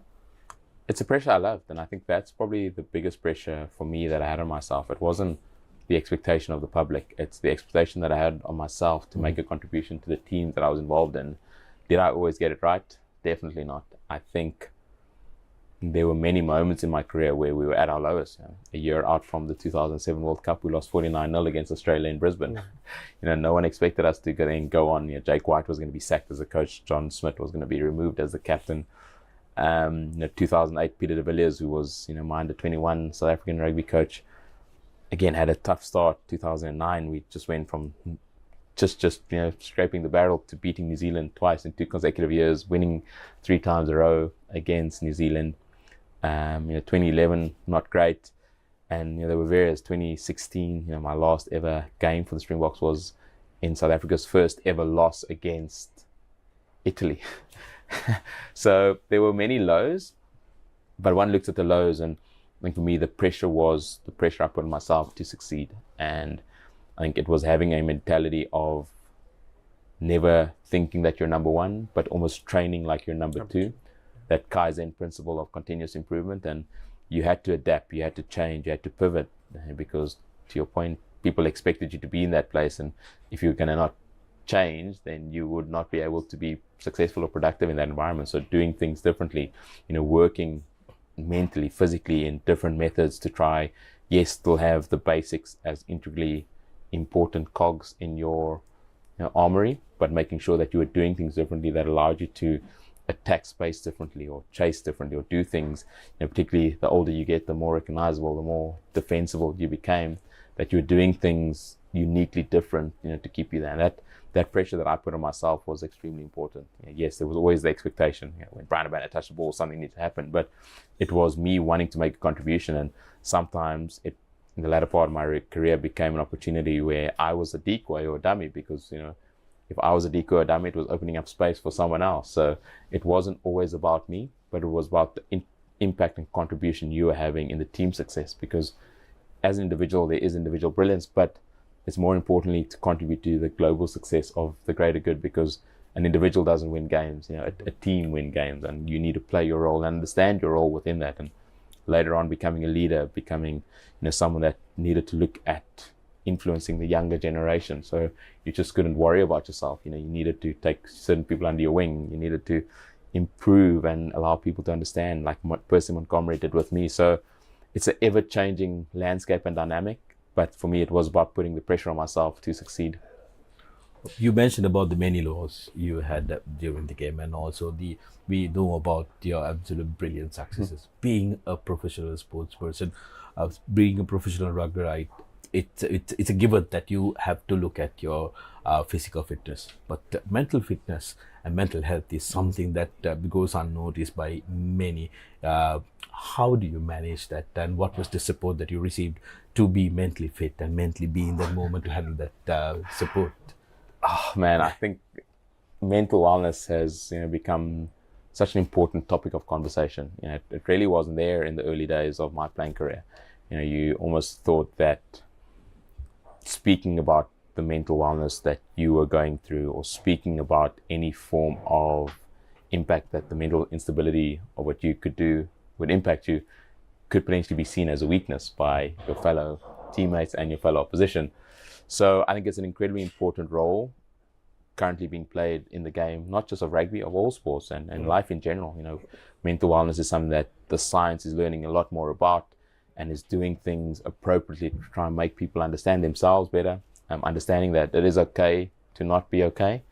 And in my opinion, in a very testosterone-filled environment, not potentially seeing it as a weakness, but potentially using it as a positive, to be better, to understand your own well-being, and in so doing, knowing that the physical and mental component harmoniously together, provides for much more success, which I think is really important. And it's great to see that people can talk more openly about it, that people can really be comfortable in talking about their mental state, and in so doing, change mindsets, because the transition period is one that is extremely mentally challenging. When you potentially lose your identity, loss of income, all those things that come at you at a rate of knots, and all of a sudden you've got to enter a new environment. And if you can't mentally handle that, that then affects not only yourself, it affects your family unit, it affects your circumstances. And we've seen a lot of detrimental circumstances of players and athletes that have retired because they haven't paid special attention. And a lot is being done. Do I believe that more can be done? Definitely. But that needs the correct support, the correct sustainability for that to happen. But it's great that it can be so openly spoken about in today's world, which again, in the early days of my career wasn't as common. Mm-hmm. Brian, I think we have to let you go. We'll be able to talk to you for hours otherwise. Very quickly, toughest opponent? So not a direct opponent, and I tell this easily, Richie McCaw. And the reason I say that is whenever you played against the Crusaders, whenever you played against the All Blacks, coming in on a Monday, the first thing everyone talks about is how do we nullify the Richie McCaw threat. Like it literally is there, and you look at videos, you do your analysis, and the forwards say they're going to be up for him, physically. They're going to dominate him, at the breakdown, dominate him in the tackle. But what Richie was able to do over his period of time playing the game, become the first player to not only win 100 games, but captain the All Blacks in 100 his records speak for himself, being the first player to consecutively lift, this little trophy in 2011 and 2015. 2011 playing with a broken foot. 2015, his body absolutely shattered. And you tried your best to nullify that threat. You tried your best to make sure that it didn't impact the outcome of the game. And what he managed to do in not only leading that All Black team, the manner in which he was physically able to do what he did was absolutely spectacular. One of the hardest guys that ever played the game, and many tried to physically impose themselves and hurt him. And every time Richie just stood up again, and I think his records speak for himself. But the manner in which he really became a spokesperson for the game of rugby is pretty spectacular. Well, you're not doing too bad yourself, Brian. May say so. Mm-hmm. It's been great having you on the breakdown, Brian. From Sudarshan and myself, it's been a once-in-a-lifetime opportunity. Thank you so much, and we hope to see you on a longer trip to Sri Lanka. Definitely a lot more golf and maybe some surfing down south. I heard it's pretty good. Sudarshan says he'll teach me. He's got the haircut for sure. Thanks, gentlemen. It was brilliant to be on the SS Breakdown. Thank you very much. New name. I'll copyright that a bit later.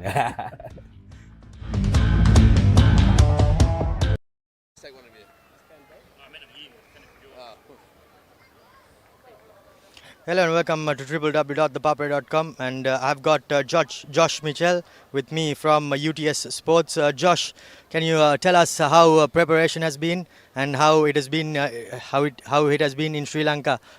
Yeah, we've had a couple of weeks of training, the last couple of weeks to prep for this tournament. The boys have been really excited since about July when I was talking to Dilroy about coming here. And we've been really lucky to be, cared for so much by the Sri Lankan staff that have been around us and made us feel really welcome and at home for the whole tournament so far. The boys have loved being here and love being a part of the whole tournament thus far. How has the weather been in Sri Lanka? How has it been treating you? Yeah, I think the boys are just starting to acclimatise. They're sweating a little bit, but I think they're enjoying the heat. Coming from Australia, it's pretty warm back home as well, but it is a little bit more muggy here and a bit more humid than back home. But I think they're going all right. But I think they look a little bit tired now. All right. Also, Josh, can you just tell us how the competition has been so far? Just a couple of hours has passed by, but how do you think the competition has been and the games and the level of competition here? Yeah, the standard of the competition has been pretty first class, really. We've had a pretty tough game just then against Thurston College, where we were lucky to get away with a win. There's plenty of good players around here, and we're quite lucky. We've got a lot of players playing in the premiership team, and unfortunately one of our better players, Nick Nyaki, who was meant to come and play here, got selected in the Australian 7, so unfortunately he had to pull out last minute, but he's actually a Sri Lankan national player as such, so he was really looking forward to coming here and playing in front of a home crowd as such, because he's never really got to do that before. But I guess the standard of competition here has been great, and as Dilroy said, it's a good comp and it's a really good standard for the boys to get a good perspective of world rugby. Yes, indeed, quite a shame that Aiden missed out. But what do you expect? What do you expect from this competition? Yeah, we've got one more game today against St. Peter's, so the host school, who look pretty strong and they're pretty physical around the ruck and definitely play with a wide sort of game plan, similar to what we're trying to do. So I'm pretty sure it'll be a pretty tight game come this afternoon around 3 o'clock. But look, we're here and we're ready to roll, so hopefully we can get the job done and keep playing as best footy as we can, but at the main time having fun doing so. So again, thanks to everyone that's been involved getting this together, and we've really enjoyed it so far. All right, thanks Josh, thank you for your time, and we wish you all the best with the competition. No worries. Cheers, thanks. Thanks. Welcome back as the games are continuing. We have Chris with me from Gordon Rugby all the way from Australia.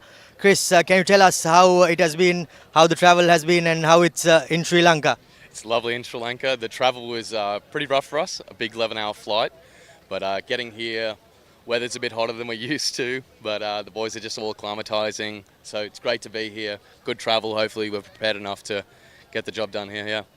Yes, indeed. The weather is a bit hot and humid, but having said that, how has preparation been going on back in Australia, and how long have you been in Sri Lanka for? Yeah, a lot of prep actually back home. We've done about the 6 weeks camp leading up to this, making sure the boys are fit and ready. Our 7's is a lot quicker game than our 15's that we play at home. So hopefully they're fit and ready. The heat will show a bit of, I guess, make it a bit tougher for our boys to move forward, but hopefully we can get it done. And we've been here for a day, so first day here. All right, great. So it's great to have you guys all the way from Australia and in this competition. How do you think of what do you think of the level of competition and the level of the rugby that is being played here in Sri Lanka? Yeah, just off the first sort of 2 games we've played and all the games I've watched today, it's really strong. It's great to see all the Sri Lankan teams are really coming out firing. So we're really going to have to play hard, make sure we play to our structure just to get a couple wins on the board because it's such a high level. It's great to see. Yes, indeed. The rugby is picking up here in Sri Lanka. And thanks, Chris. Thank you for your time. And we wish you all the best with the rest of the competition. Thanks so much. Cheers. Thanks for that.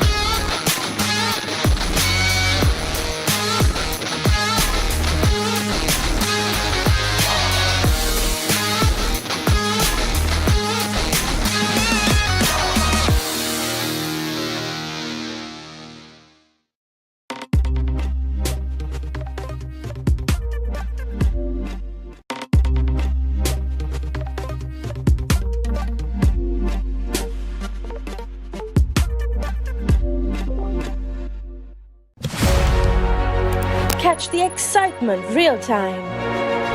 Be up to date with it all. Let us capture your milestones. Get it sizzling hot off the turf. Hear the experts break it down. Dig deep into the nitty-gritties. Be inspired by their greatness. Relive all the scintillating action.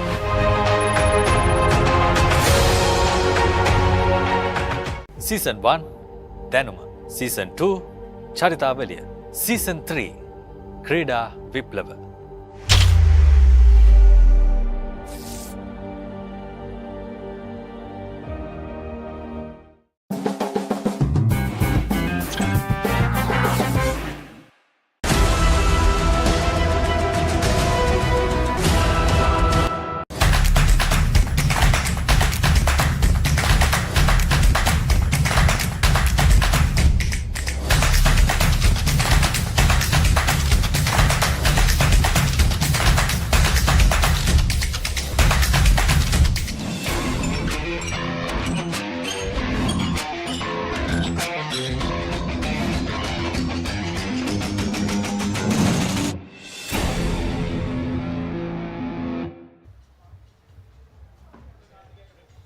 Welcome back and a wonderful afternoon to all of you from Papare.com, bringing to you live all the non-stop action from Centenary International Under-20 Rugby 7's, hosted by St. Peter's College.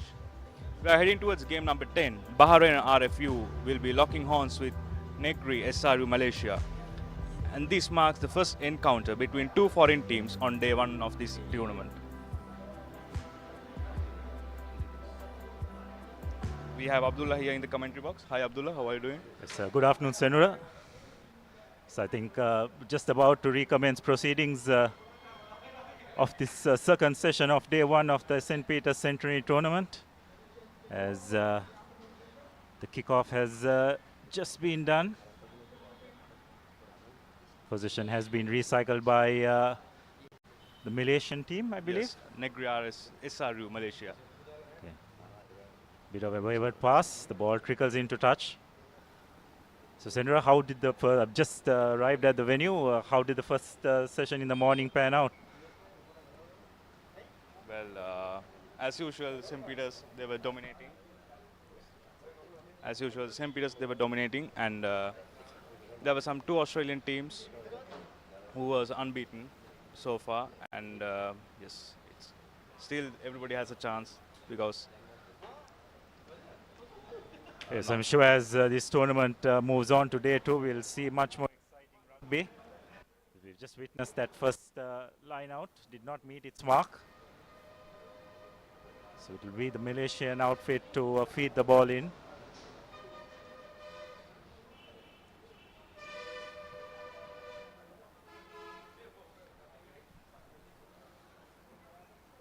This ball is fed in and it's recycled. Spread out wide. Decoy run plus a wraparound pass. Nice neat move by the Malaysian lads. They've created a bit of space for their wing 3/4. Lovely inside pass. Managed to recycle position, and there's a gap on the short side which is well exploited by the Malaysian number 20. So it will be Negri's SRU to draw first blood in this game. And just what they needed. That was a well executed line out ploy by the Malaysian outfit, and the conversion is successful as well. So Negri SRU Malaysia will draw first blood in this game. As we have a look at that replay, lovely inside pass and a good supporting line, and it's good that you could see the Malaysian players always supporting the ball carrier, and here they are just launching another attack.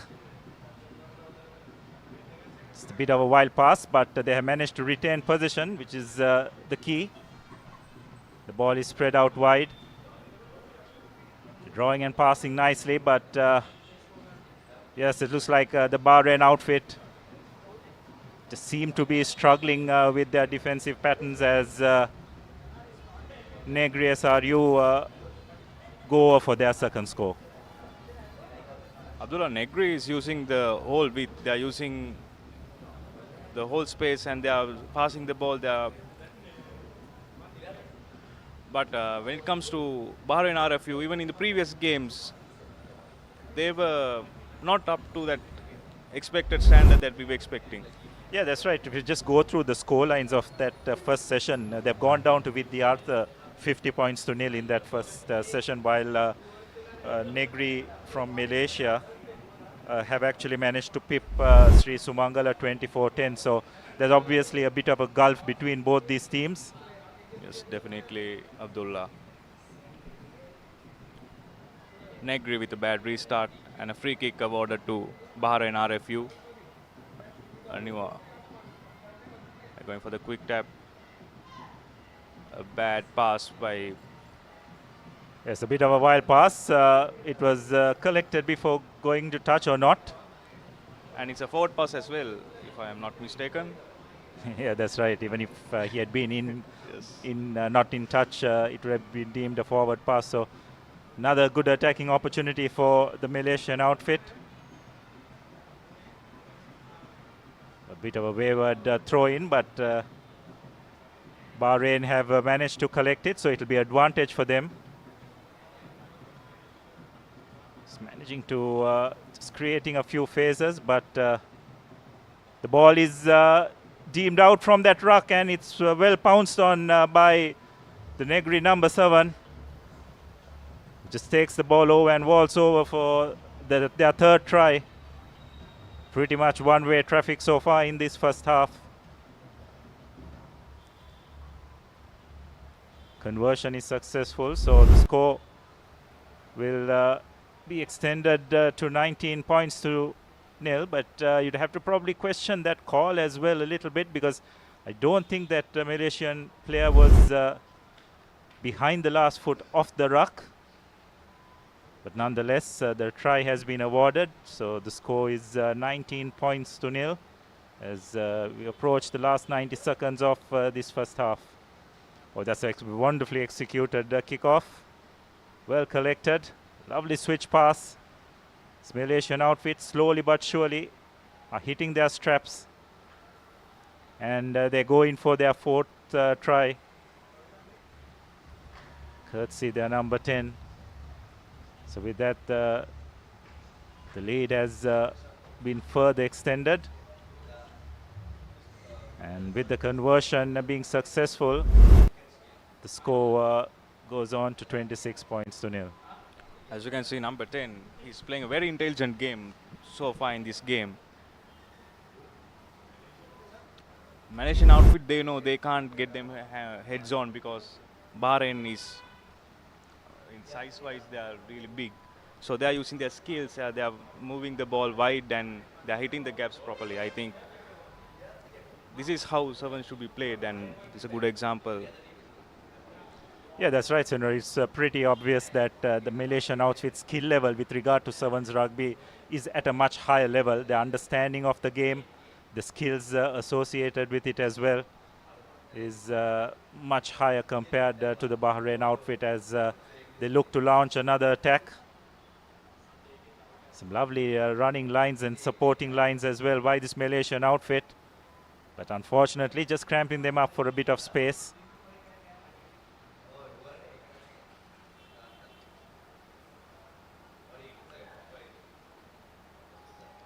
A good support play displayed by Negre Saru Malaysia, and now throw in by Bahrain RFU in the 22-meter line in the red zone, and it was taken by Malaysian Isaru. Yes, as the halftime hooter goes, it will be the final play of the game, and looks like Malaysia will go over for another try. This time it's their number 17. Some pretty ordinary defense, you'd have to say, from the Bahrain outfit. It's been the case throughout this first half. Malaysian outfit go over for their 5th score on the hooter, and doubt there'll be any problems in making this conversion. So the conversion is successful. So it'll be 33 points to nil in this first half.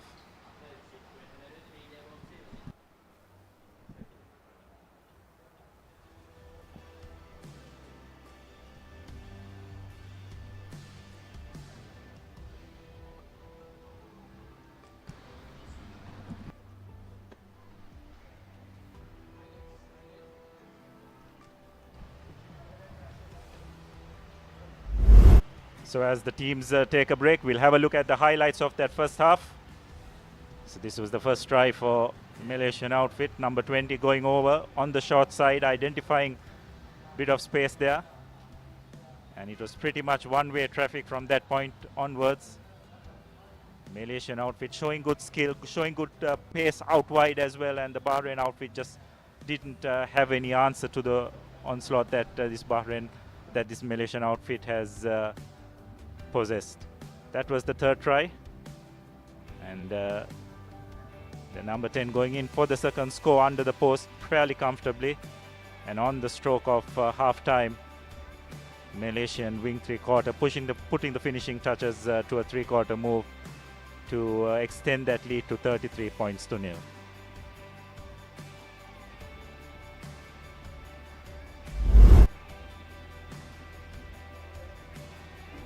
So that's the next match. It will be an up-country battle between Sri Sumangala Kandy, the new entrance into A Division next year, as well as very confident Vidyartha outfit, who got the better of Bahrain in their first game, putting on a half century. So it will be a keenly contested match.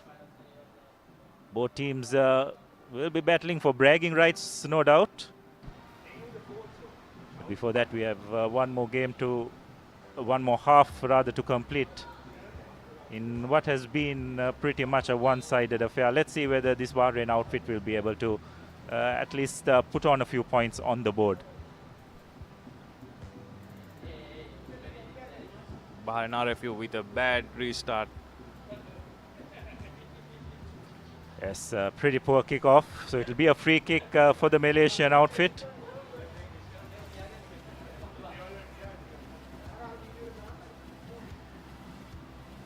Quickly taken.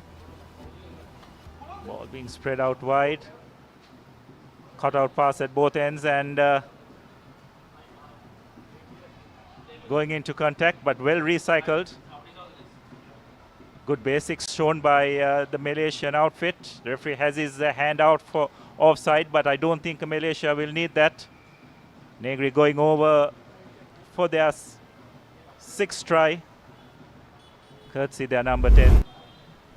So have a look at that once again. You can see the referee having his hand out for offside, but Malaysian outfit didn't require that. They had the numbers, and the execution was pretty accurate. So the conversion to come. Yes, it's just gone over the horizontal. So with that conversion, Malaysia have managed to reach the 40-point mark. Bahrain outfit really struggling to keep pace with the game. Just seem to be a bit confused on how 7's game is supposed to be played, isn't it, Senura? Yes, definitely, Abdullah. Oh, that. He's lucky that referee didn't go for a card over there. So I think the referee will want to have a word with his assistant referee. I'd be very surprised if the player is not shown the cards. They're very strict rugby in general, but especially in 7's rugby. When it comes to rugby, Abdullah, any predictions for today's match? Oh, well, I think it's going to be a really close game. Just been listening to some of the experts talking about the quarterfinals. The opinion on the France, or rather on the the New Zealand Ireland game has been pretty divided, isn't it? Yes. We'll come back to that. And the Malaysian player who made that tackle, very dangerous tackle while the Bahrain player was in the air, has been shown the yellow card. So the Malaysian outfit will be down to 6 players. Let's see whether this Bahrain RFU will be able to capitalize on that one-man advantage, trying to break through tackles. It's pretty clear that this Bahrain outfit are much more comfortable in going into contact, isn't it? And so far they just haven't been able to penetrate this Malaysian outfit's defense, and as a result, a loose pass by the Bahrain player falling into the hands of Malaysian number 10, who makes no mistake and collects another 5 points for his team. So just despite going down to 6 players, the Negri outfit has been able to score another try. As we have a look at the replay, a loose pass falling right into the hands of the Negri RFU number 10. Yes, we're coming back to the quarterfinal predictions. I think it's anybody's game, isn't it? Senora, everyone is eagerly... It's definitely a 50-50 game. Yes, it's definitely a 50-50 game. I'm fairly sure where most Sri Lankans' hearts will be. Yeah, definitely. A well-spotted kick by Negri SRU here. They are one man down, but they are capitalizing on their capitalizing on Bahrain defense errors and scoring once again. Yeah, so with that try, Negri SRU have managed to notch up their 50 points. It's the second occasion that this Bahrain RFU have conceded 50 points in consecutive games. So we have a look at the replay once again. Lovely step off the right foot. Lateral movement of this Bahrain outfit hasn't been that great, and number 10, after making that initial break, offering the ball to his number 9, probably has scored enough tries already, so decided to palm it off to one of his teammates to do the honors.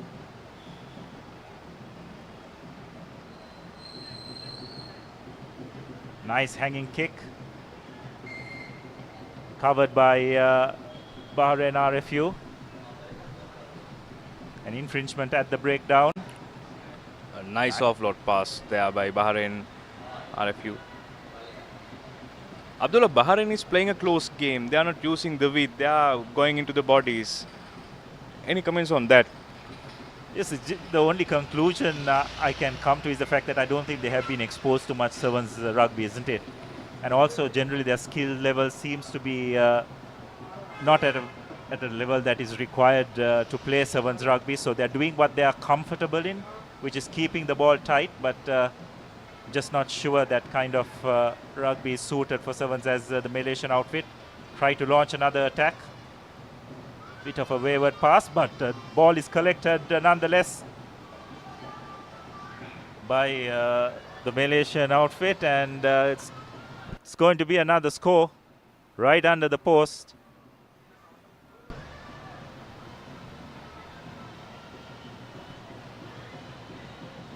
And that's further extended their lead to 59 points to nil. Well, Abdullah, I should mention this is the highest margin so far in this tournament. Yeah, that's right. And the Bahrain outfit have been at the receiving end of both those maulings, so a lot to learn for this outfit. Just seem to be very static in their movements, not very flexible.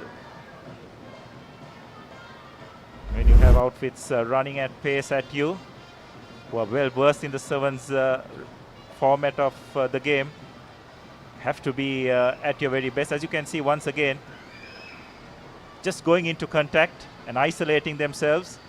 Malaysian outfit just taking a quick tap, breaking a couple of tackles, and going over for yet another try.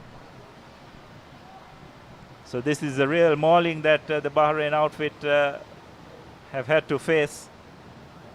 Negri SRU Malaysia, to their credit, have executed their skills extremely well.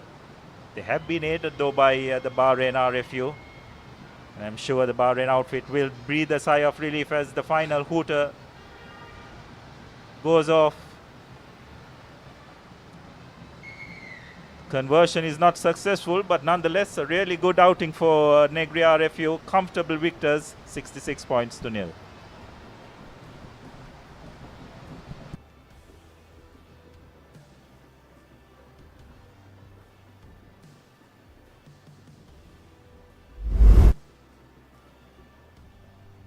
So we have a look at the replay of this second half, the tries, and there were plenty of them by the Malaysian outfit.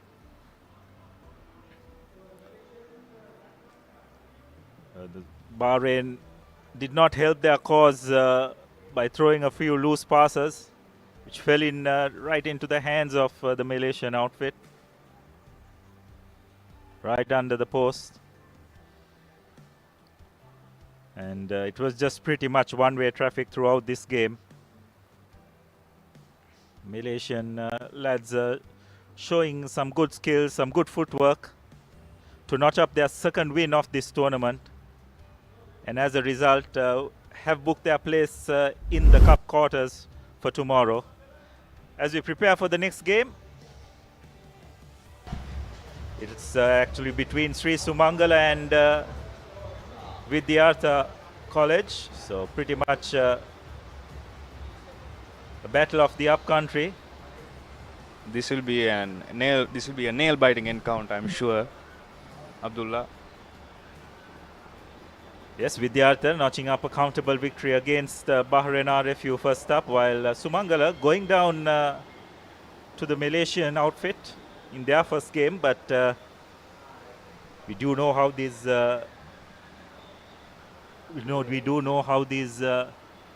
teams love to battle against each other, and it was the Vidyartha outfit who kicked off. It did not go over the 10-meter mark, but the fact that the Sumangala player collected the ball meant that it was play on, and unfortunately for them, he was bundled into touch, so it will be a throw-in from that line out for Vidyartha.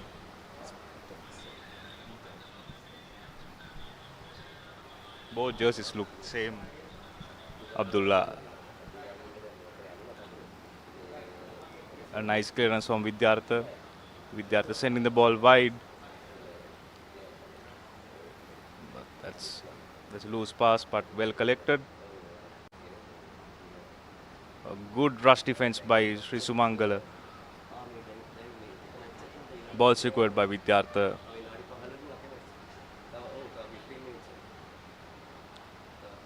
Nice support play. Very good backhand pass.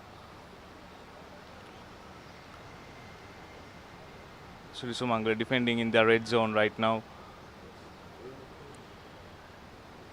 Abdullah, Vidyartha is trying to keep up the ball, trying to remain the continuity without going down. Yeah, excellent try, And isn't it? Brilliant try. They recycled possession.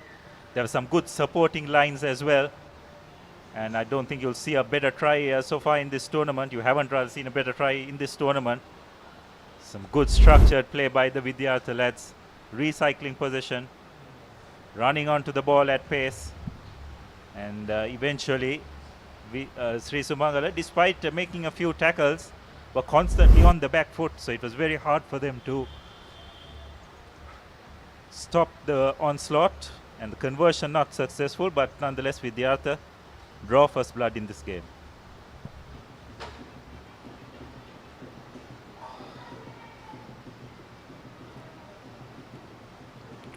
Vidyartha College back with the restart here.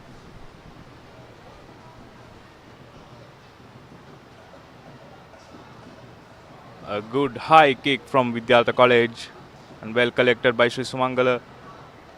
Oh, that's a good run by Sri Sumangala, well supported. Good clearance. They have players out wide and they've spread it out. Let's see whether Sumangala will be able to get their first score. They have got the speeds out wide. And what a reply by the Sumangala lads. Some really good work. Just the response you'd expect from the newly promoted team. Recycle position brilliantly to put the finishing touches. And with that, Sumangala have drawn level. The conversion not successful, but it's 5 points all, and we definitely have a game on our hands. I think this is a good opportunity for Sri Sumangala because now they're competing with A division teams which were doing really good this season. Absolutely, Sandra. I think this exposure will do them a world of good for next year's competition, but it's a different format. But nonetheless, just being exposed to this kind of competition in this kind of event will do them a world of good. And some good pressure applied from that kickoff, which resulted in a knock-on by the Vidyartha lads. Always very dangerous to let the ball bounce, especially from a kickoff. Vidyartha just a bit lazy there, lack of communication. And that's a well-spotted kick over there. A scrum for Sri Sumangala. Sri Sumangala using the blind side.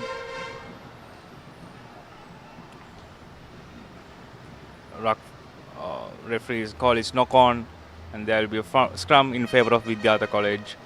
A bit unfortunate, really. Yes. Thought they did extremely well. Did their number 10 to identify a bit of space on the short side. Just had one man to beat, but some good defense by the Vidyartha player, enabling them to thwart that attack. And now a chance for Vidyartha to clear their lines. Let's see what option they will take. Yes, they do decide to go to the boot. Sumangala not having a sweeper in place, so it will be up to their wing three-quarter to trail back. And will he find himself isolated? So really good chase by the Vidyartha outfit.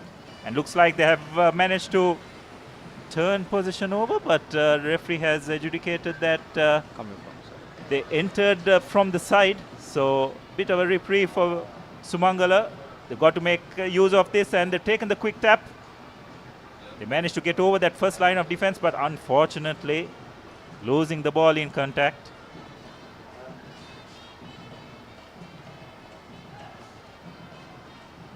So this is a really close battle between these two outfits from Kandy. Quite the contrast, isn't it, from the previous game, Senura? Yes, definitely, Abdullah. And this rivalry not only from here, it goes back to up country as well.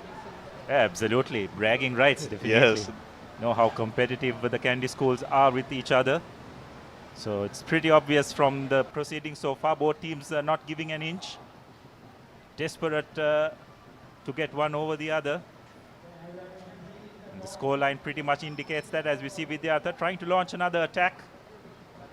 A missed tackle by Sumangala will enable Vidyartha to go over for their second try. Sumangalans will learn pretty quickly that you just cannot afford to do those kind of mistakes with the top level teams. So it is a touchdown, virtually on half time. Conversion is successful, so it's 12 points to 5 to Vidyartha as we have a replay, as we have a look again at that try. Nice swerve out wide, but really the defense needed to have done better. So it's 12 points to 5. The hooter has gone, but we'll have the kickoff since the try was scored before the hooter had gone off.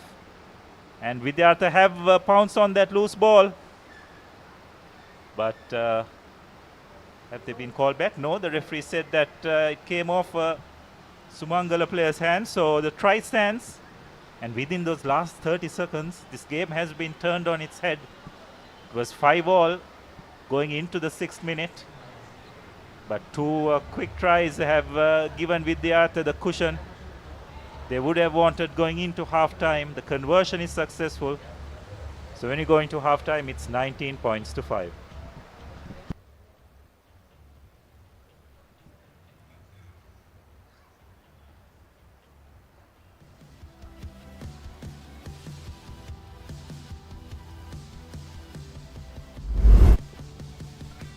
So we have a look at the replay once again. Vidyartha drawing first blood with a well executed sequences of play, but Sumangala, to their credit, pounced back with the kickoff virtually as a result of a knock-on by Vidyartha to equalize, and it was pretty much close battle until the 6th minute when this missed tackle resulted in Vidyartha going into the lead under the post, with the conversion being successful. And then with the hooter gone, an error at kickoff resulting in Vidyartha player pouncing on that ball to go over for their third try and extend the lead to 19 points to 5.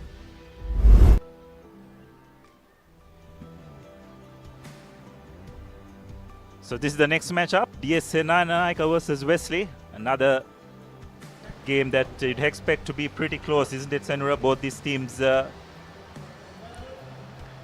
lot of experience playing at the top level, so we can expect some really good rugby between both these teams in the next match. Yes, Abdullah. And Wesley, that will be their first match in this in first day. So again, Sri Sumangala back with a restart. Yes, it's critical that Sumangala get the first points on the board in this second half if they want to stay in this game. They'll be desperately disappointed how that first half ended. It was 5-all, just about a minute to go. But Vidyartha just showing their experience and pouncing at the crucial time just before half time. Now they've retained possession, spreading the ball out wide. Sumangala just standing their ground, not rushing, but they're holding their defensive line.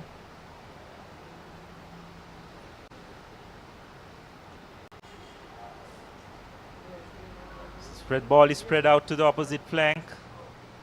There is space out wide. Nice wraparound pass, but that pass, I'm not sure.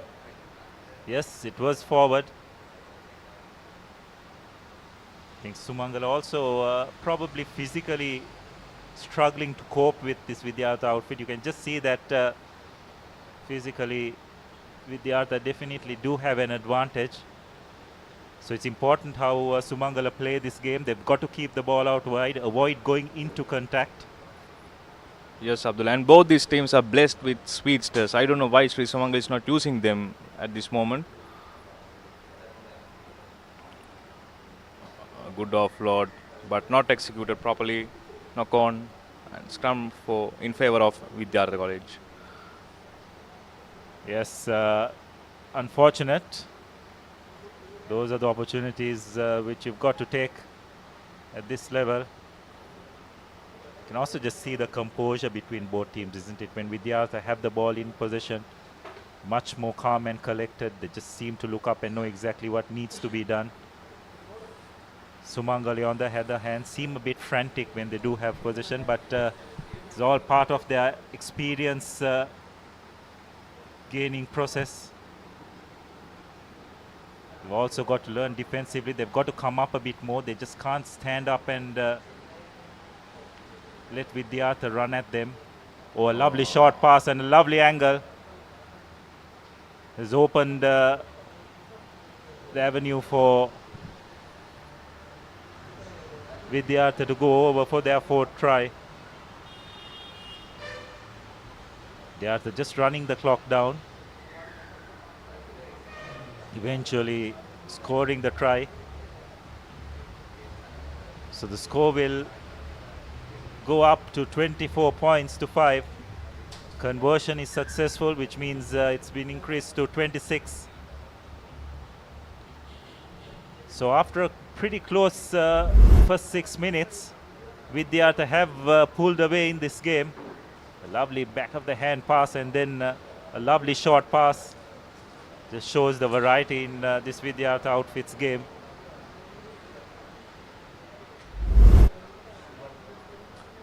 Again, Vidyartha College back with the restart.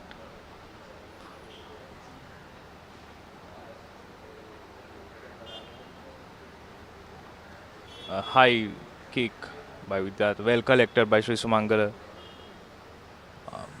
Play in front. Yeah, that's right, Sandra. I think the referee has identified that the Vidyartha chasers were not behind the kicker. So an opportunity for Sumangala. Again, a bit of a wild pass. An unwanted pass over there, Abdullah. He could have placed the ball and make a ruck over there. Yeah, that's right. I think that's where a bit of patience comes into play. Just going for that pass, probably not the best option. That's just where composure comes in, isn't it, Sandro? Definitely, Abdullah. And I think in Sri Sumangala players back of their head, that score must be tormenting them.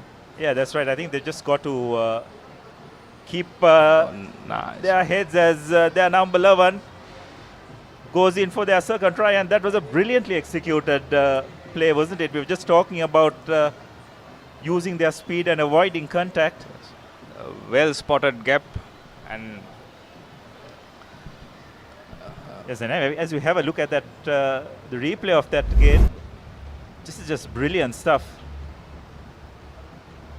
A switch pass, another switch pass. Vidyartha defense just watching proceedings, and their number 11, the wing 3/4, is definitely looked very dangerous in this game. Slicing through that Vidyartha defense to go over for their second try. And definitely these are the players to keep an eye on for the next season in 2024. Vidyartha collecting the ball. Great ruck. Moving the ball wide.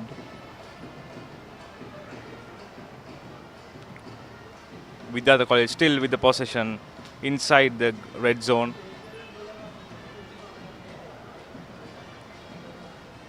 Abdul, do you see Vidyartha is sort of trying to get that Fijian rugby pattern, playing inside the 22-meter line, inside their red zone? Yeah, well, I think it's also a lot to do with the opposition you're playing against, isn't it, Senura? Probably they do realize that the Sumangala outfit are not very potent in how they go about things. But just having said that, suddenly Sumangala just getting another lease of life. But again, unfortunately, finding themselves isolated. Yes, Vidyartha trying to up the pace of the game, taking the quick tap. And the ground has pretty much opened up. And there's wide open areas for Vidyartha to go over for another try. So that's just experience, isn't it, and a lack of it. Definitely, Abdullah. And this try will seal the game for Vidyartha College. Yeah. Yes, again, that initial break was done by the Sumangala player, but he just did not have the support, isn't it? Yes. That was just ball watching. Just got to trail the ball carrier, support the ball carrier, run that precise line. The support was late over there, otherwise it would have been a good move.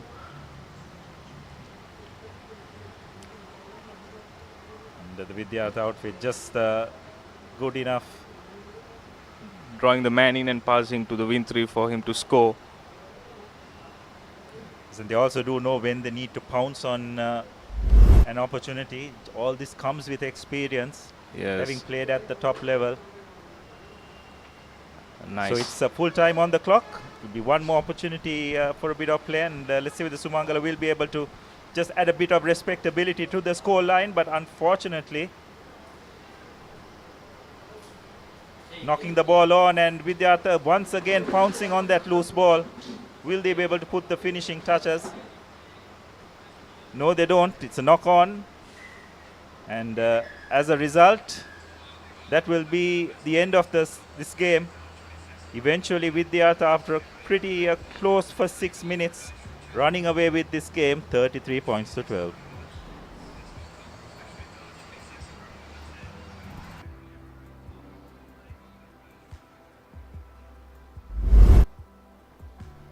So we have a look at the replay of this second half. Vidyartha College scoring a well-spotted try over there. That's a first try in the second half. And one nice try, 2 switch passes, and a great move by Sri Sumangala under the post, converted try over there.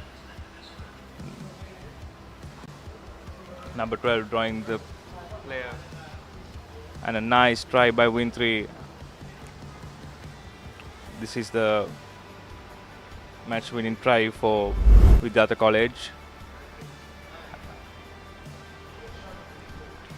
Yes, as we prepare for the next game, before that we just have a look at the quick stats.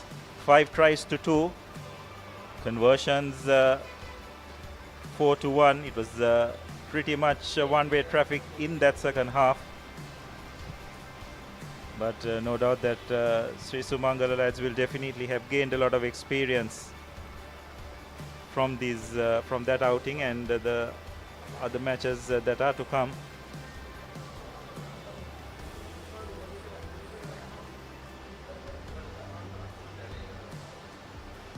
As we await the commencement of the next game, it will be between DSN Naika and Wesley.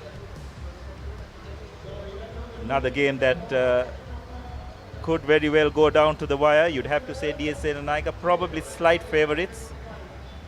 They have shown really good form, not just in the 15s, but even in the 7's tournaments that preceded the 15s season. They've got some wonderful runners in their ranks. Yes, Abdullah. They were performing well during the season. Even when it comes to 15s, they were in the quarterfinals in knockouts as well. They were selected for knockouts. Wesley team making their final huddle before the match.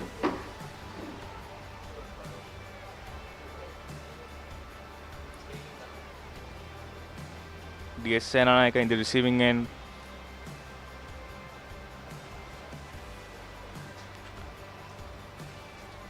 I'm sure, Abdullah, this will be an exciting match because both these teams, 2 Colombo schools.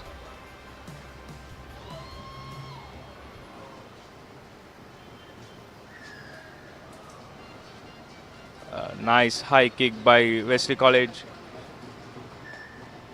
It's a knock forward, says the referee, and a scrum down in favor of DSNI College. Yes, a nice hanging contestable kick. Just unfortunately for Wesley, not being able to tap the ball back. As a result, it will be DSNI to get the first attacking opportunity through this scrum.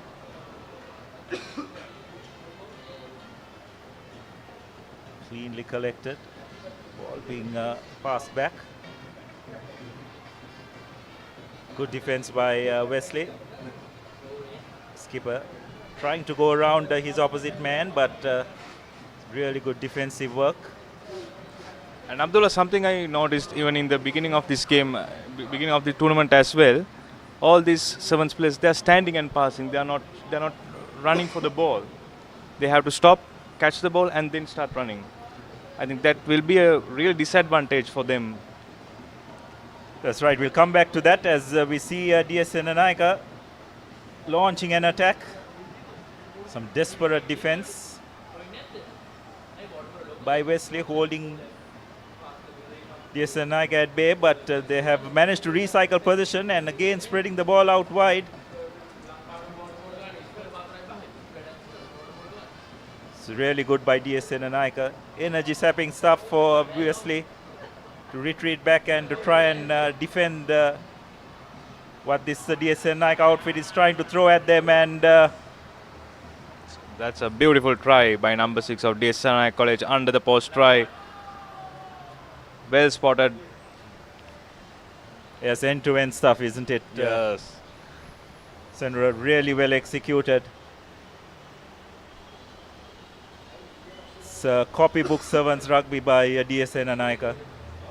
Using the width to good effect, stretching the Wesley defense out wide, and eventually managing to manipulate the Wesley defense where they had numbers out wide to go over for their first try. As we have a look at that once again. Yes, you're talking about players standing and passing, and it was just the second receiver who actually hit the line and managed to draw his opposite number and create that overlap for the DS wing 3/4 to put the finishing touches. If these players can do that, all the defense will be in their back foot all the time when they're defending. Yeah, that's right. Come back to that. Again with Not the restart. The best of kickoffs. Wesley College with the position, but knock forward. Stamp down in favor of DSNI College. Inside the 50-meter line. Sorry, inside Wesley's 50-meter line.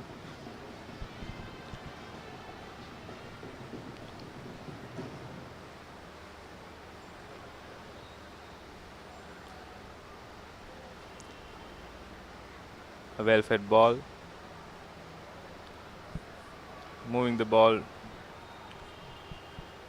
wide. A good tackle by Wesley College.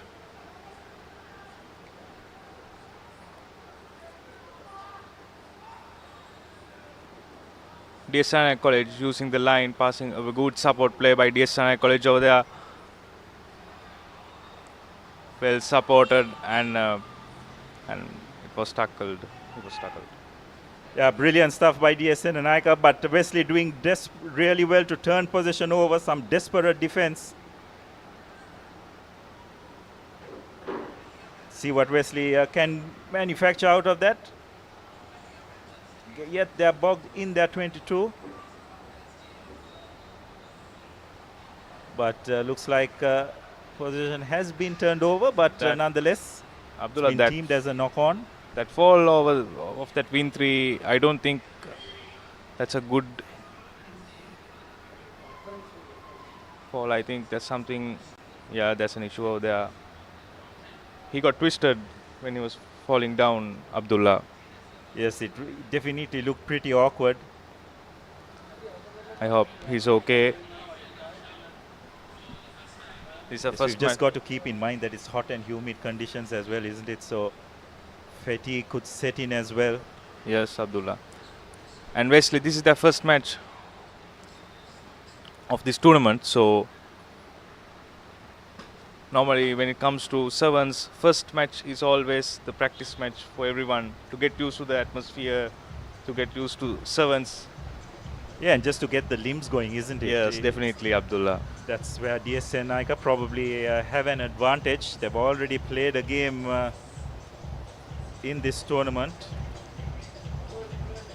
They went down to the Dubai A team, 15 points to 12, but nonetheless have had a game under their belt, so that would probably do them a lot of good against a team that's coming out for the first time. So we're just play has been halted for a few minutes, the result of that injury to the Wesley player. Let's hope it's nothing serious. Sadly, Abdullah, stretcher was taken in.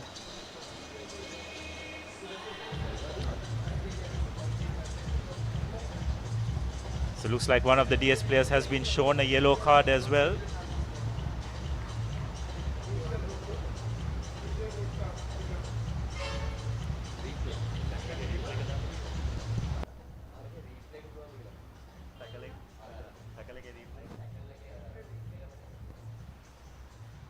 So we'll just have a look at that replay once again of the incident that led to this injury.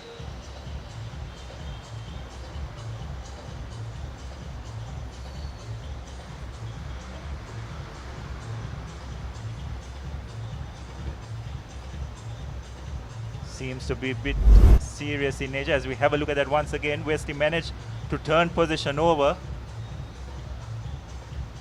Wesley player going in, and you could see that his right knee, when it made contact with the ground, was in an awkward position.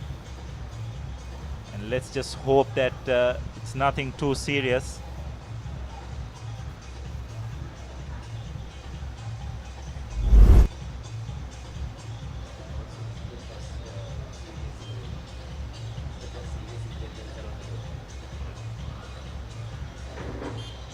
It's just the first serious injury that we have seen in this tournament, and looks like unfortunately the player has been stretchered off. Let's hope it's nothing too serious.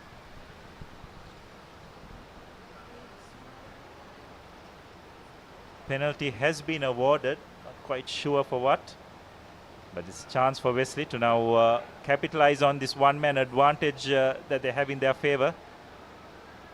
But DSN Naika have done brilliantly well to turn possession over from that breakdown. DSN Naika pretty comfortable with ball in hand. Managed to retain possession, spreading the ball out wide. Just trying to go out round his opposite number, but well held by the Wesley defense. Nonetheless, DS have recycled possession, spreading it out wide. It's pretty obvious where DS want to play this game. They want to use their runners to good effect. And Wesley have turned possession over, and it's another high tackle.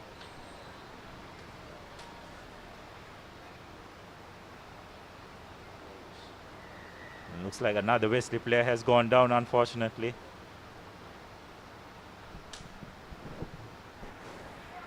So you can just see the toll this defensive effort by Wesley is taking on their team, isn't it? DSN Naika have pretty much dominated possession. And in the game of 7's rugby, you don't want to be defending for extended periods. It's never easy to play this game without the ball. That's true. We'll have a look at it, the replay once again. 3 defenders, all coming at one moment to make that tackle. Probably have to say a bit of friendly fire. Abdullah, that is lack of communication, Abdullah. Yeah, I guess you could say so, Senra, but when 3 players converging on one player, it's pretty hard to say mine, unlike a high ball, but yes. Probably a bit of peripheral vision would have helped the cause as well.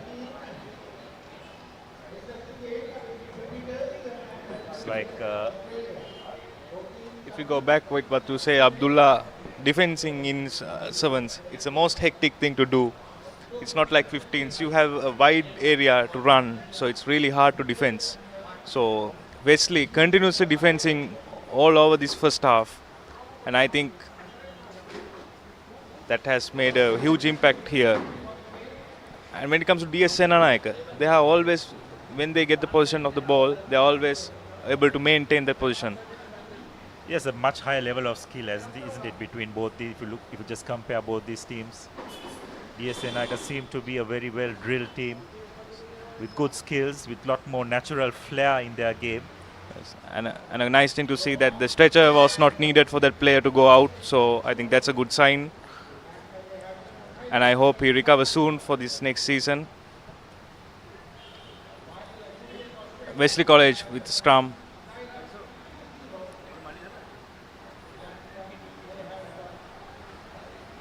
Scrum rotating.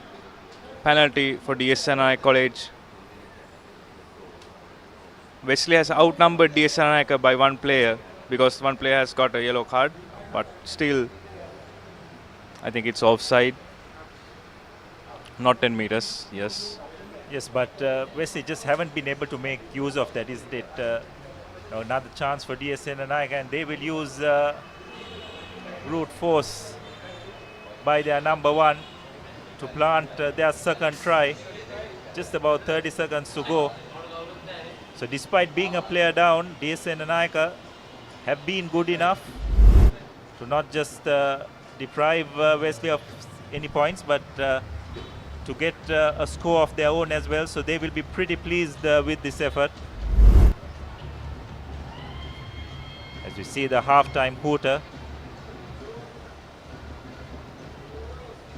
Conversion not successful. So that will be halftime. DS Senanayaka comfortably placed 12 points to nil. Although it's just 2 tries in that game, position-wise, you'd have to say that DS Senanayaka pretty much dominated those first 7 minutes of the game.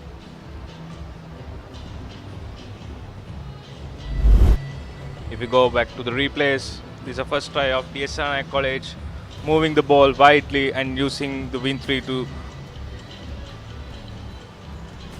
a nice run by win 3, number 6 of DS Senanayaka College, and a clean under the post try.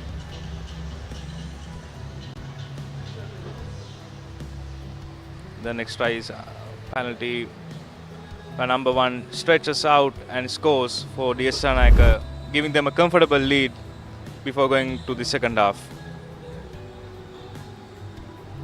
So this is the next match. The host, St. Peter's, will be taking on UTS Australia. Abdullah, this will be an interesting match because both these teams are unbeaten at this moment, and UTS Australia, they are really good when it comes to skill-wise, and they're very talented Australian team, and I think this will be a nail-biting match between these two. Yes, I have no doubt about that. I think probably the pick of the games for the day, you'd have to say. Yes. So it'll be interesting to see, just watching both these teams warming up on the warm-up pitches. Seem to be primed for this game.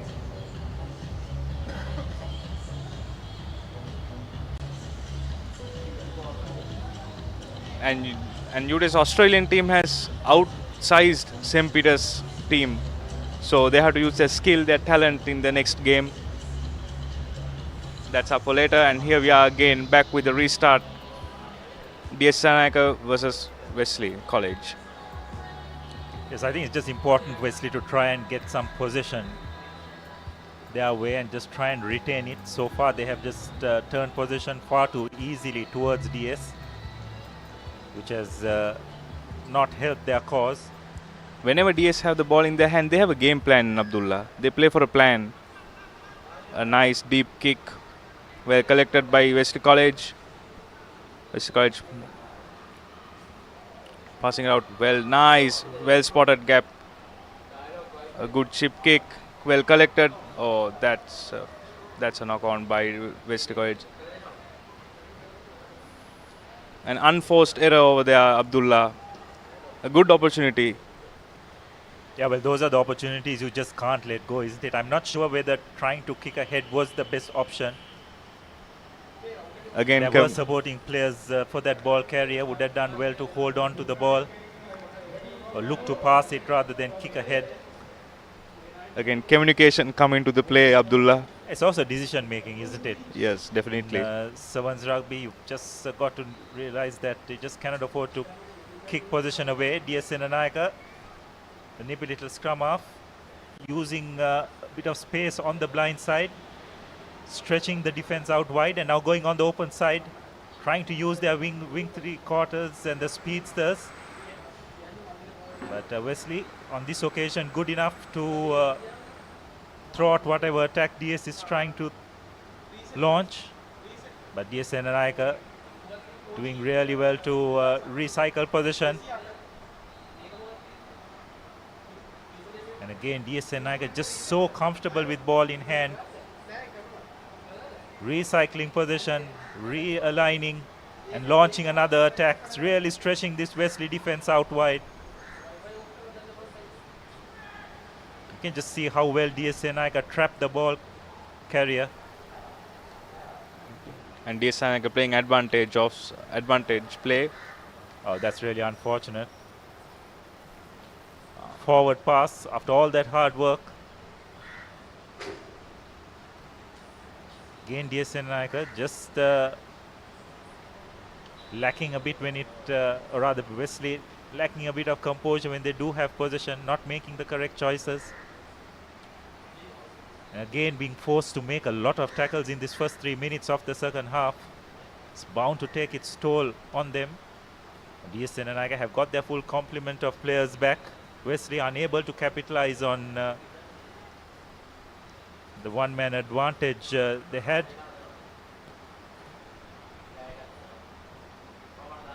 Still, Wesley has enough time to get back into the scorecard, and only 2 times they have to score. Ball was recovered by DS Senanayaka and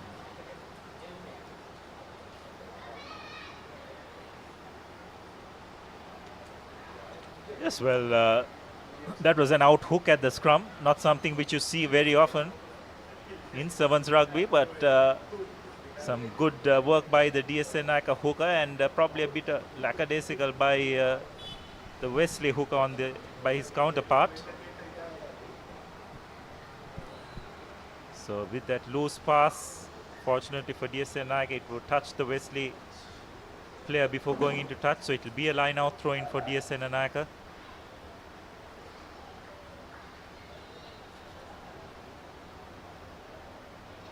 Clean collection, but not a good feed off. DS Senanayaka trying to launch another attack. This is much better by Wesley. Swarming defense coming up, cutting off whatever space DS Senanayaka tried to generate, but DS Senanayaka, just like any good team, recycle position. Again, Wesley trying to make tackles, but this time successful. DS Senanayaka, for a change, have isolated the ball carrier, and Wesley have done really well to pounce on that ball. An attacking opportunity. Wesley can get a score here. They're right back in it. It's just 12-0. We've just got to keep in mind. Wesley recycling position, spreading it out wide.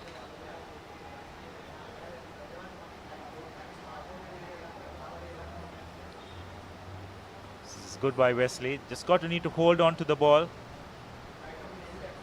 Number 15 breaking a couple of tackles. Eventually recycling it, but Wesley do have numbers out wide. Just got to spread it wide, but deciding to cut in is their number 12. A brilliant try.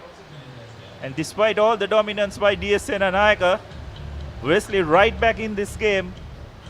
12 points to 5, conversion to come. As we approach the final 2 minutes, conversion is... Don't think the conversion was successful.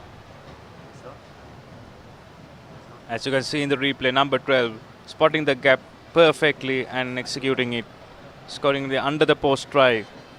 Yes, well, it's just set up for a wonderful couple of minutes or 90 seconds. Just shows in this game of 7's rugby, you've got to put points on the board. DSN and Ica, despite enjoying a lot of possession, haven't been clinical enough to put points on the scoreboard. But Wesley have just let themselves down terribly with a pretty average restart. So DSN Ica will just look to try and hold on to position and just run the clock down. Nice switch pass. And some really good work by Wesley. Again, DSN and Ica falling off in this last couple of minutes. Just the chance Wesley have to try and score one more try, the final minute.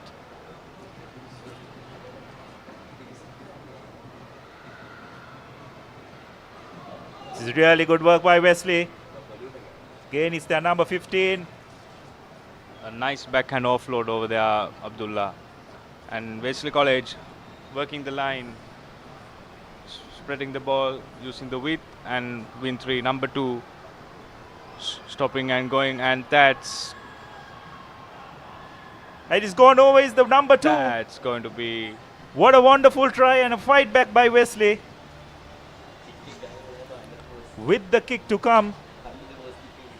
This is a very important kick, Abdullah.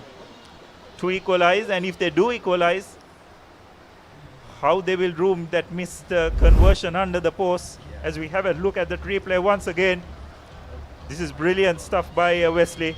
They were under the pump for most of this game. You can hear the hooter going off. And the conversion is... Conversion is successful, Abdullah. Successful, so it's 12 points all, I believe.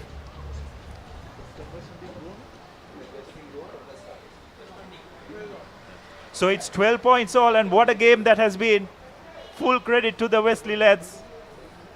Down 12 points to nil at halftime. They hung in there.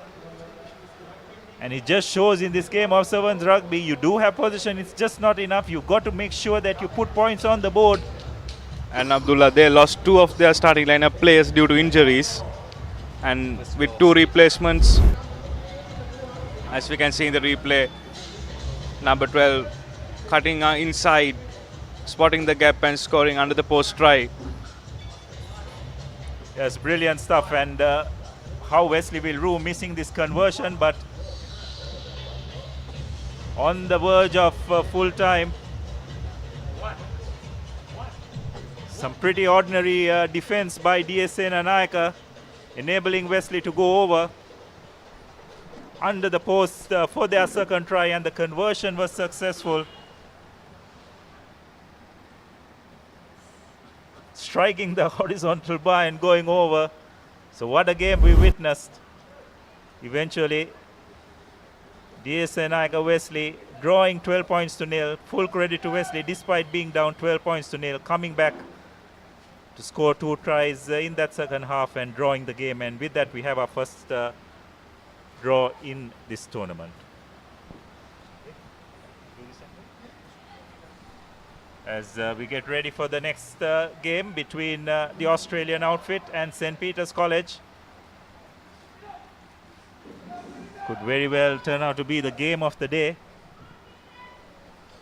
Yes, Abdullah. This game will test both the sides, especially the Peterites, the hosts, taking on, I think, one of the strongest sides in this tournament, UTS Australia. They kicked off their campaign with a big win over the Zyrians, 50 points to nil. And the Peterites trying to build something.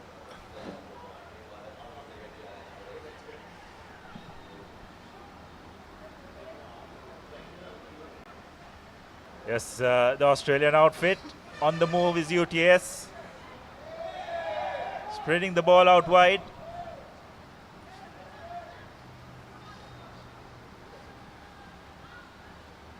Peterite defense realigning. It was slow ball from that breakdown.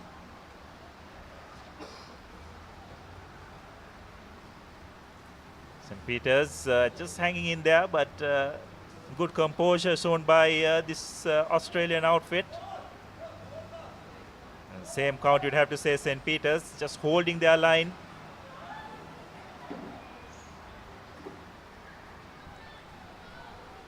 Big thumping tackle coming in from the Pit Rats.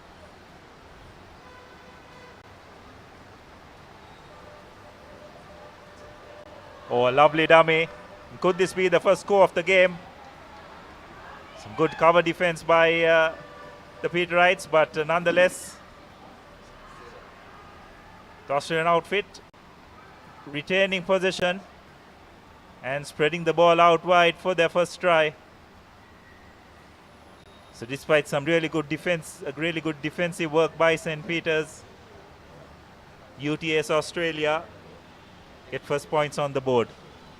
Yes, Abdullah. We saw they had to work hard for that, and they draw first blood here. One of the most interesting games in today's schedule. The earlier game between DSN and ICA and Wesley College was close as well, but couldn't add the 2 points, so the score will remain 5 points to nil in favour of UTS Australia. Yes, what's going to be important for St. Peter's is to hold on to position. They don't want to be making a lot of tackles against this Australian outfit. Physically, the Australian outfit have an advantage. But the first opportunity for St. Peter's, the Australian chasers very clearly in front of the kicker. So let's see whether St. Peter's will be able to manufacture something from this free kick. Yes, cardinal error from UTS Australia. Can the Pit Rats pounce on that?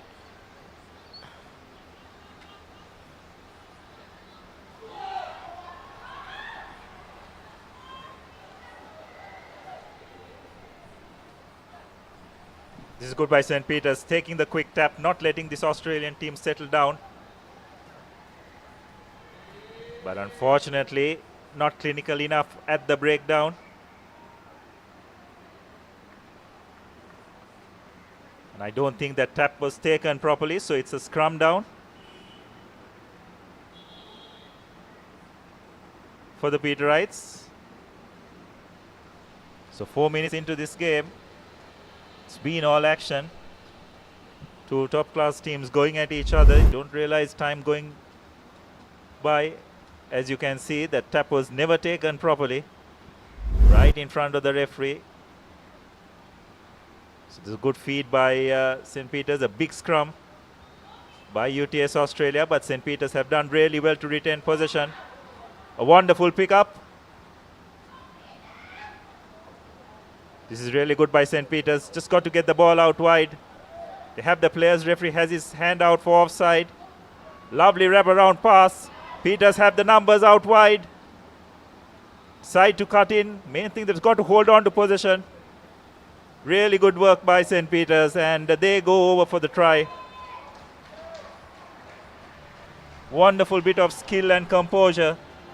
That's how St. Peter's will want to play this game. Just try and move this Australian outfit end to end, and eventually the gaps will appear. So St. Peter's striking back immediately. Yes, Abdullah. A good reply from the Pit Rats. All things tied here with a conversion to follow for the hosts.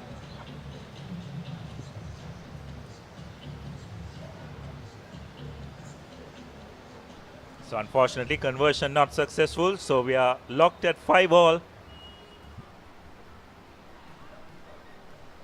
Approaching the final minute of this first half. And what a game it's been.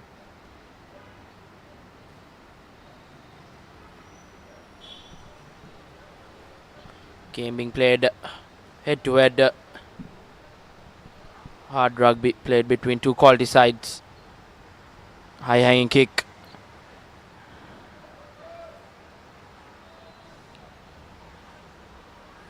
Good cutout pass on the occasion. Trying to find some space.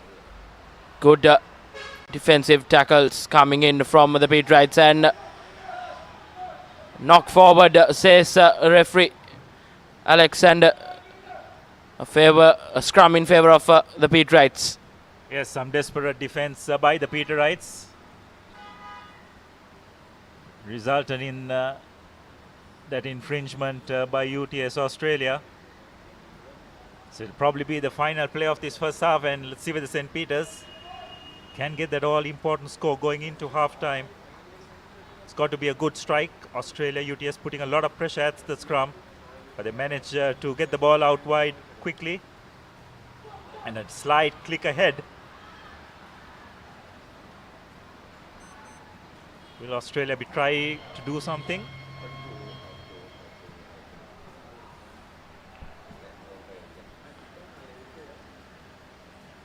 And Australia just kicking the ball into touch. They heard the hooter. But a few anxious moments for UTS Australia. You'd have to say St. Peter's coming out the better in that first half. So we are locked at 5 points all between St. Peter's and UTS Australia at halftime.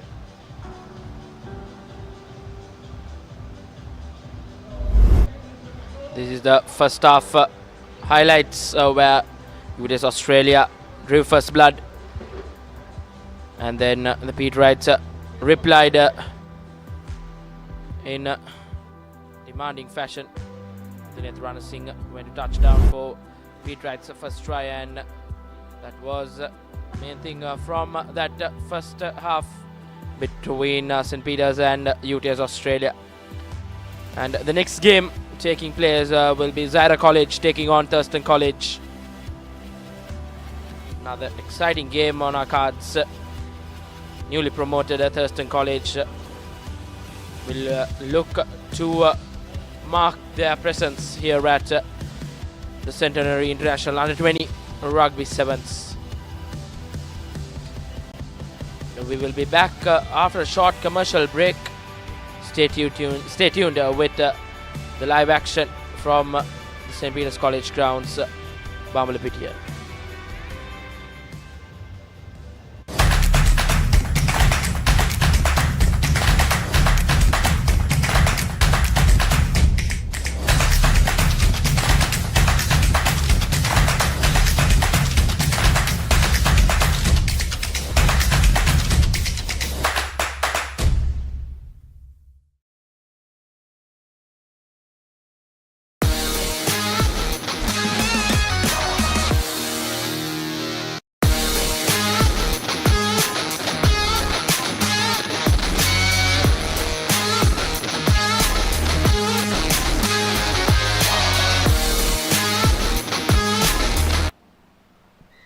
Yes, getting ready for the second half between this keenly contested group encounter between UTS Australia and St. Peter's.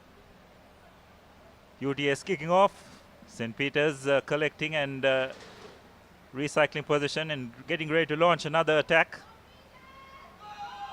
St. Peter's doing really well to keep the ball alive. They've got to avoid trying to go into too many breakdown situations.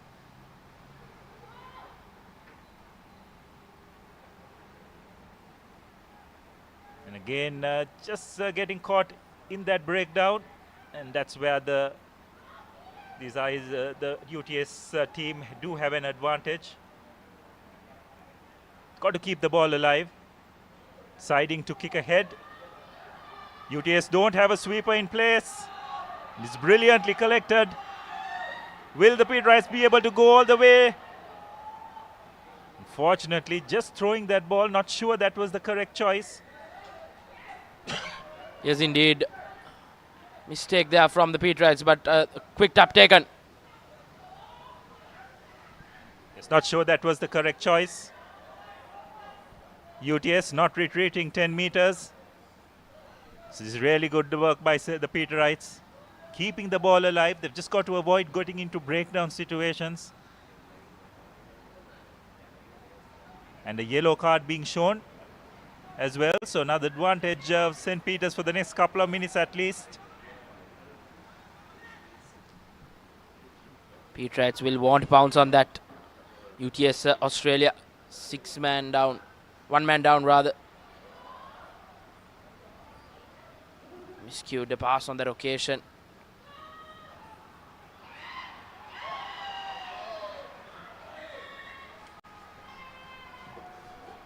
And that's the first score of the second half when Peter Wright's second try. Looks like one-man advantage being capitalized on by the Peter Wrights. Going on the short side, keeping the ball alive. And the finishing touches being put to some good sequences of play by the Peter Wrights. They take a 10-5 lead.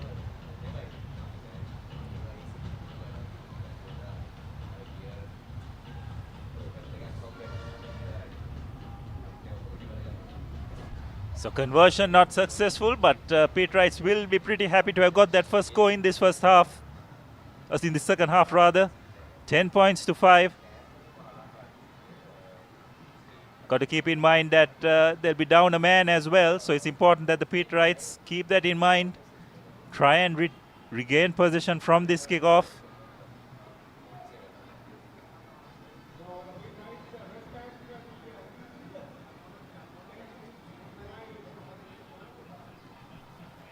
Nice hanging kick. Very well retrieved. Peter Wrights on the move again. Inside pass. This is much better by the Peter Wrights, holding on to position. Another high tackle. Referee has his hand up for a high shot.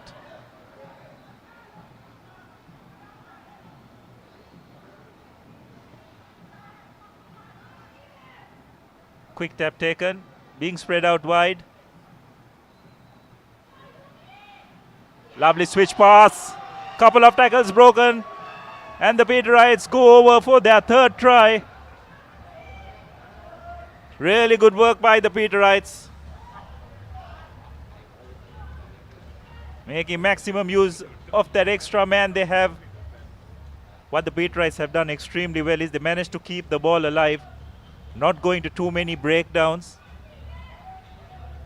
That's definitely the way you've got to play against these foreign teams. Avoid going into contact. So we have a look at that replay once again. Ball spread out wide. A lovely dummy switch. The UTS outfit caught flat-footed. And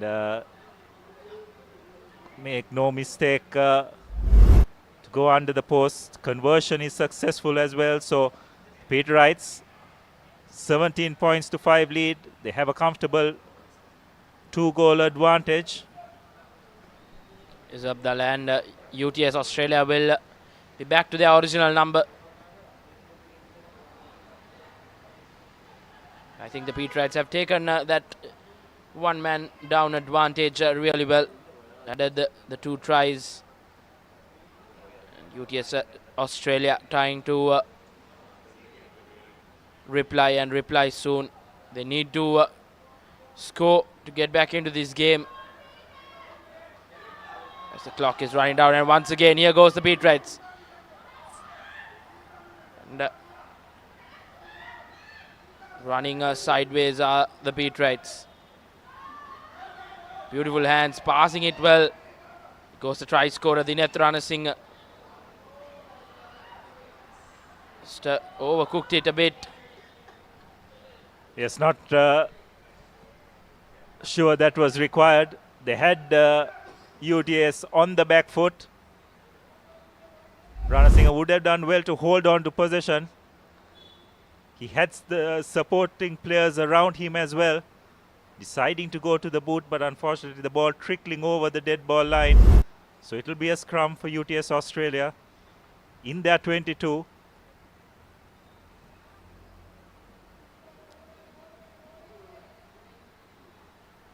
Just approaching the final minute of this game. Peter Wrights will be desperate to hold on to this lead.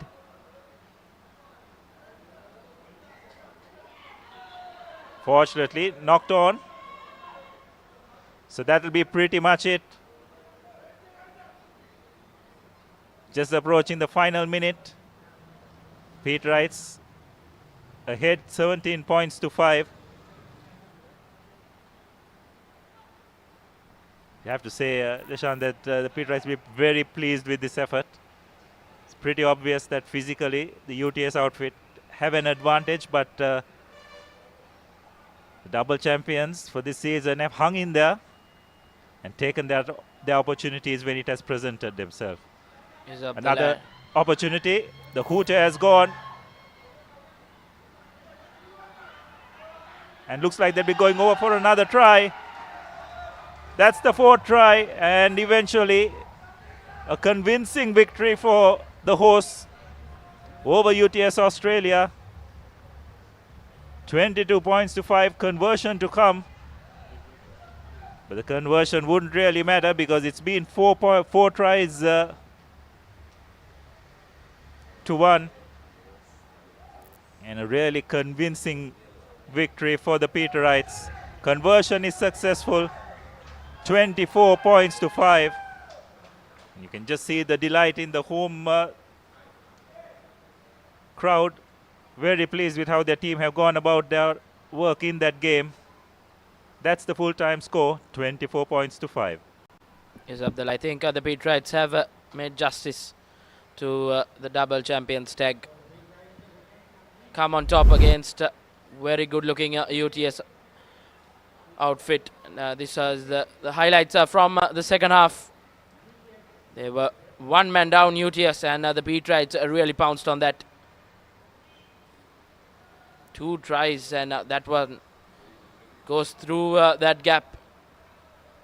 Give Peterites a big advantage, and then from there on it was just Peterites, the Peters show here in Bambalapitiya. Just too good for UTS Australia, the Peterites, and it was the final try from St. Peters, and that's the key stats from this big game. St. Peters coming off with a comfortable win over UTS Australia, 24 points to 5, which consists of 4 tries and 2 conversions. The next game on our cards will be Thurston College taking on Zaira College. And as you see on our screens, Zaira College taking on Thurston. Newly promoted Thurston College will be a good test as they go up against very good looking 7's outfit from Zaira.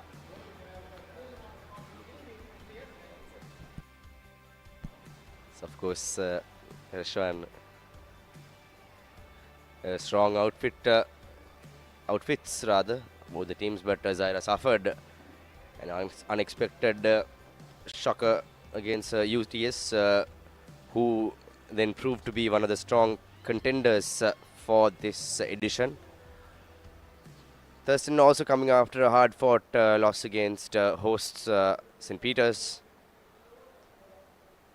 Earlier we saw the first drawn game of the tournament, Wesley taking on DS Nayaka in a comeback drawn affair. So exciting action is ready in this St. Peters Centenary International Rugby 7's at Bambalapitiya.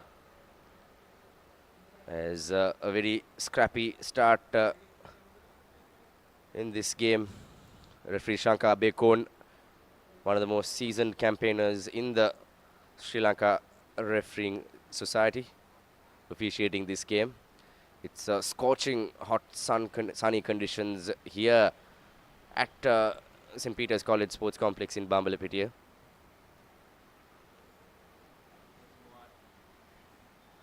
Down here, it's hot and humid. It's taking a lot for the players. Almost fumbling it on that occasion, and the Thurston College player working their lander, but dispute pass. Good tackle there from Zyrens. Long cutout pass. Thurston has been playing some absolutely stunning rugby in the segment me. They became champions of the Premier Trophy as well, beating Sri Sumangala, who was the second best team in the league and the knockouts as well. And this is number 15, Ahmad Saad Altaf for Zaira College. Goes in for the first try of the game. He's the elder brother of Trinity's young prodigy, Shan Altaf. Saad playing for Zara College in Colombo. So interesting brotherly connections in the rugby arena.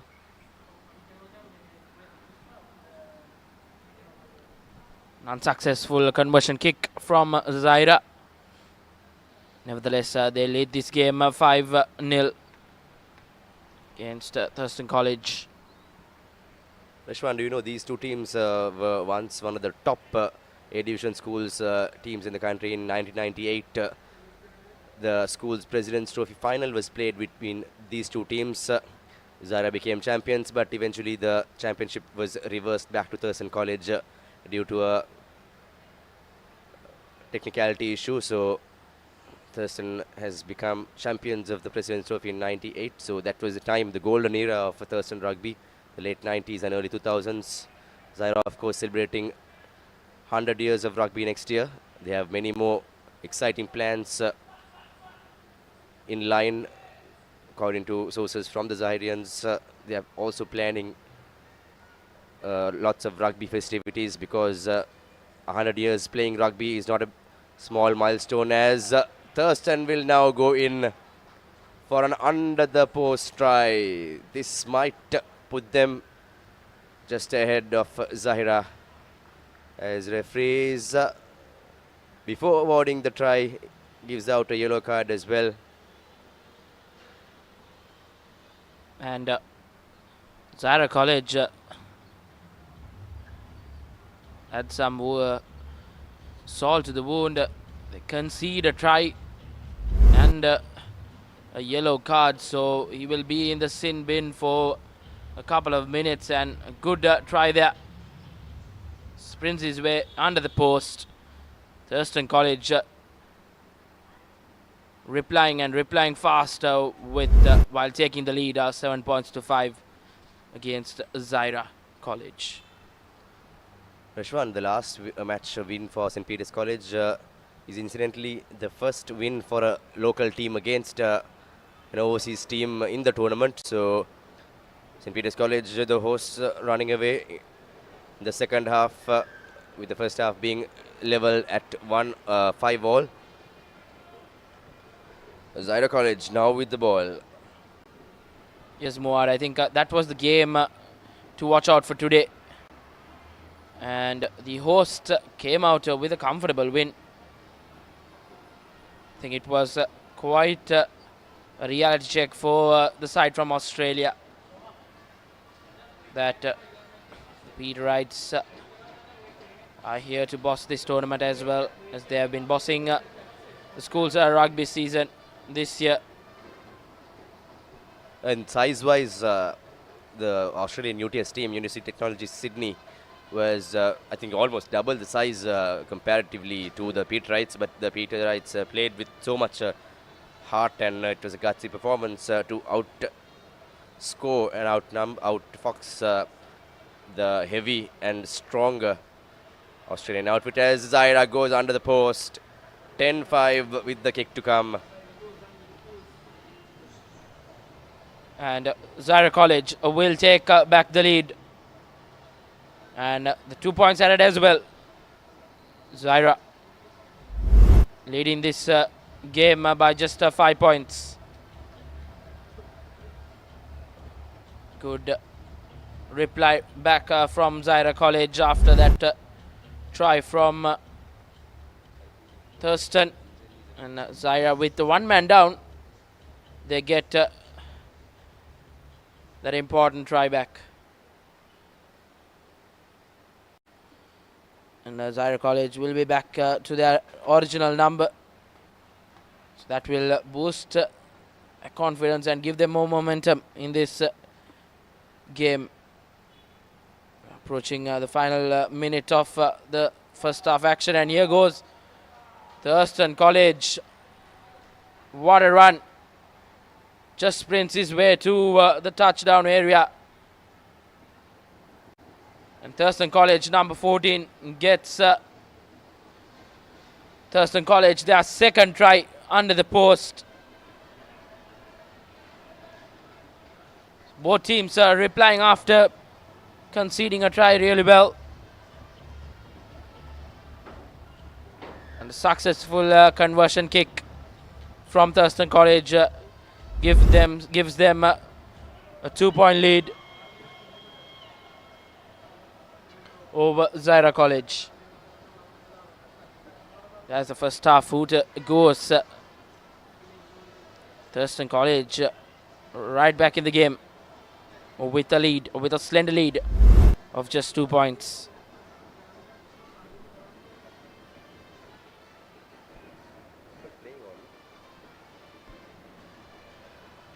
So the ref's clock might have some extra seconds, so he has not avoided the half-time yet, as Zaira number 8 goes in for the corner.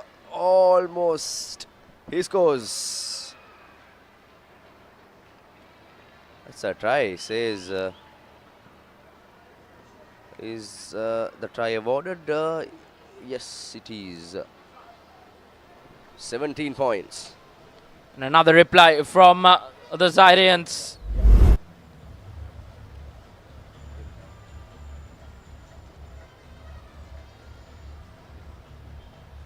Looks like a player from the forward pack wearing that number 8 jersey. Zaira playing in their traditional first 15 jersey, the maroon, green and white. And Thurston College also in their traditional tricolored jersey.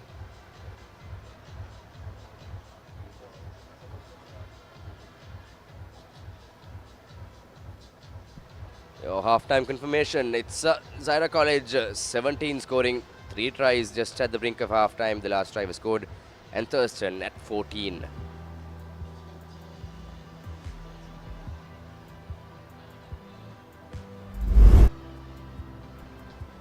These are your first half highlights. Saad Altaf going in for the first try of the game. Missed that easy conversion as well. When Wesley missed the under the post conversion in their match against DS, which costed them so bad in that win. And Thurston going under the post in their reply. Zaira hit back hard and strong again. Beautiful dive under the post to go in 12-7 as we see this brilliant 50+ meter run by Thurston winger. Yes, indeed, Muad. Brilliant run. But that was cut off from Zaira College. From equally.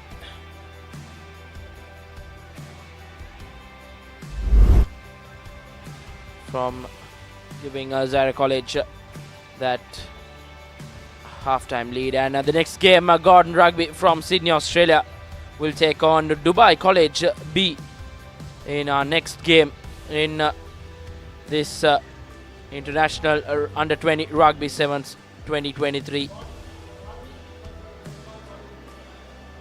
That's going to be an interesting game as well. Two foreign teams going head-to-head.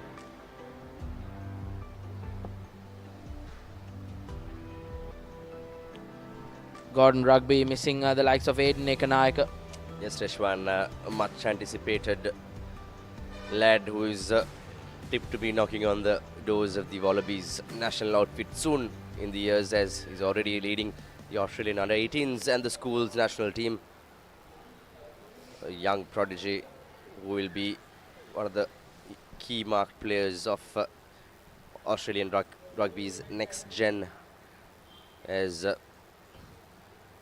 can see all the backroom work of the tournament is done on those inside those canopies, the huge makeshift pavilion at the Bambalapitiya grounds here.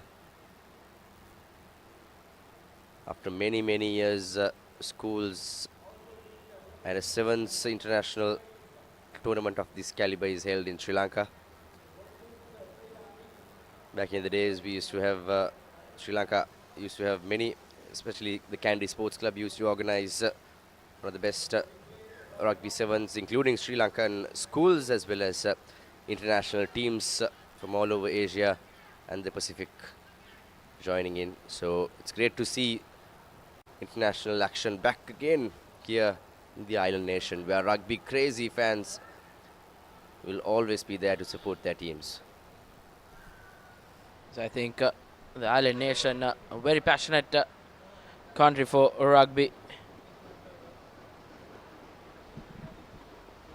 Nevertheless, goes Thurston trying to get back into the lead. They have responded every time Zaire College has scored a try.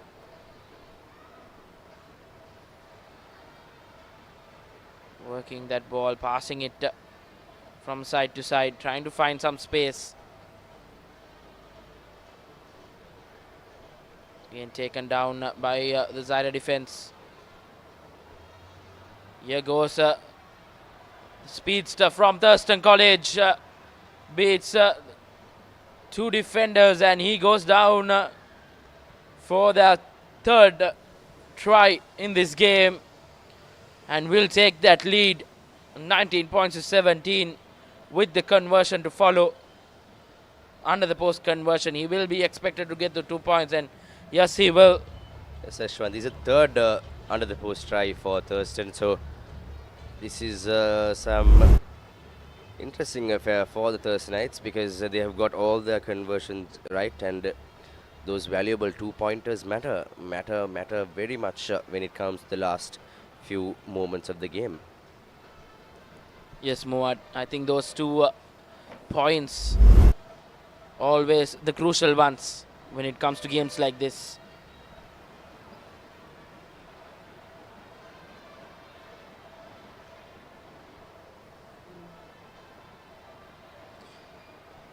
Zaire College have scored thrice, but just converted just one of their tries. That shows the deficit of 4 points. So Zaire College working hard to respond. And Rishwan, Zaire had to work very hard to score their tries, whereas Thurston just found the gaps and just punched those holes to run more than 30-40 meters in all their tries. So that is an interesting concern for the Zairean defense. Again, the Thurston win 3/4 like they played in their league games in the 15-a-side league in Sri Lanka. Thurston College outfoxing the defensive lines of their opponents. Not doing anything fancy, but just identifying those key gaps and running into them and just getting their 4th under the post try. All converted, 28-17. And looks like Thurston College are running away with the game, leading the game by just 11 points. Zaire College, if they want to get back into the game, they will have to score twice and at least convert once to go into the lead.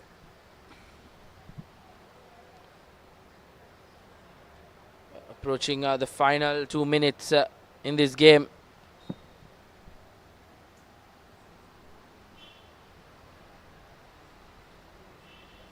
And a line out in favor of the Zaireans. They will want to work it quickly here.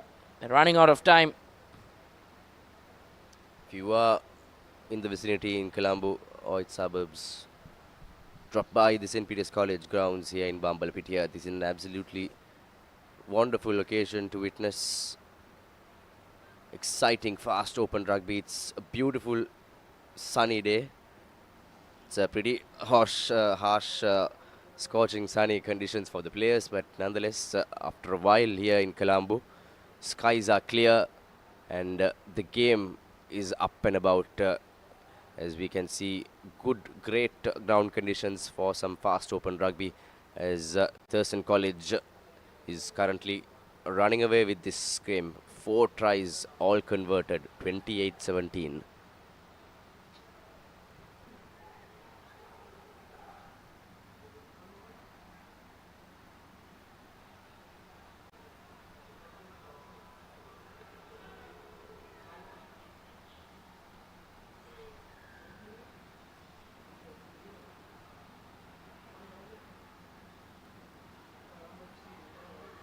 Ahmad Saad hitting the gaps.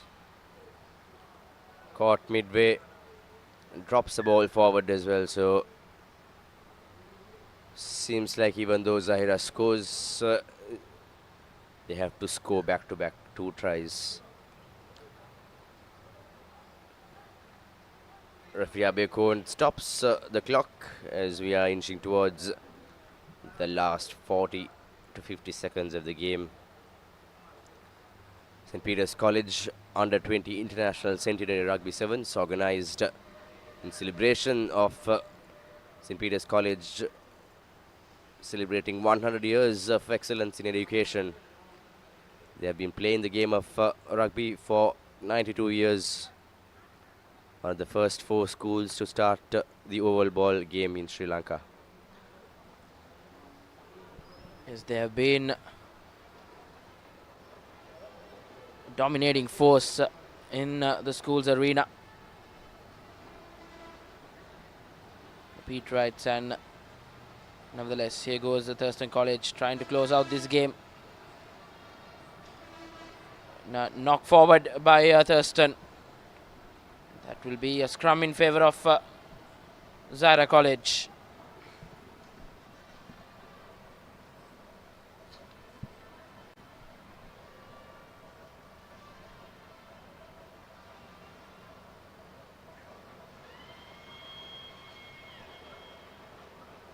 The hooter from the head table goes as referee continues play with Thurston definitely clinching this game in their pockets. The Thurstonites, this will be their first win of the series of the tournament here. They lost their opener against hosts and title contenders St. Peter's College. They gave a good fight, came short.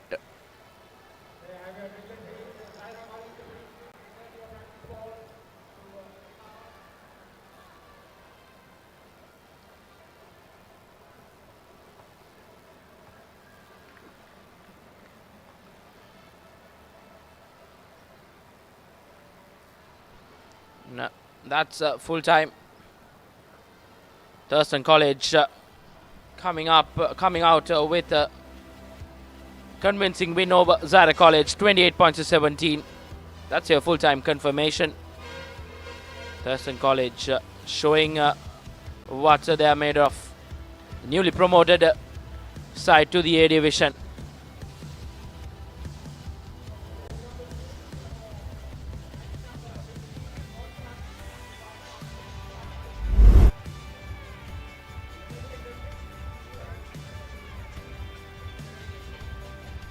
Now these are the second half highlights where Thurston College started to get away with this game, playing some good rugby, good 7's rugby, and Thurston College the happier side. 4 tries, 4 conversions. And just 3 tries from Zahra College and just 1 conversion makes 28 points to 17 in favour of Thurston College.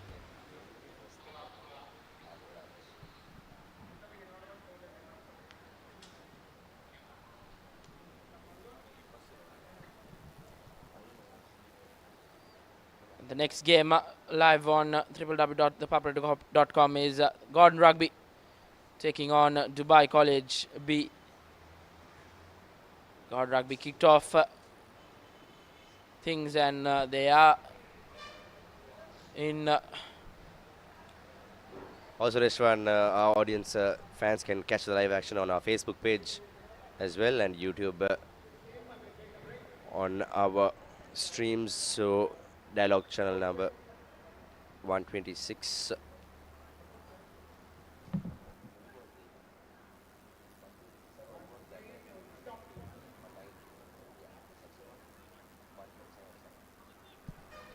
Beg your pardon, the channel number 126 is telecasting the Kawa Men's Asian Central Asian Volleyball Championship. You can catch the live action of the Centenary St. Peter's College 7's on channel number 119. That's 119 on Dialog TV as Gordon Rugby misses out on scoring that first try.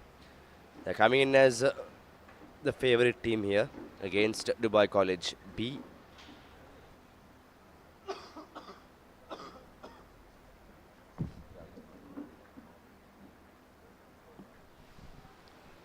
A scrum in favor of Dubai College to get out of jail. They will want to clear their lines here. It's Gordon Rugby right under their throat.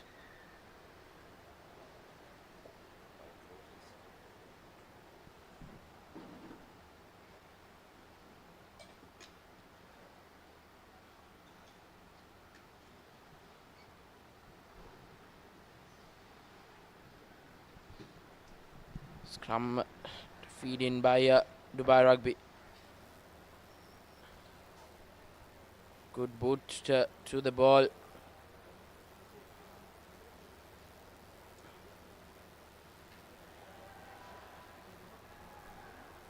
And beautiful play, but the referee calls back play, claiming it as a forward pass.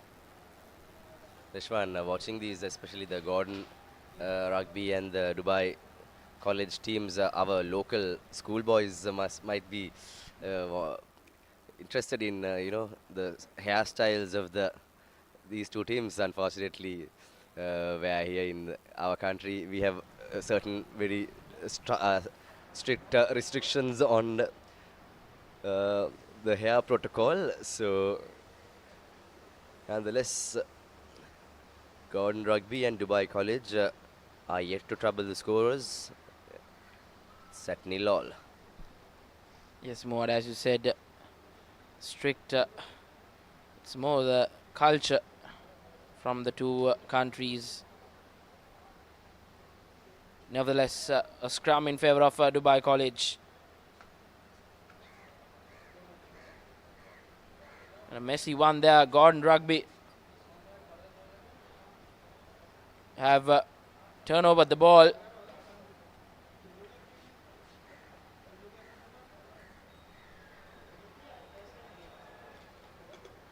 Here goes Gordon Rugby, trying to find some space.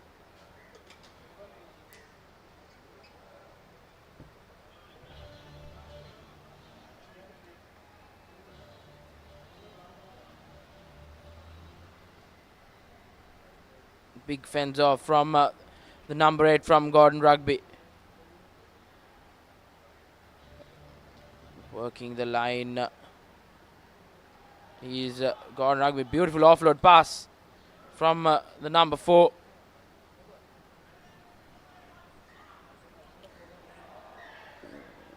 Ooh, that's very risky, very silly move to lift the play on the air. Let's see, the referees are consulting on the citation. There might be a red or a yellow. Yes, it is a yellow for probably the biggest player on the pitch, number 4 from Gordon Rugby. Size difference is definitely in advantage to the Gordon Rugby team. This one of the 2 Australian teams participating along with the Sydney University of Technology or the UTS Australia team. Teams from Bahrain, Dubai, Australia and Malaysia are taking part alongside 11 Sri Lankan teams here. Dubai College from the right wing.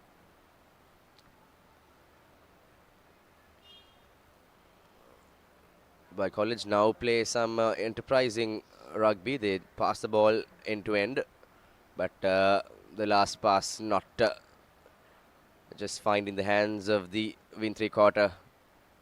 So it's still even Stevens, 0-all. Gordon Rugby coming in as favourites, but failing to secure to cross the try line. Yes, Muad, they haven't been in their A game in the opening 6 minutes.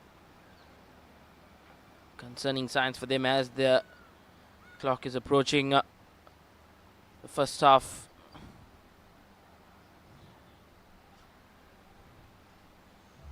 I think it's taking a lot on these players, the hot and humid weather.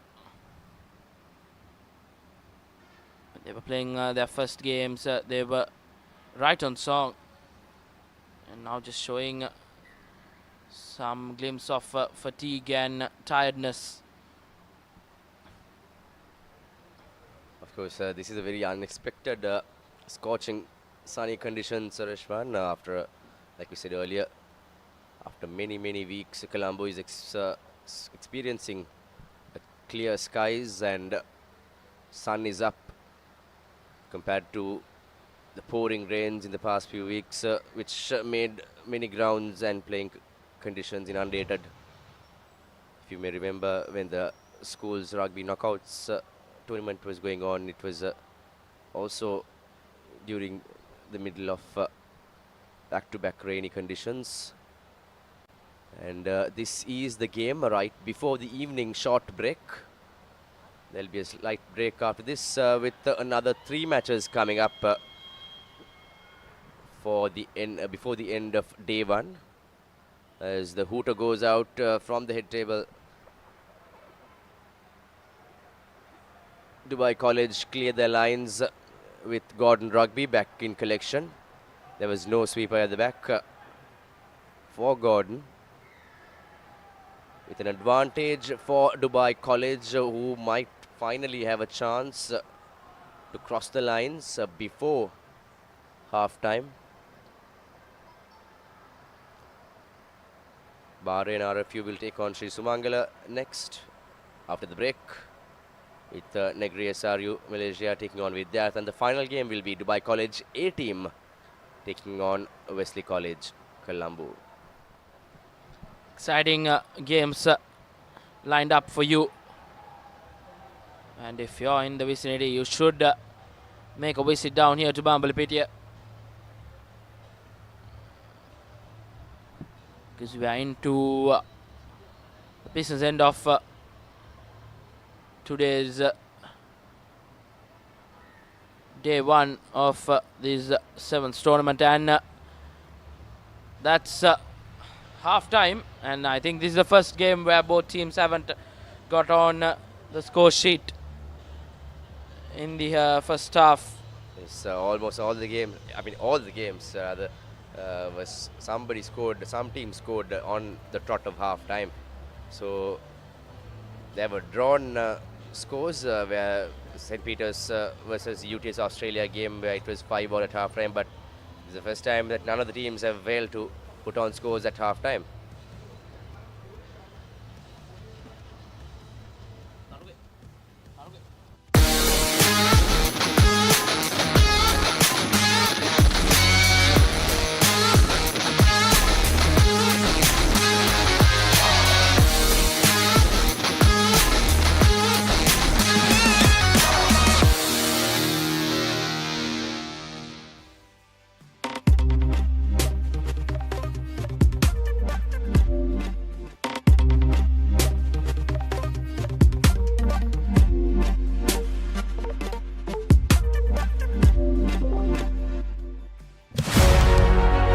Catch the excitement real time. Be up to date with it all. Let us capture your milestones. Get it sizzling hot off the turf. Hear the experts break it down. Dig deep into the nitty-gritties. Be inspired by their greatness. Relive all the scintillating action.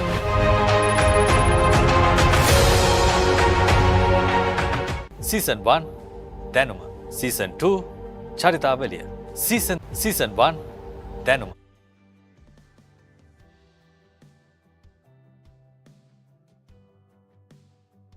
And Gordon Rugby Australia. St. Peter's Under-20 International Rugby Centenary 7's here at Bambalapitiya. If you are joining with us online on www.papare.com and our social media handles, if you are able to join us here at the venue, It will be great if you drop by Bambalapitiya. It's a great atmosphere here. There are 3 more games lined up for today. And tomorrow will be day 2 and the most exciting day with the knockout stages of the games being played. Gordon Rugby and Dubai College both have failed to secure any point in the first half. That's the big man for Gordon Rugby, who got a yellow card in the earlier stages of the first half for a dangerous act of play. Rashwan, Dubai College somehow holding on, coming as underdogs with a massive size difference as well. Yes, they have been defensively well organized, not letting size matter. As you can see on the screens, size difference is really different from the two players from both the outfits. The pack seems to be fine, but especially the line is a drastic difference. We saw St. Peter's almost half smaller than the UTS Australia rugby team, putting on a gutsy performance to go out victorious. So you see some resilience shown by the Dubai College, similar to St. Peter's against the Australian outfit.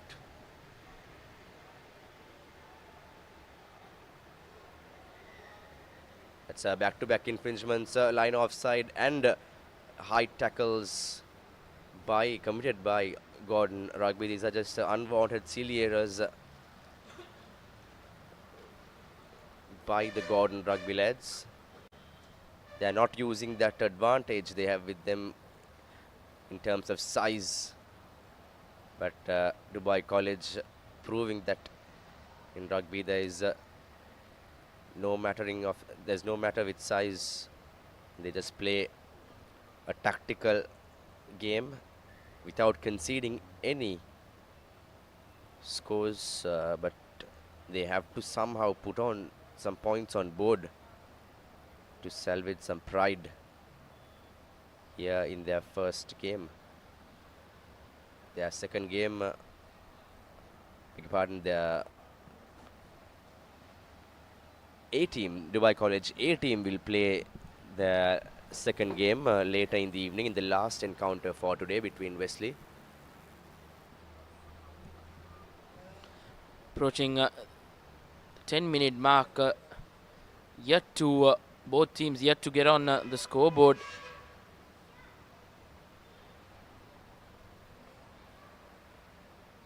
Great initiative by Pete Wrights for organizing this tournament with international taste as well for these local rugby players.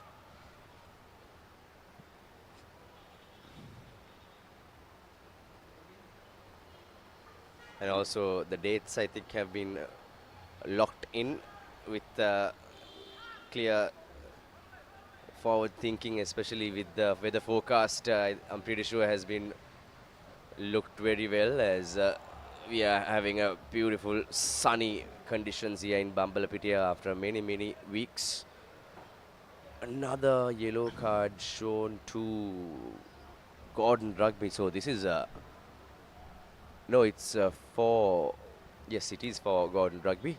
So indiscipline costing these Gordon Rugby lads, as this is their second yellow card in the game, in the first half of the game as well.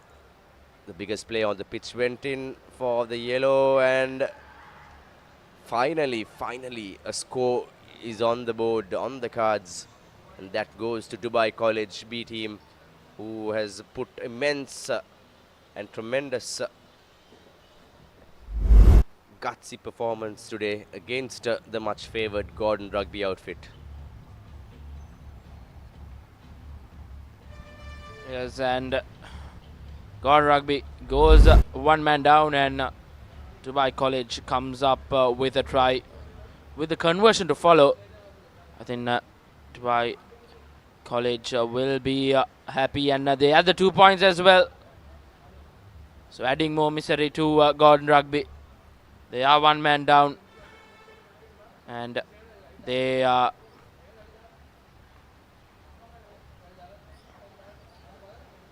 in the back foot with decreasing lead of just 7 points to nil against.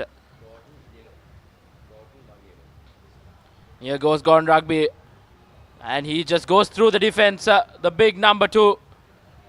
Valiant effort by Dubai College B player, but it was too little too late as the Gordon Rugby led number 6. Number 2 goes almost under the post. So this might be an equalizing score. We are just yet to see the conversion.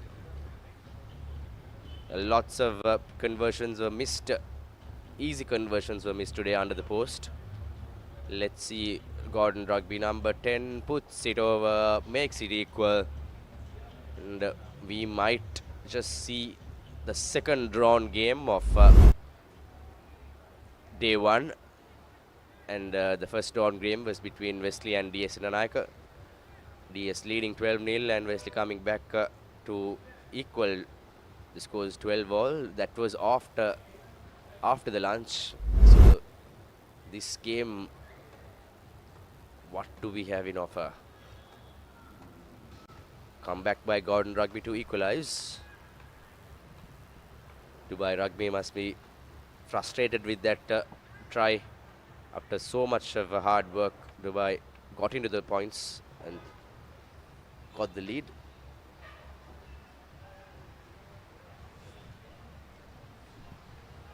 Interesting last 30 seconds to follow here by Rugby.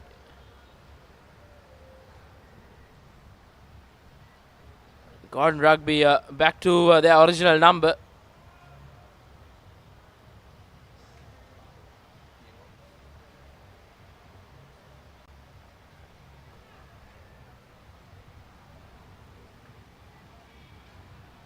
And a line out. Turned over, but once again the flag has been raised by the assistant referee. A line out in favor of Gordon Rugby. And also the scorching sun is now slowly setting down. It's a very nice and less sunny. A very perfect, picture perfect weather conditions for some rugby here. Yes, indeed, Muad. It's getting into beautiful conditions here at Bambalapitiya to bring on the last few games for day 1. And not 10, says the ref. So advantage for Gordon Rugby. They will look on to tap and go. Rashwan, do you think somebody will score or this might end in a draw? Tough question for you, I know. I fancy a draw here. We haven't seen both teams, and yes, they fancy. I think the Dubai lads wanted to finish this off, and enough says enough is enough, and we see the second drawn game of the tournament, day 1. Yes, and second draw, as you said, Muad, ends 7 points to both the sides, Gordon Rugby and Dubai College B. That ends an exciting game.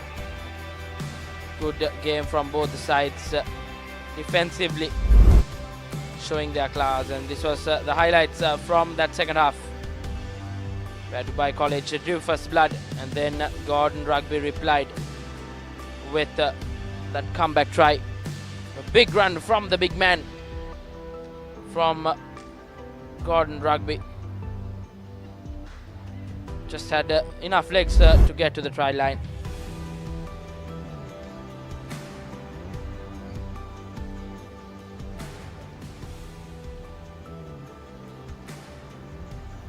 We are now crossing over to a special interview with Romario de Silva.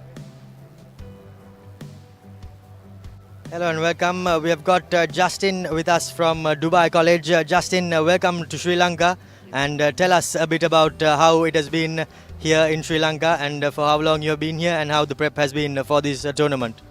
So we landed here yesterday morning, so we had a full day of training and resting yesterday. Then this is our start to our Dubai 7's preparation, so this is our first tournament together as a team. So we brought 2 teams over. We have a few more tournaments in Dubai over the next few weeks, but this is for us the start to see where we can get to for the 7's.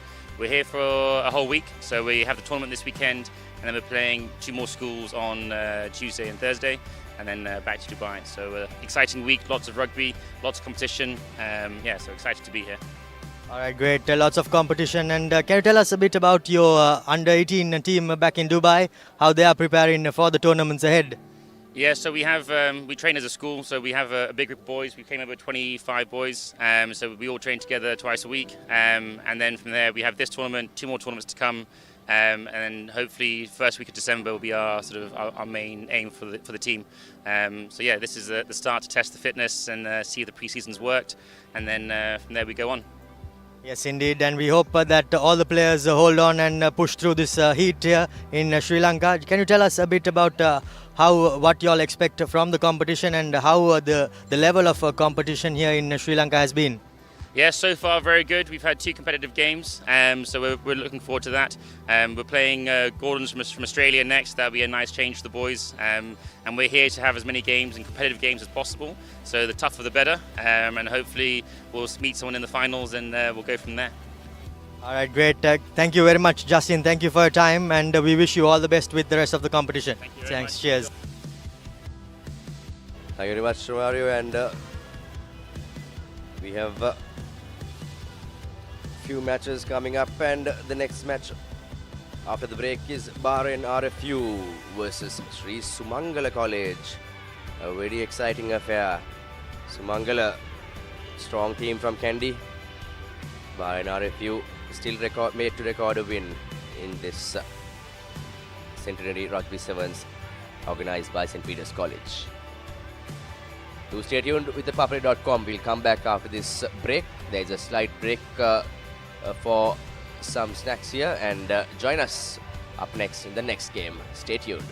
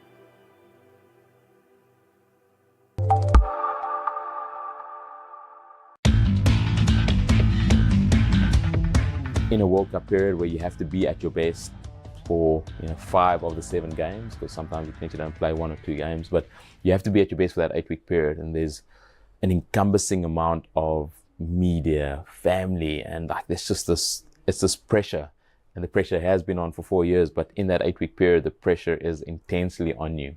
And like building up to the final, I'll never forget that last press conference. I felt like a deer in headlights. Like there was just an incredible room full of journalists, press, media, lights flashing, cameras going, and like all you want to do is prepare for the game the next day. Then we had our president Thabo Mbeki come in the next morning before the game to wish the team well, and like it's just that moment when the final whistle goes and everything culminates and you just almost having this huge sigh of relief, like that the pressure is now off. And I think that's the relief for me was the first emotion. Then it was running off to try find a match ball, and then going back to join my team to celebrate. And the bonds that are created through victory, the bonds that are created through moments that can never be taken away from you. And for us, the brotherhood that was formed in that 4-year journey in getting to that point of winning a World Cup was absolutely brilliant. And we're still on a WhatsApp group together. We're still supporting, having coffees, having lunches, meeting up with each other. And yeah, that 2007 relief, but then being able to go back, and we were the first Springbok team to win the World Cup outside of South African shores, and we were fairly removed from, there wasn't an immense amount of emails, there was only Facebook, there was no Twitter, Instagram, Snapchat, there wasn't these social media platforms, so we were very far removed. And we had our liaison and PR lady Anne-Lee Murray had to actually print out all the faxes and emails that she was getting and put it on the wall because it wasn't displayable anywhere else.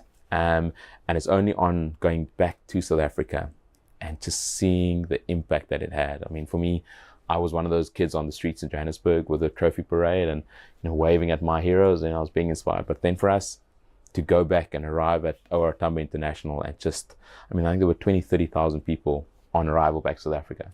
Then you go on the parade and you just see, in the Eastern Cape, we had kids under 10 years old running, half kilometer barefoot behind the bus to get a glimpse of the trophy, get a glimpse of that heroes, but get a glimpse of inspiration and hope, which was incredible. And then go to Cape Town and Newlands, DHL Newlands, and just overawed by the amount of people. And we then understood that impact that I as a young boy got to experience and how that was a watershed moment in my life, and to then see how that became a catalyst for change in the likes of Siya Kolisi, Zulu Mapimpi, Lucanio was pretty special.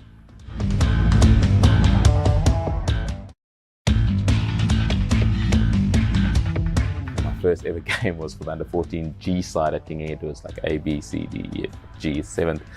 I was a little tiny, puny scrum off.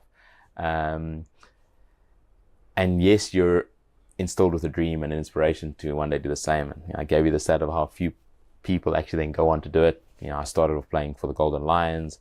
Junior, I didn't even play like the top level schoolboy rugby. So I played in the B side for Craven Week, which is our local, open age group level competition. Didn't play SA schools, didn't play SA under 19. My first opportunity came to play SA under 21s in 2004. Before that, I played a little bit of Vodacom Cup, and then got an opportunity to play 7's. First tournaments in Wellington and Los Angeles back in 2004.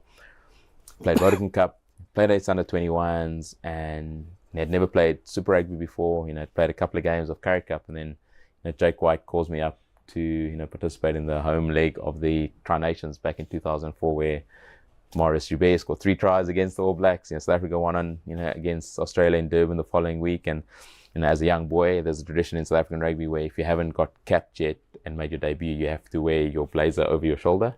So I'm sort of there with my white shirt, carrying my blazer on my shoulder, just like a kid in an amusement park, just absolutely enthralled by being in an environment of my heroes, the Brayton Paulses of the world, the Percy Montgomerys, the Osteorans, and then got selected to go on the end of year tour in 2004.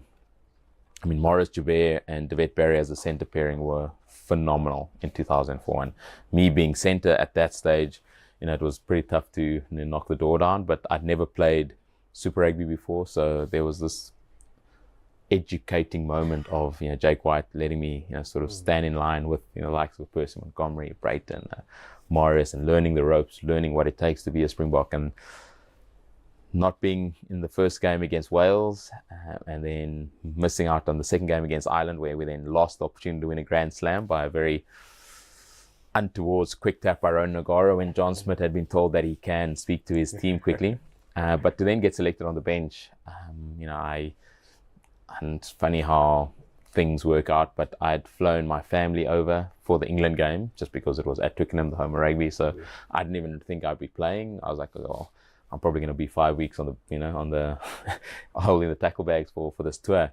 Then to be selected on the bench, and it was pretty special. Ernie Els handed us our jerseys, the day before the Test match, which was incredible as a South African legend. And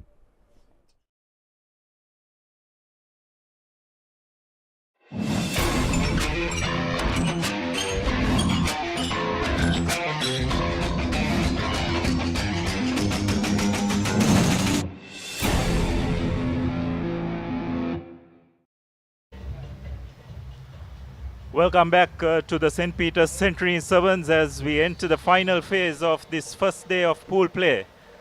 The match that we are up against is going to be Bahrain RFU versus Sri Sumangala. Both teams will be looking to get their first wins of the day, and it'll be Sumangala to kick off.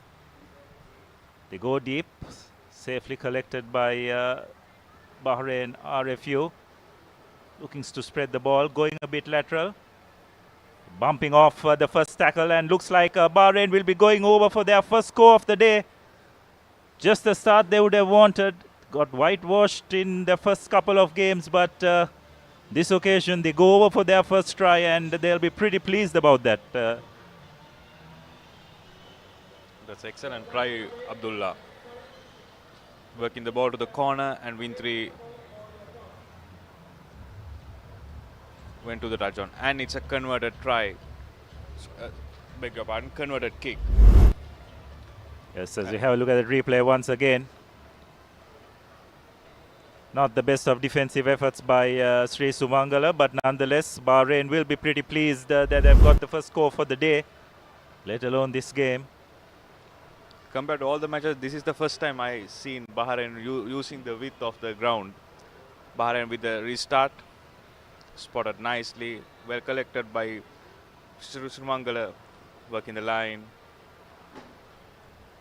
A nice pass, but a good offload.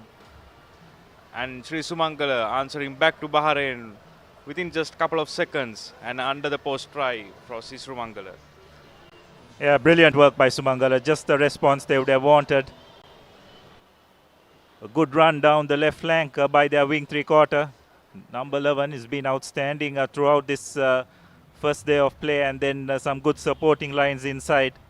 See Sumangala going over for their first try, and they've gone into the lead, or rather they've equalized as a result of that conversion. As we have a look at that replay once again, some really good supporting lines from inside.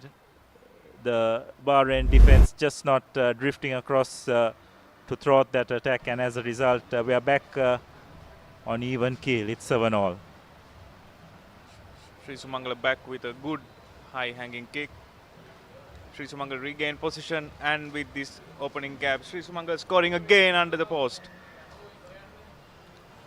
Back-to-back tries for Sri Sumangala. Absolutely. Sumangala coming into their own. It all started with that wonderful high hanging kick. A really good chase and a tap back, enabling Sumangala to retain position and go over for their second try.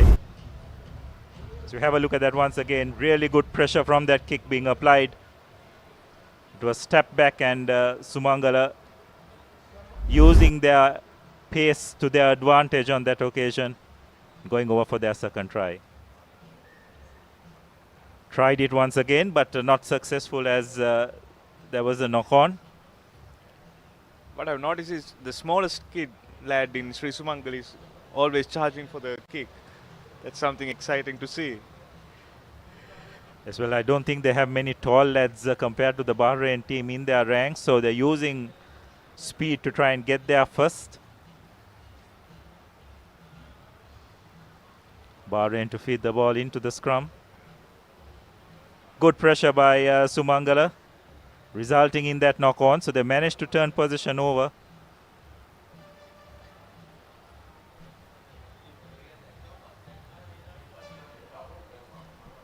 Scrum down in favor of Sri Sumangala College.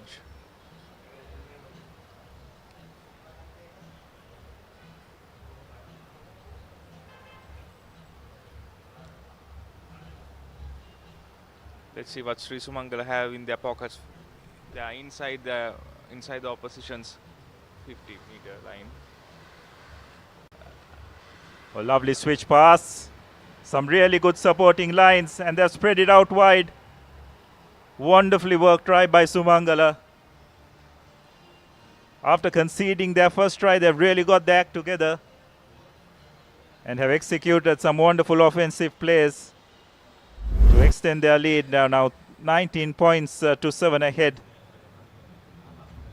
Interesting thing is how well they all maintained their channels when realigning. The Bahrain defense were pushed to one corner, and Sumangala were just smart enough to switch sides with their supporting runner.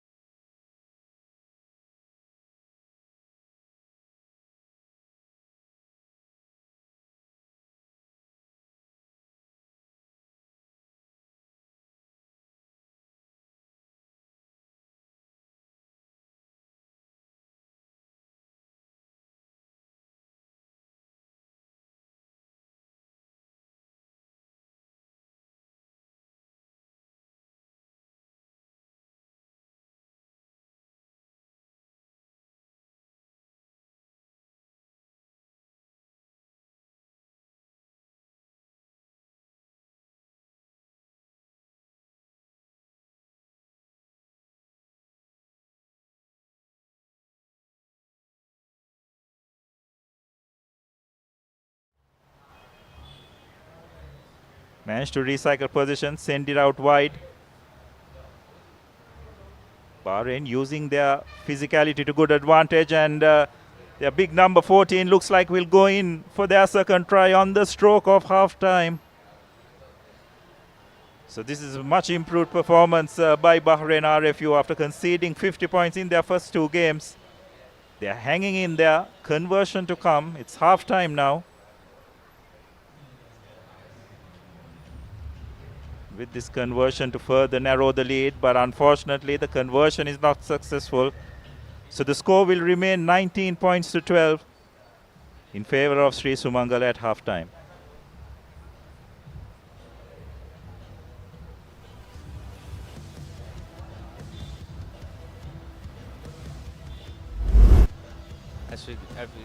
As we go back with the replay, this is the first try by Bahrain RFU under the post try, and then a quick response from Sri Sumangala. A good offload there by Sri Sumangala team lads. Again, capitalizing the errors of Bahrain, Sri Sumangala going through the gap and scoring another wonderful try under the post try. And this is the final try by Sri Sumangala in the first half, the corner try. And finally, number 14 of Bahrain sees the gap, pushes through and scores under the post try. Yeah, so that's it at halftime. As just to inform our viewers, the next game between Negri SRU Malaysia will take on Vidyartha. That game will probably decide who will top the group for today. So an interesting and exciting encounter on the cards. Both teams are highly skillful teams, Negri and Vidyartha. That's right. I think they showed good skills in the two previous games. So I'm sure can look forward to an exciting game between those two teams. So Bahrain recommence proceedings in this encounter against Sumangala. Sumangala with the first opportunity to attack. Nice inside pass. Sumangala definitely have an advantage when it comes to speed. Looks like referee Atavara has I think number 5 has got a little excited over there. A small infringement. Oh dear. And an unforced error by Bahrain RFU. Yes, that penalty was probably for the fact that a Bahrain defender was pulled back. Yes. Was it? Yes. Yeah, so well spotted by referee Atavara. But Bahrain, unfortunately for them, haven't been able to capitalize on that penalty. They have handed position back favor of Sumangala. Sumangala again just trying that wraparound pass which they scored off in their previous game. Unfortunately, not quite working out this time in their favor, but more importantly, they have managed to retain position. They've done really well to keep the ball alive. That's really good smart play by Sumangala. They don't want him to go to breakdown situations. And now they have numbers out wide. Just need to go through the hands. A lovely switch pass. And a wonderful try by the Sumangalians. Have further extended their lead. Tactically, they seem to have got it right in this game. Avoiding going into contact. Avoiding going into breakdowns. Just using their pace and guile to good effect. And conversion is successful, so it's 26 points to 12 in favor of Sri Sumangala.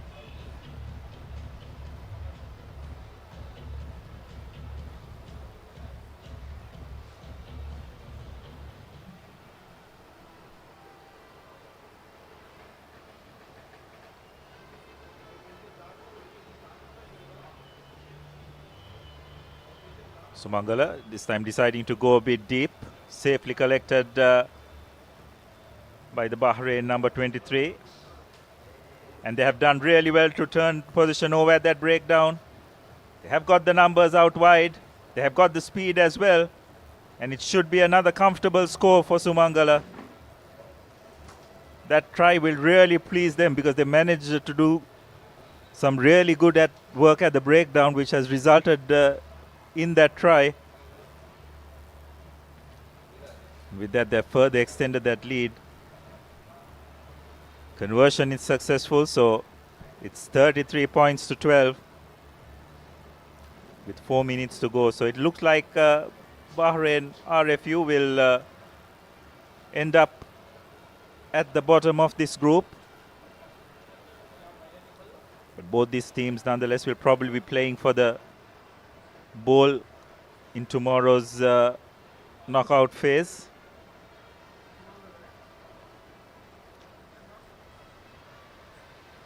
Ball well secured by Bahrain.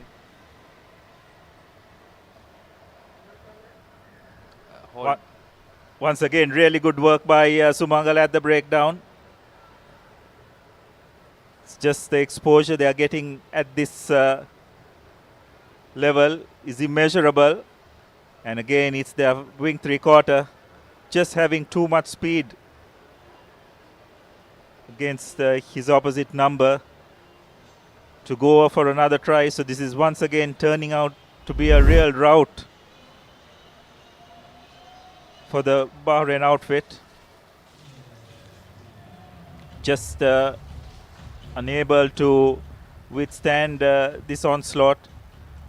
Despite scoring first and last in that first half, but in between that half and in this second half, it's all been Sri Sumangala. Yes, Abdullah. And also what I have seen is Sri Sumangala, they are very quick in breakdowns. They are eager to take the ball. They are eager to take the turnover. And that's something really nice to see in 7's rugby. Yeah, absolutely. And I think that's, and especially from a new team like Sumangala, I'm sure it's not an area where they would have focused a lot on, but probably just been exposed to this kind of competition, watching the other teams play. They probably have seen how important it is to contest at the breakdown. You just cannot let the opposition continue to retain possession. You got to apply a bit of pressure. So it's good to see that they're learning on the go as well. This kind of tournament will definitely assist in their development.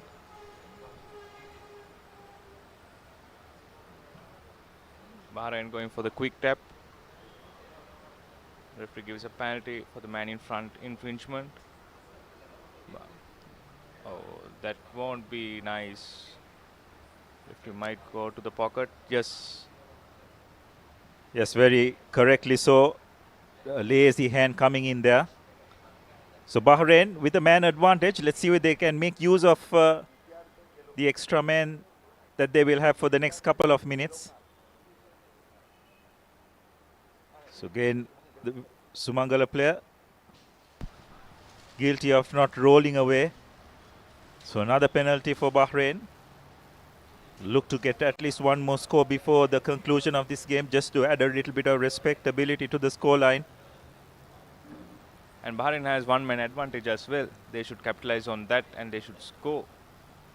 It's a clean breakdown. Bahrain with the ball, possession. Good powerful run by number 12 of Bahrain, RFU.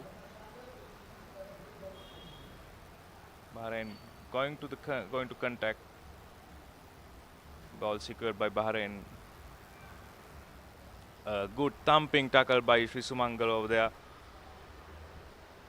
Yeah, this is really good technique. Again, Sumangala showing a lot of courage. Hanging in there, making their tackles first time. Now trying to hold the player up as well. But I think the penalizer was not releasing the tackler or not rolling away. So the hoot has gone. Bahrain looking to add one more score in their favor. Offloading the ball from that tackle. Sumangala determined not to let one more score go against their name. Another really good tackle by Sumangala. Nice offload, deciding to kick ahead. Probably not the best option. Turn position over, Bahrain. spreading the ball out wide. They have got numbers. That ball needed to be shifted across, but it's not the case.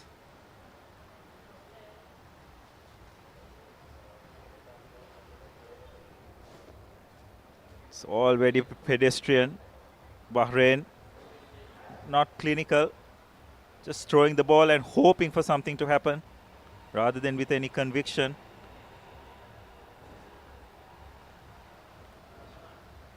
Sumangala hanging in there, determined not to let another score go against them, attempting to counter-ruck. But this is much better by Sumangala. On that occasion, the Bahrain player isolated. And Sumangala have had enough. That was a prolonged few phases where Sumangala desperately hung in there, but they did really well to turn possession over in that final phase. And with that, they end up as comfortable victors, 38 points to 12.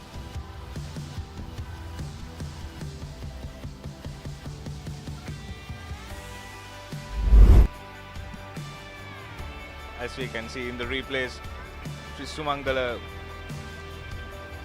stepping inside and going under the post try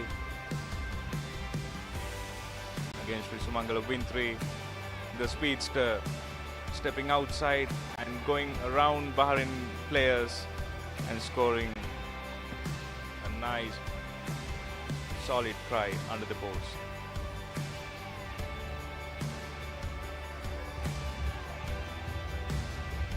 Again, the speedster, the win 3, stepping outside and going around Bahrain win 3. Easy try for number 11, Sri Sumangala win 3. So those are the key stats. Sumangala scoring 6 tries against Bahrain RFU's 2 tries. 4 successful conversions against Bahrain RFU's 1. So we're getting ready for the next game. 2 unbeaten teams. Vidyartha College from Kandy versus Negri RFU from Malaysia. Both these teams coming into this game with 2 convincing wins against Bahrain and Sri Sumangala. So both teams playing to top this group. 2 very skilled teams. So I'm sure that you can expect a really close and keen affair. It'll be Negri RFU to kick off.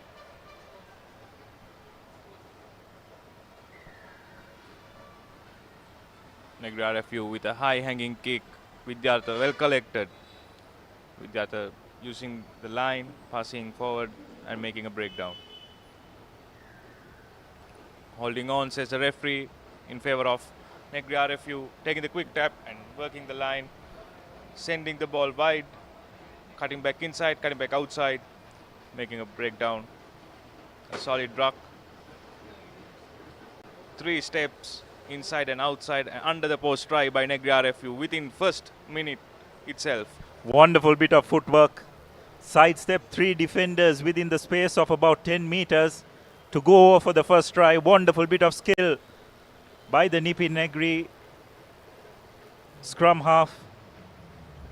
Conversion is successful, so Negri SRU draw first blood in this game. Some wonderful bit of skill and footwork. Showed glimpses of that in their previous 2 games, but to do it under pressure when it really counts is the most important thing. And so far, Negri SRU have shown that they are capable of it. But with the other lads responding immediately. Again, kicking the ball ahead. But looks like the referee has called play back.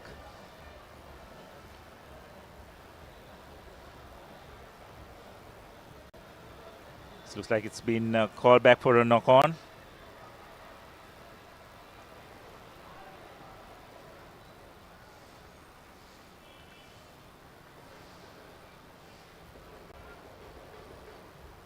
Couldn't have been an advantage if it was a knock-on, Senra.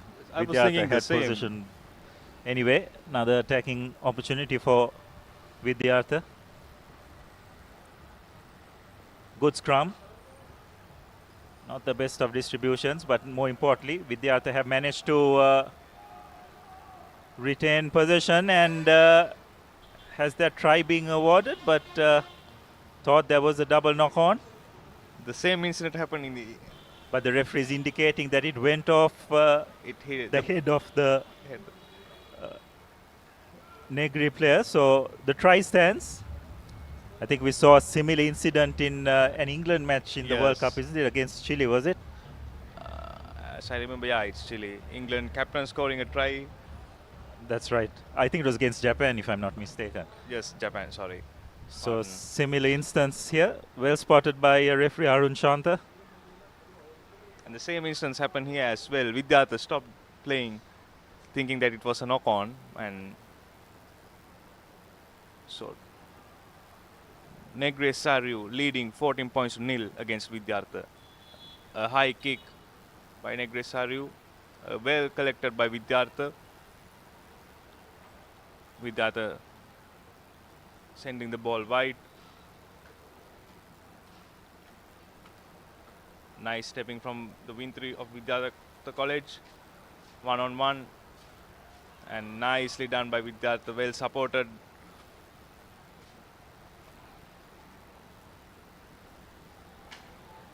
Advantage says referee.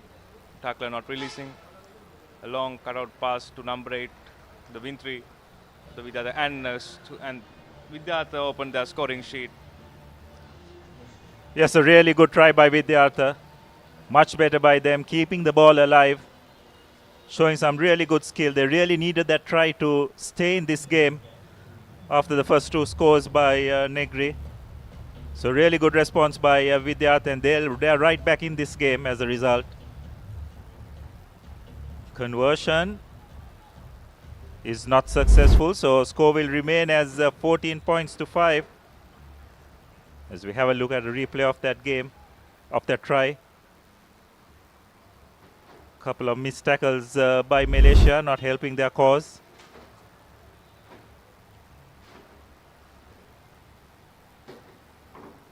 Nice high hanging kick by Vidyartha. Not collected well by Negri, but retained position. Well supported by Negri Malaysia.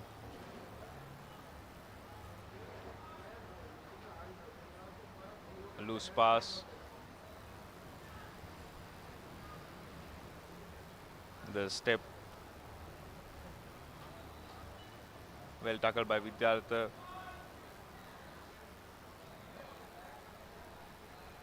Yeah, I think he was probably Vidyartha a bit unfortunate. I think there was a slight knock on there. Nonetheless, another opportunity for Negri.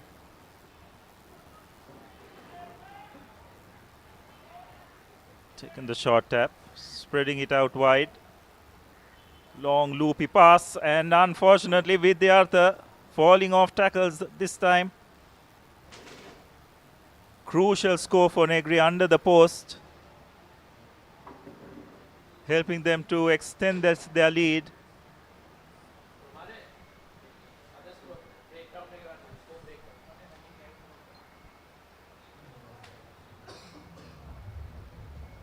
Conversion to come.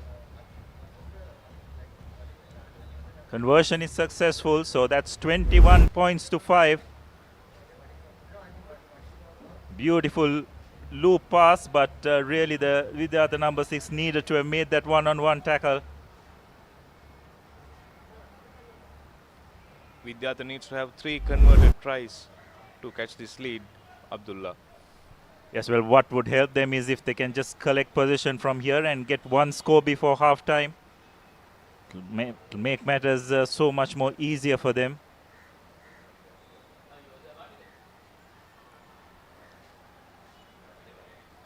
Those are the kind of mistakes they just cannot afford at this stage. Trailing by 16 points on the stroke of half-time.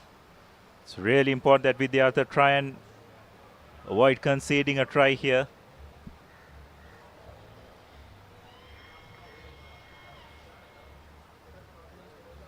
Oh, that's a really good read by the Vidyartha number 9.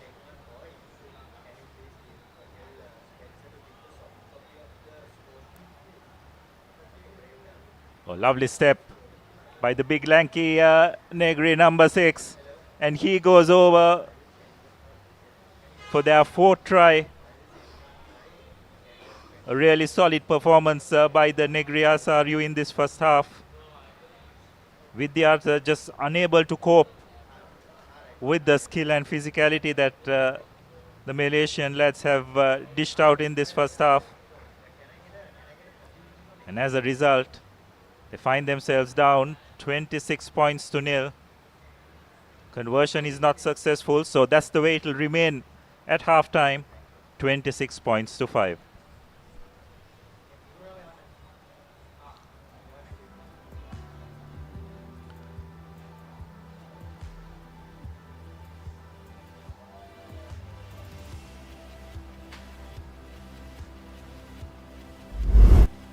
As you can see in the replay, number 17 stepping 3 players and scoring under the post.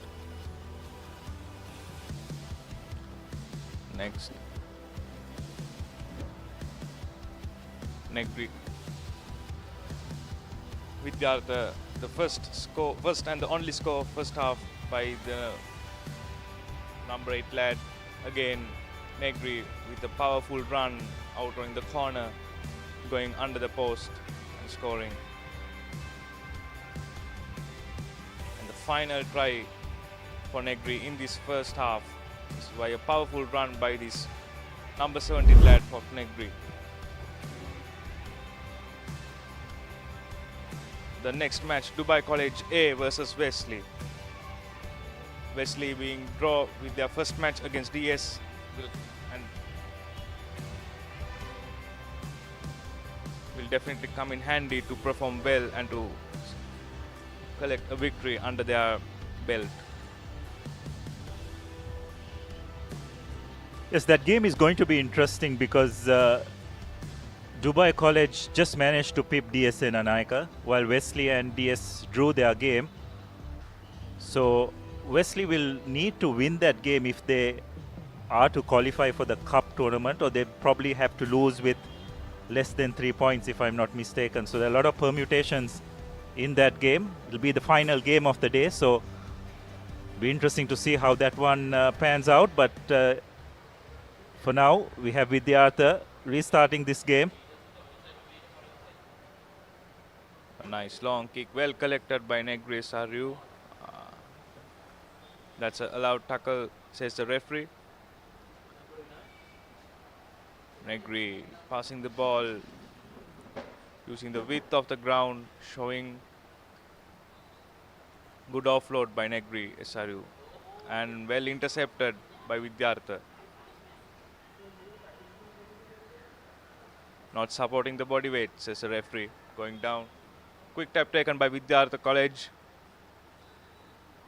Again, going for his second try, the prop forward of Vidyartha. Yeah, just the response Vidyartha would have wanted. First score within the first minute of this second half puts them right back in the frame to clinch this game. Conversion is successful, so it's 12 points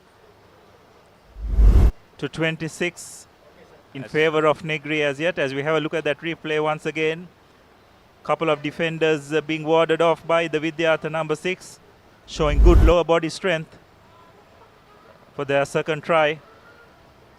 Good chase by Vidyartha.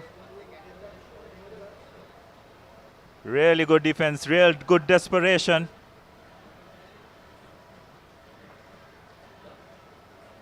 Not supporting the body weight. Vidyartha have players out wide.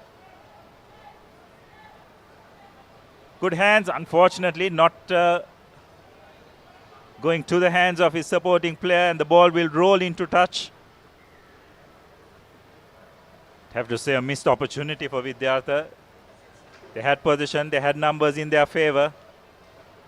Unfortunately not executing. There are some injury concerns in Negri SRU. I hope he is okay. Yes, you could sense a bit of fatigue setting into the Malaysian lads now. It's been a long day for them. They've already played a couple of games. This is a game where they would expect it to be really tested. But they've gone into a good lead. It's a matter of them now trying to just hold on to it. Vidyartha have started this second half really strong. Need 2 converter tries to just draw level. So it's important that they do retain possession.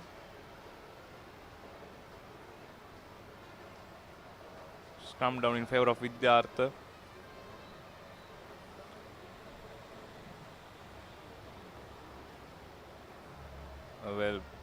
Ball well fed in to the scrum. Vidyartha, big cutout pass, but it's not a successful pass, says the referee. Going back to a knock forward. Fortunately for Vidyartha, that's a knock forward by Negri, and again scrum down in favor of Vidyartha. Yeah, that was not a good pass at all. Vidyartha should consider themselves a little bit fortunate that there was a lock-on that was spotted by the referee in their favor.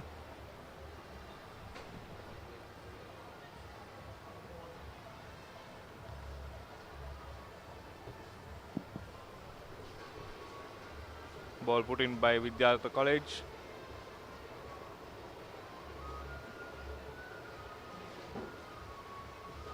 The try scorer. A beautiful try. Yes, the real fight back is on the cards now. Vidyartha showing some real urgency. That was a wonderful switch play and a very strong run by the Vidyartha number 12. Brushing aside a couple of defenders.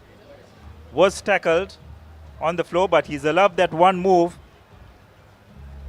and scores under the post. So it's 26 points to 17. Malaysia have been under the pump in this second half and not releasing is the call. Vidyartha take the quick tap. Nice short pass.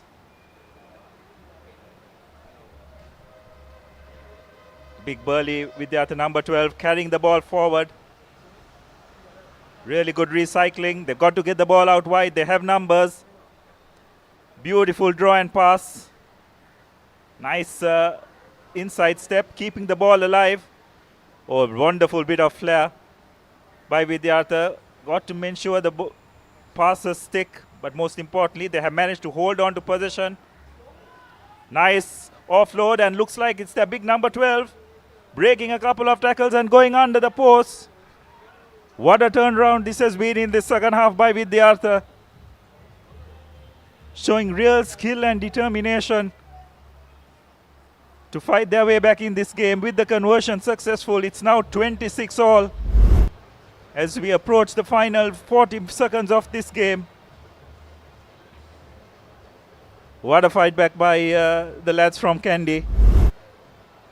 They seemed out of it in that first half, but have shown some real grit to claw themselves back into this game. And as we are into the final 30 seconds, probably the last play of the game, Malaysia have knocked the ball on right into the Vidyartha players' hands. Vidyartha with an opportunity. They've got to get the ball out wide. They have numbers, good hands. Will their number 6 be able to put the finishing touches? Steps in. But unfortunately, some really good work at the breakdown. Negri number 7. Passing the ball, not sticking. Negri with an opportunity, deciding to kick deep. Who wants it? The chase is on. What a collection. Some real desperate defense.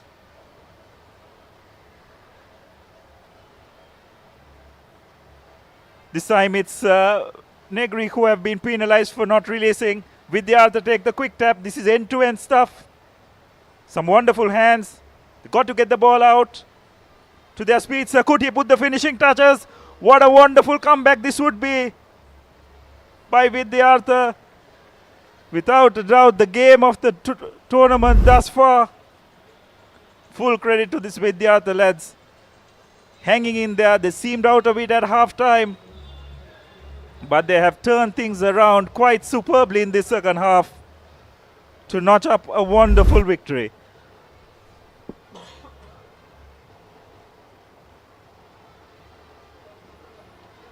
A beautiful passage of play by Vidyartha College. Finally, the match deciding try is finally scored and the hooter is on. A final whistle is blown. Yes, Vidyartha can definitely hold their heads up high. Being after trailing 26 points to 12, I believe, at half time, they have turned it around quite superbly in this second half. And as a result, they will top this pool and go into tomorrow's knockout phase with a lot of confidence. I don't think at half time anyone would have seen that coming. Yes, Abdul, after the half-time, they showed real class of rugby in here. As you can see, the first try in the second half, number 12 running forward, fending off and under the post try. Second one hit, fending off 2, 3, 4 players, and the move, one move scoring under the post try again.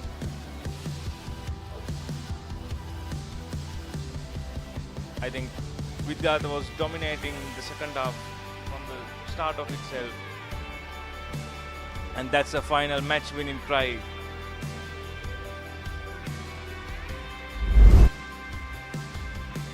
Yes, you'd have to say probably the heat took its toll on the Malaysian lads during that second half, isn't it? But take nothing away from Vidyartha.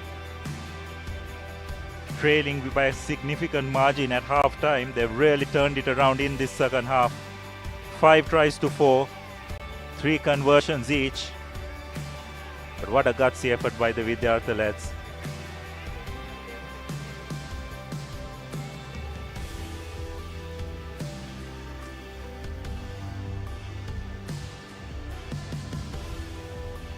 Commencing the final match for the day, Dubai College J versus Wesley. This will be an interesting match. Wesley being after a draw against DSN Anayaka, and Dubai College A emerging victorious against DSN Anayaka. Yeah, that's right. I think if Wesley are able to win this match by a margin of more than 3 points, I believe they will top the group. But it's interesting to see because only 2 teams will go into the cup quarterfinals. I believe there are only 3 teams in this group. So Dubai, if they win, I think they're safely through. Then it would come to the margin of defeat between DSN Anayaka and Wesley. So I believe the score was 15-3 in favor of Dubai, the Dubai team against DSN Anayaka. So if Wesley win this game, they will go through without any problem. Or even if they lose by a margin of less than 3 points, then I believe they would yet go through. So a lot riding on this final game of day 1 of the Peter Wright Centenary 7's.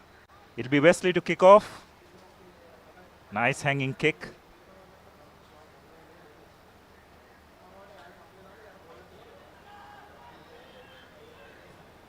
Dubai team turning possession, spreading the ball out wide. Bit of a loose pass, but a good bounce, enabling their number 3 to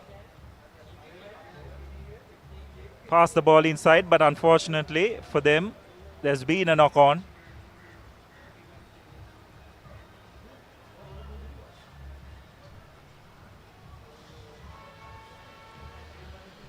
So the first scrum of the game in favor of Wesley. Will be desperate to win this game. They do that and they have a sure passage into the cup quarterfinals tomorrow.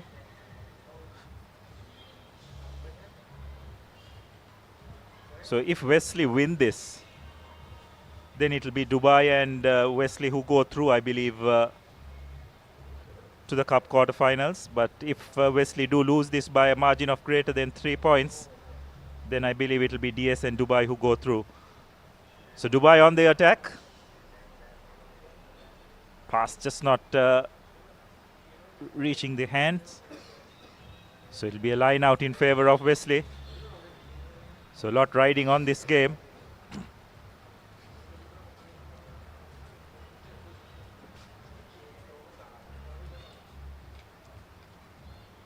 Wesley just need to try and avoid contact, keep the ball alive. You can see from that line out the advantage physically that the Dubai team has. A good line out steal, well kept in play. An attacking opportunity for Dubai. Well recycled. Dubai number 4 with a powerful run, but unsuccessful offload. Yes, now that's what Wesley shouldn't be doing. Don't need to kick possession away.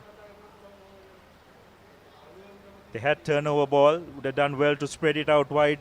Opportunity to run against an unstructured Dubai defense.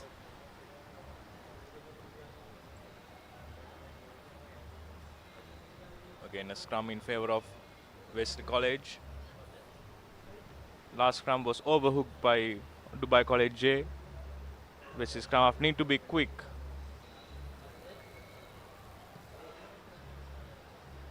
Again, a quick tap taken from, quick penalty taken from Wesley College.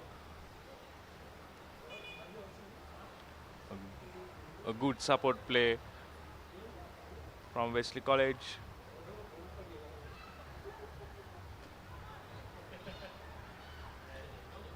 Yes, you cannot do that. Coming from the side and tapping the ball off the scrum half. So Wesley just taking their time, communicating the options that they would like to take. A switch play, keeping the ball alive, but they're all bunched up, which is not helping their cause, and looks like they'll turn position over. That's exactly what they need to avoid. Getting into breakdown situations, and Dubai have spread the ball out wide. Some really good cover defense, but the supporting player is right there. Some really good cover defense by Wesley. And Wesley really doing well on the back foot. Some desperate defense, managing to draw the penalty. The Dubai College player going off his feet. Abdullah, I don't think this is a wise idea to go for a touch, because all the touches, all the lineouts they lost against Dubai so far. Yeah, that's right. And the Dubai lads have a significant height advantage as well. So unless Wesley have some form of line-out variation to negate that height advantage, as you very correctly said, probably not the best choice. But let's see whether they'll be able to retain position. Not straight. Yes, so they have overcompensated. That throw was not straight at all, so it will be a scrum in favor of Dubai. It's just that pressure, isn't it, Sandra, that forced that crooked throw. Yes, Abdullah, and also all the players are now tired. They want to gain meters without any struggle, so I think. So it's still 0-0. Wesley hanging in there. Yes, that was a poor scrum. Dubai have taken a quick tap. And a nice inside pass. Dubai drawing first blood in this game as a result of that scrum infringement. A quick tap taken. And Dubai will draw first blood. 5 points to 0. It's been a gallant effort by these Wesley lads, but just a few tactical calls letting them down. Conversion is not successful, so it will remain at 5 points to 0. So that quick tap taken as a result of the scrum infringement. The scrum half running on the right flank. The Wesley defense drifting across towards him, and there was a good inside support runner collecting the ball to go over for that first try. So we're approaching the last 30 seconds of this first half.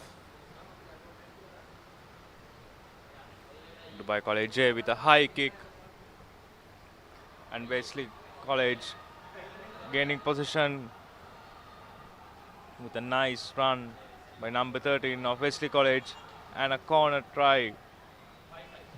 A good reply from Wesley College. Yeah, what a wonderful response. Just what Wesley would have wanted. On the stroke of half-time, they have equalized with the opportunity of going into the lead. The tap back did not work in favor of the Dubai College team. Fell right into the number 13 of Wesley's hands, and he showed a good turn of pace to go all the way. And Abdullah in that final, he's cutting back inside when the sweeper comes in to tackle him. That's a nice move, an intelligent move over there. Yes, some wonderful footwork. Conversion attempt, not successful. So score will remain 5-all. Everything to play for in that second half. Remember, the points difference could play a part in deciding who goes through to the Cup quarterfinals tomorrow. So this encounter between Dubai College and Wesley is delicately poised. Sure, Wesley will keep in mind the points difference, what they need to exactly do. The easiest thing would be for them to win. If not, what do they exactly need to do to make it into tomorrow's quarterfinals will also be something that the coaches should keep in mind. As we go for the replay, number 9 of Dubai College scoring the first try and opening the score sheet. Next, as a replay, number 13 of Wesley College going in a 70-meter dash, cutting back inside and scoring a wonderful try in the corner and make the scores equal.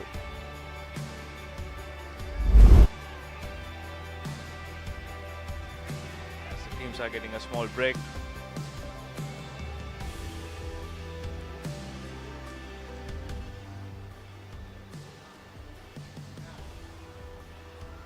Abdullah, these last few matches were really exciting and close calls. Yeah, that's right. Even the previous game between Negri and Vidyartha, what a game that was. Vidyartha seemed to be out of it completely, but fighting back and on the final hooter going over to clinch that game. And this game could have a lot riding on it. It's 5-all. Both teams battling to make it to that Cup quarter-final. It'll be Dubai College to kick off. It's not gone 10 meters, so it'll be a free kick. Not the start Dubai College would have wanted. Wesley with an opportunity to make their mark early in this game. Deciding to kick ahead. Not sure that was the best choice with a sweeper right back. Now Dubai, an opportunity to launch an attack.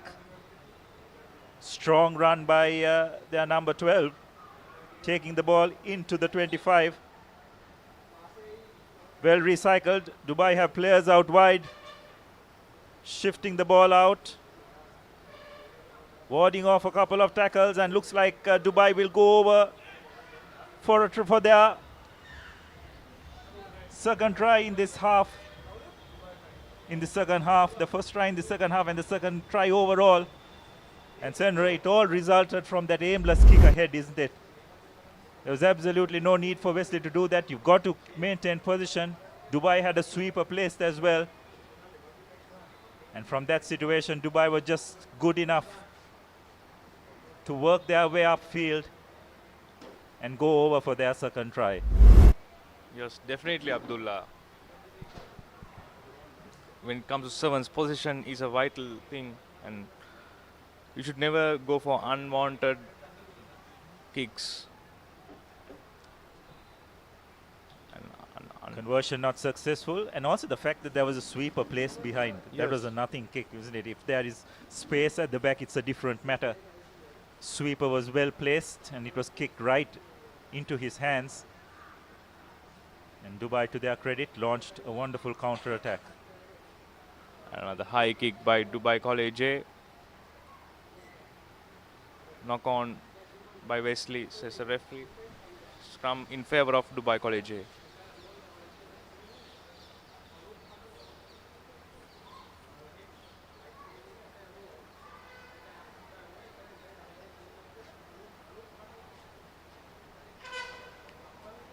Steady scrum. Fed in well by Dubai scrum half. Well spotted there by Dubai number 9. Very well spotted. A nice try. He saw there are no sweepers behind. He just went through. Yeah, that's right, and the fly half was formed quite wide as well. The onus is on the open side prop to keep an eye on that break, but unfortunately, that was not the case. So Dubai have further extended their lead. Sitting comfortably now. 4 more minutes left in our clock for Wesley to come back. We'll see. A good 10-point lead. Dubai leading by 10 points. The score stands as 15 points Dubai College and 5 points Wesley College. Dubai with the restart. A short kick.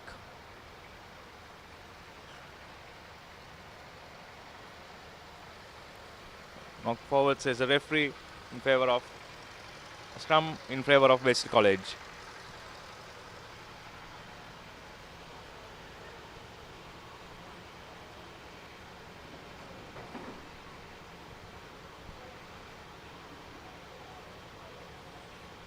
A big scrum by Dubai College. This is what we were talking about earlier, Sandra. Wesley need to avoid getting into set piece play. They haven't been good enough for that, and Dubai have definitely shown some really good skill to capitalize on whatever mistakes Wesley have done. Bit of a reprieve for Wesley as a result of that knock on. Now they need to make it count. Just about 2.5 minutes remaining in this game. Wesley need to score twice. And Abdullah, when it comes to scrums, the scrum half and the hooker of Wesley College should be a little more quicker than usual, because if they take 1 more second more than the time they should take, obviously Dubai College is gonna counter-attack. Yeah, that's right. Especially the strike from the scrum half has to be quick. They don't want to keep the ball into the scrum, as you saw on that occasion. They managed to get the ball out. They decide to go to the boot. This time, though, there was no sweeper, so slightly excusable, but with Dubai have managed to retain possession.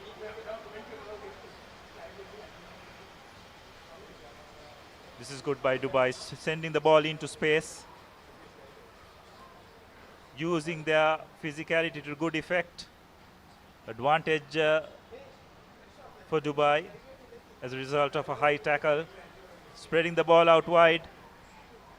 Nice draw and pass. Nice inside step, and looks like Dubai will be going over for their 4th try. So a commanding display by Dubai College in the second half. Wesley haven't quite helped themselves with some of the decisions they have made. But to Dubai's credit, they have capitalized on whatever mistakes that Wesley have dished out.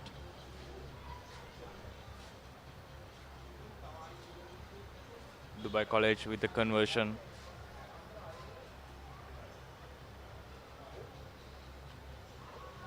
Final minute of the game according to our clock. And the conversion is successful. Dubai College 22 points to 5 against Wesley. As we can see in the replay, number 11 cutting back inside and striding towards the goal post. And under the post he scores. A beautiful stride, a good shot kick by Dubai College J. Tackler not rolling away, says the referee.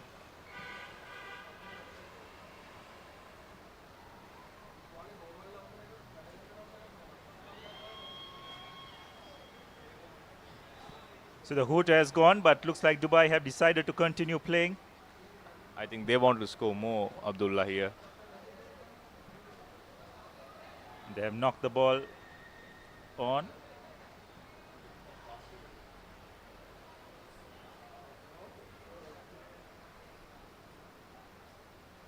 Looks like the referee is going to go to his pocket. Is he? Or it's just going to be a warning? Yes. Looks like Dubai player has been shown the yellow card and he's not too pleased about it. So an opportunity for Wesley in this final move of the game to add a bit of respectability to the scoreline.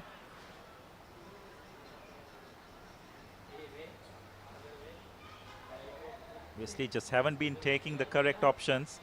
They've been going into contact far too often and have lost the ball in contact. Dubai just need to kick the ball out wide, but looks like they're determined to play on and try and get that final score. Well recycled, ball being flung out wide. An overlap being created, and the Dubai College scrum half will put the finishing touches to a well-worked try by Dubai College. So they will go on as convincing victors and make their way to the cup quarters for tomorrow, along with DSN and Aika. Wesley were in the hunt at halftime, 5 points all, but in this second half, Dubai have really turned on the style to add 4 consecutive tries, and as a result, they will end up as convincing victors, 27 points to 5.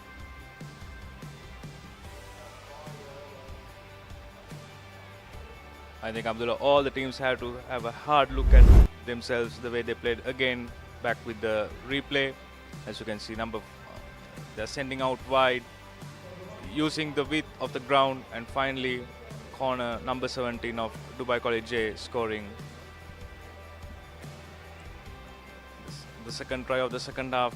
The snippy scrum half spotting the gap and scoring the try. Number 11 cutting back inside and a good stride straightly under the post. A converted try for Dubai College J. And the final try of the day by number 9 again. This is his second try of the day. Scoring for Dubai College, making them victorious.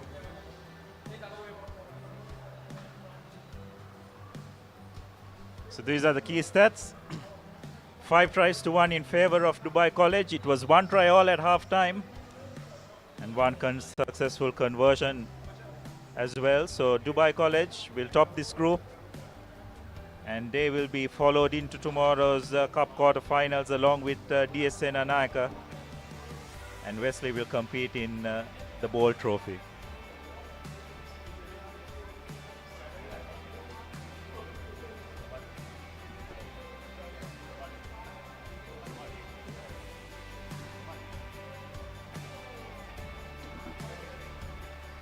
So that's it for today. That was the final game at the St. Peter's College Centenary. Please join us tomorrow morning at 9 a.m. for the knockout phase of this tournament. Until then, from the Papare crew and myself and Senura, see you all tomorrow.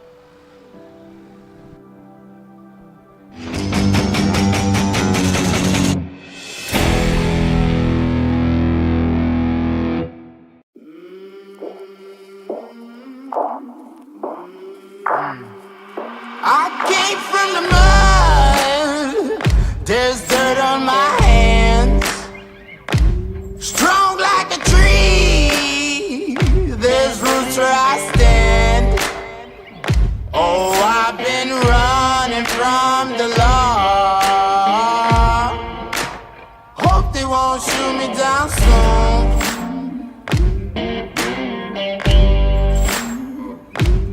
They sing on a sleepless night. Try to catch me howling at the moon.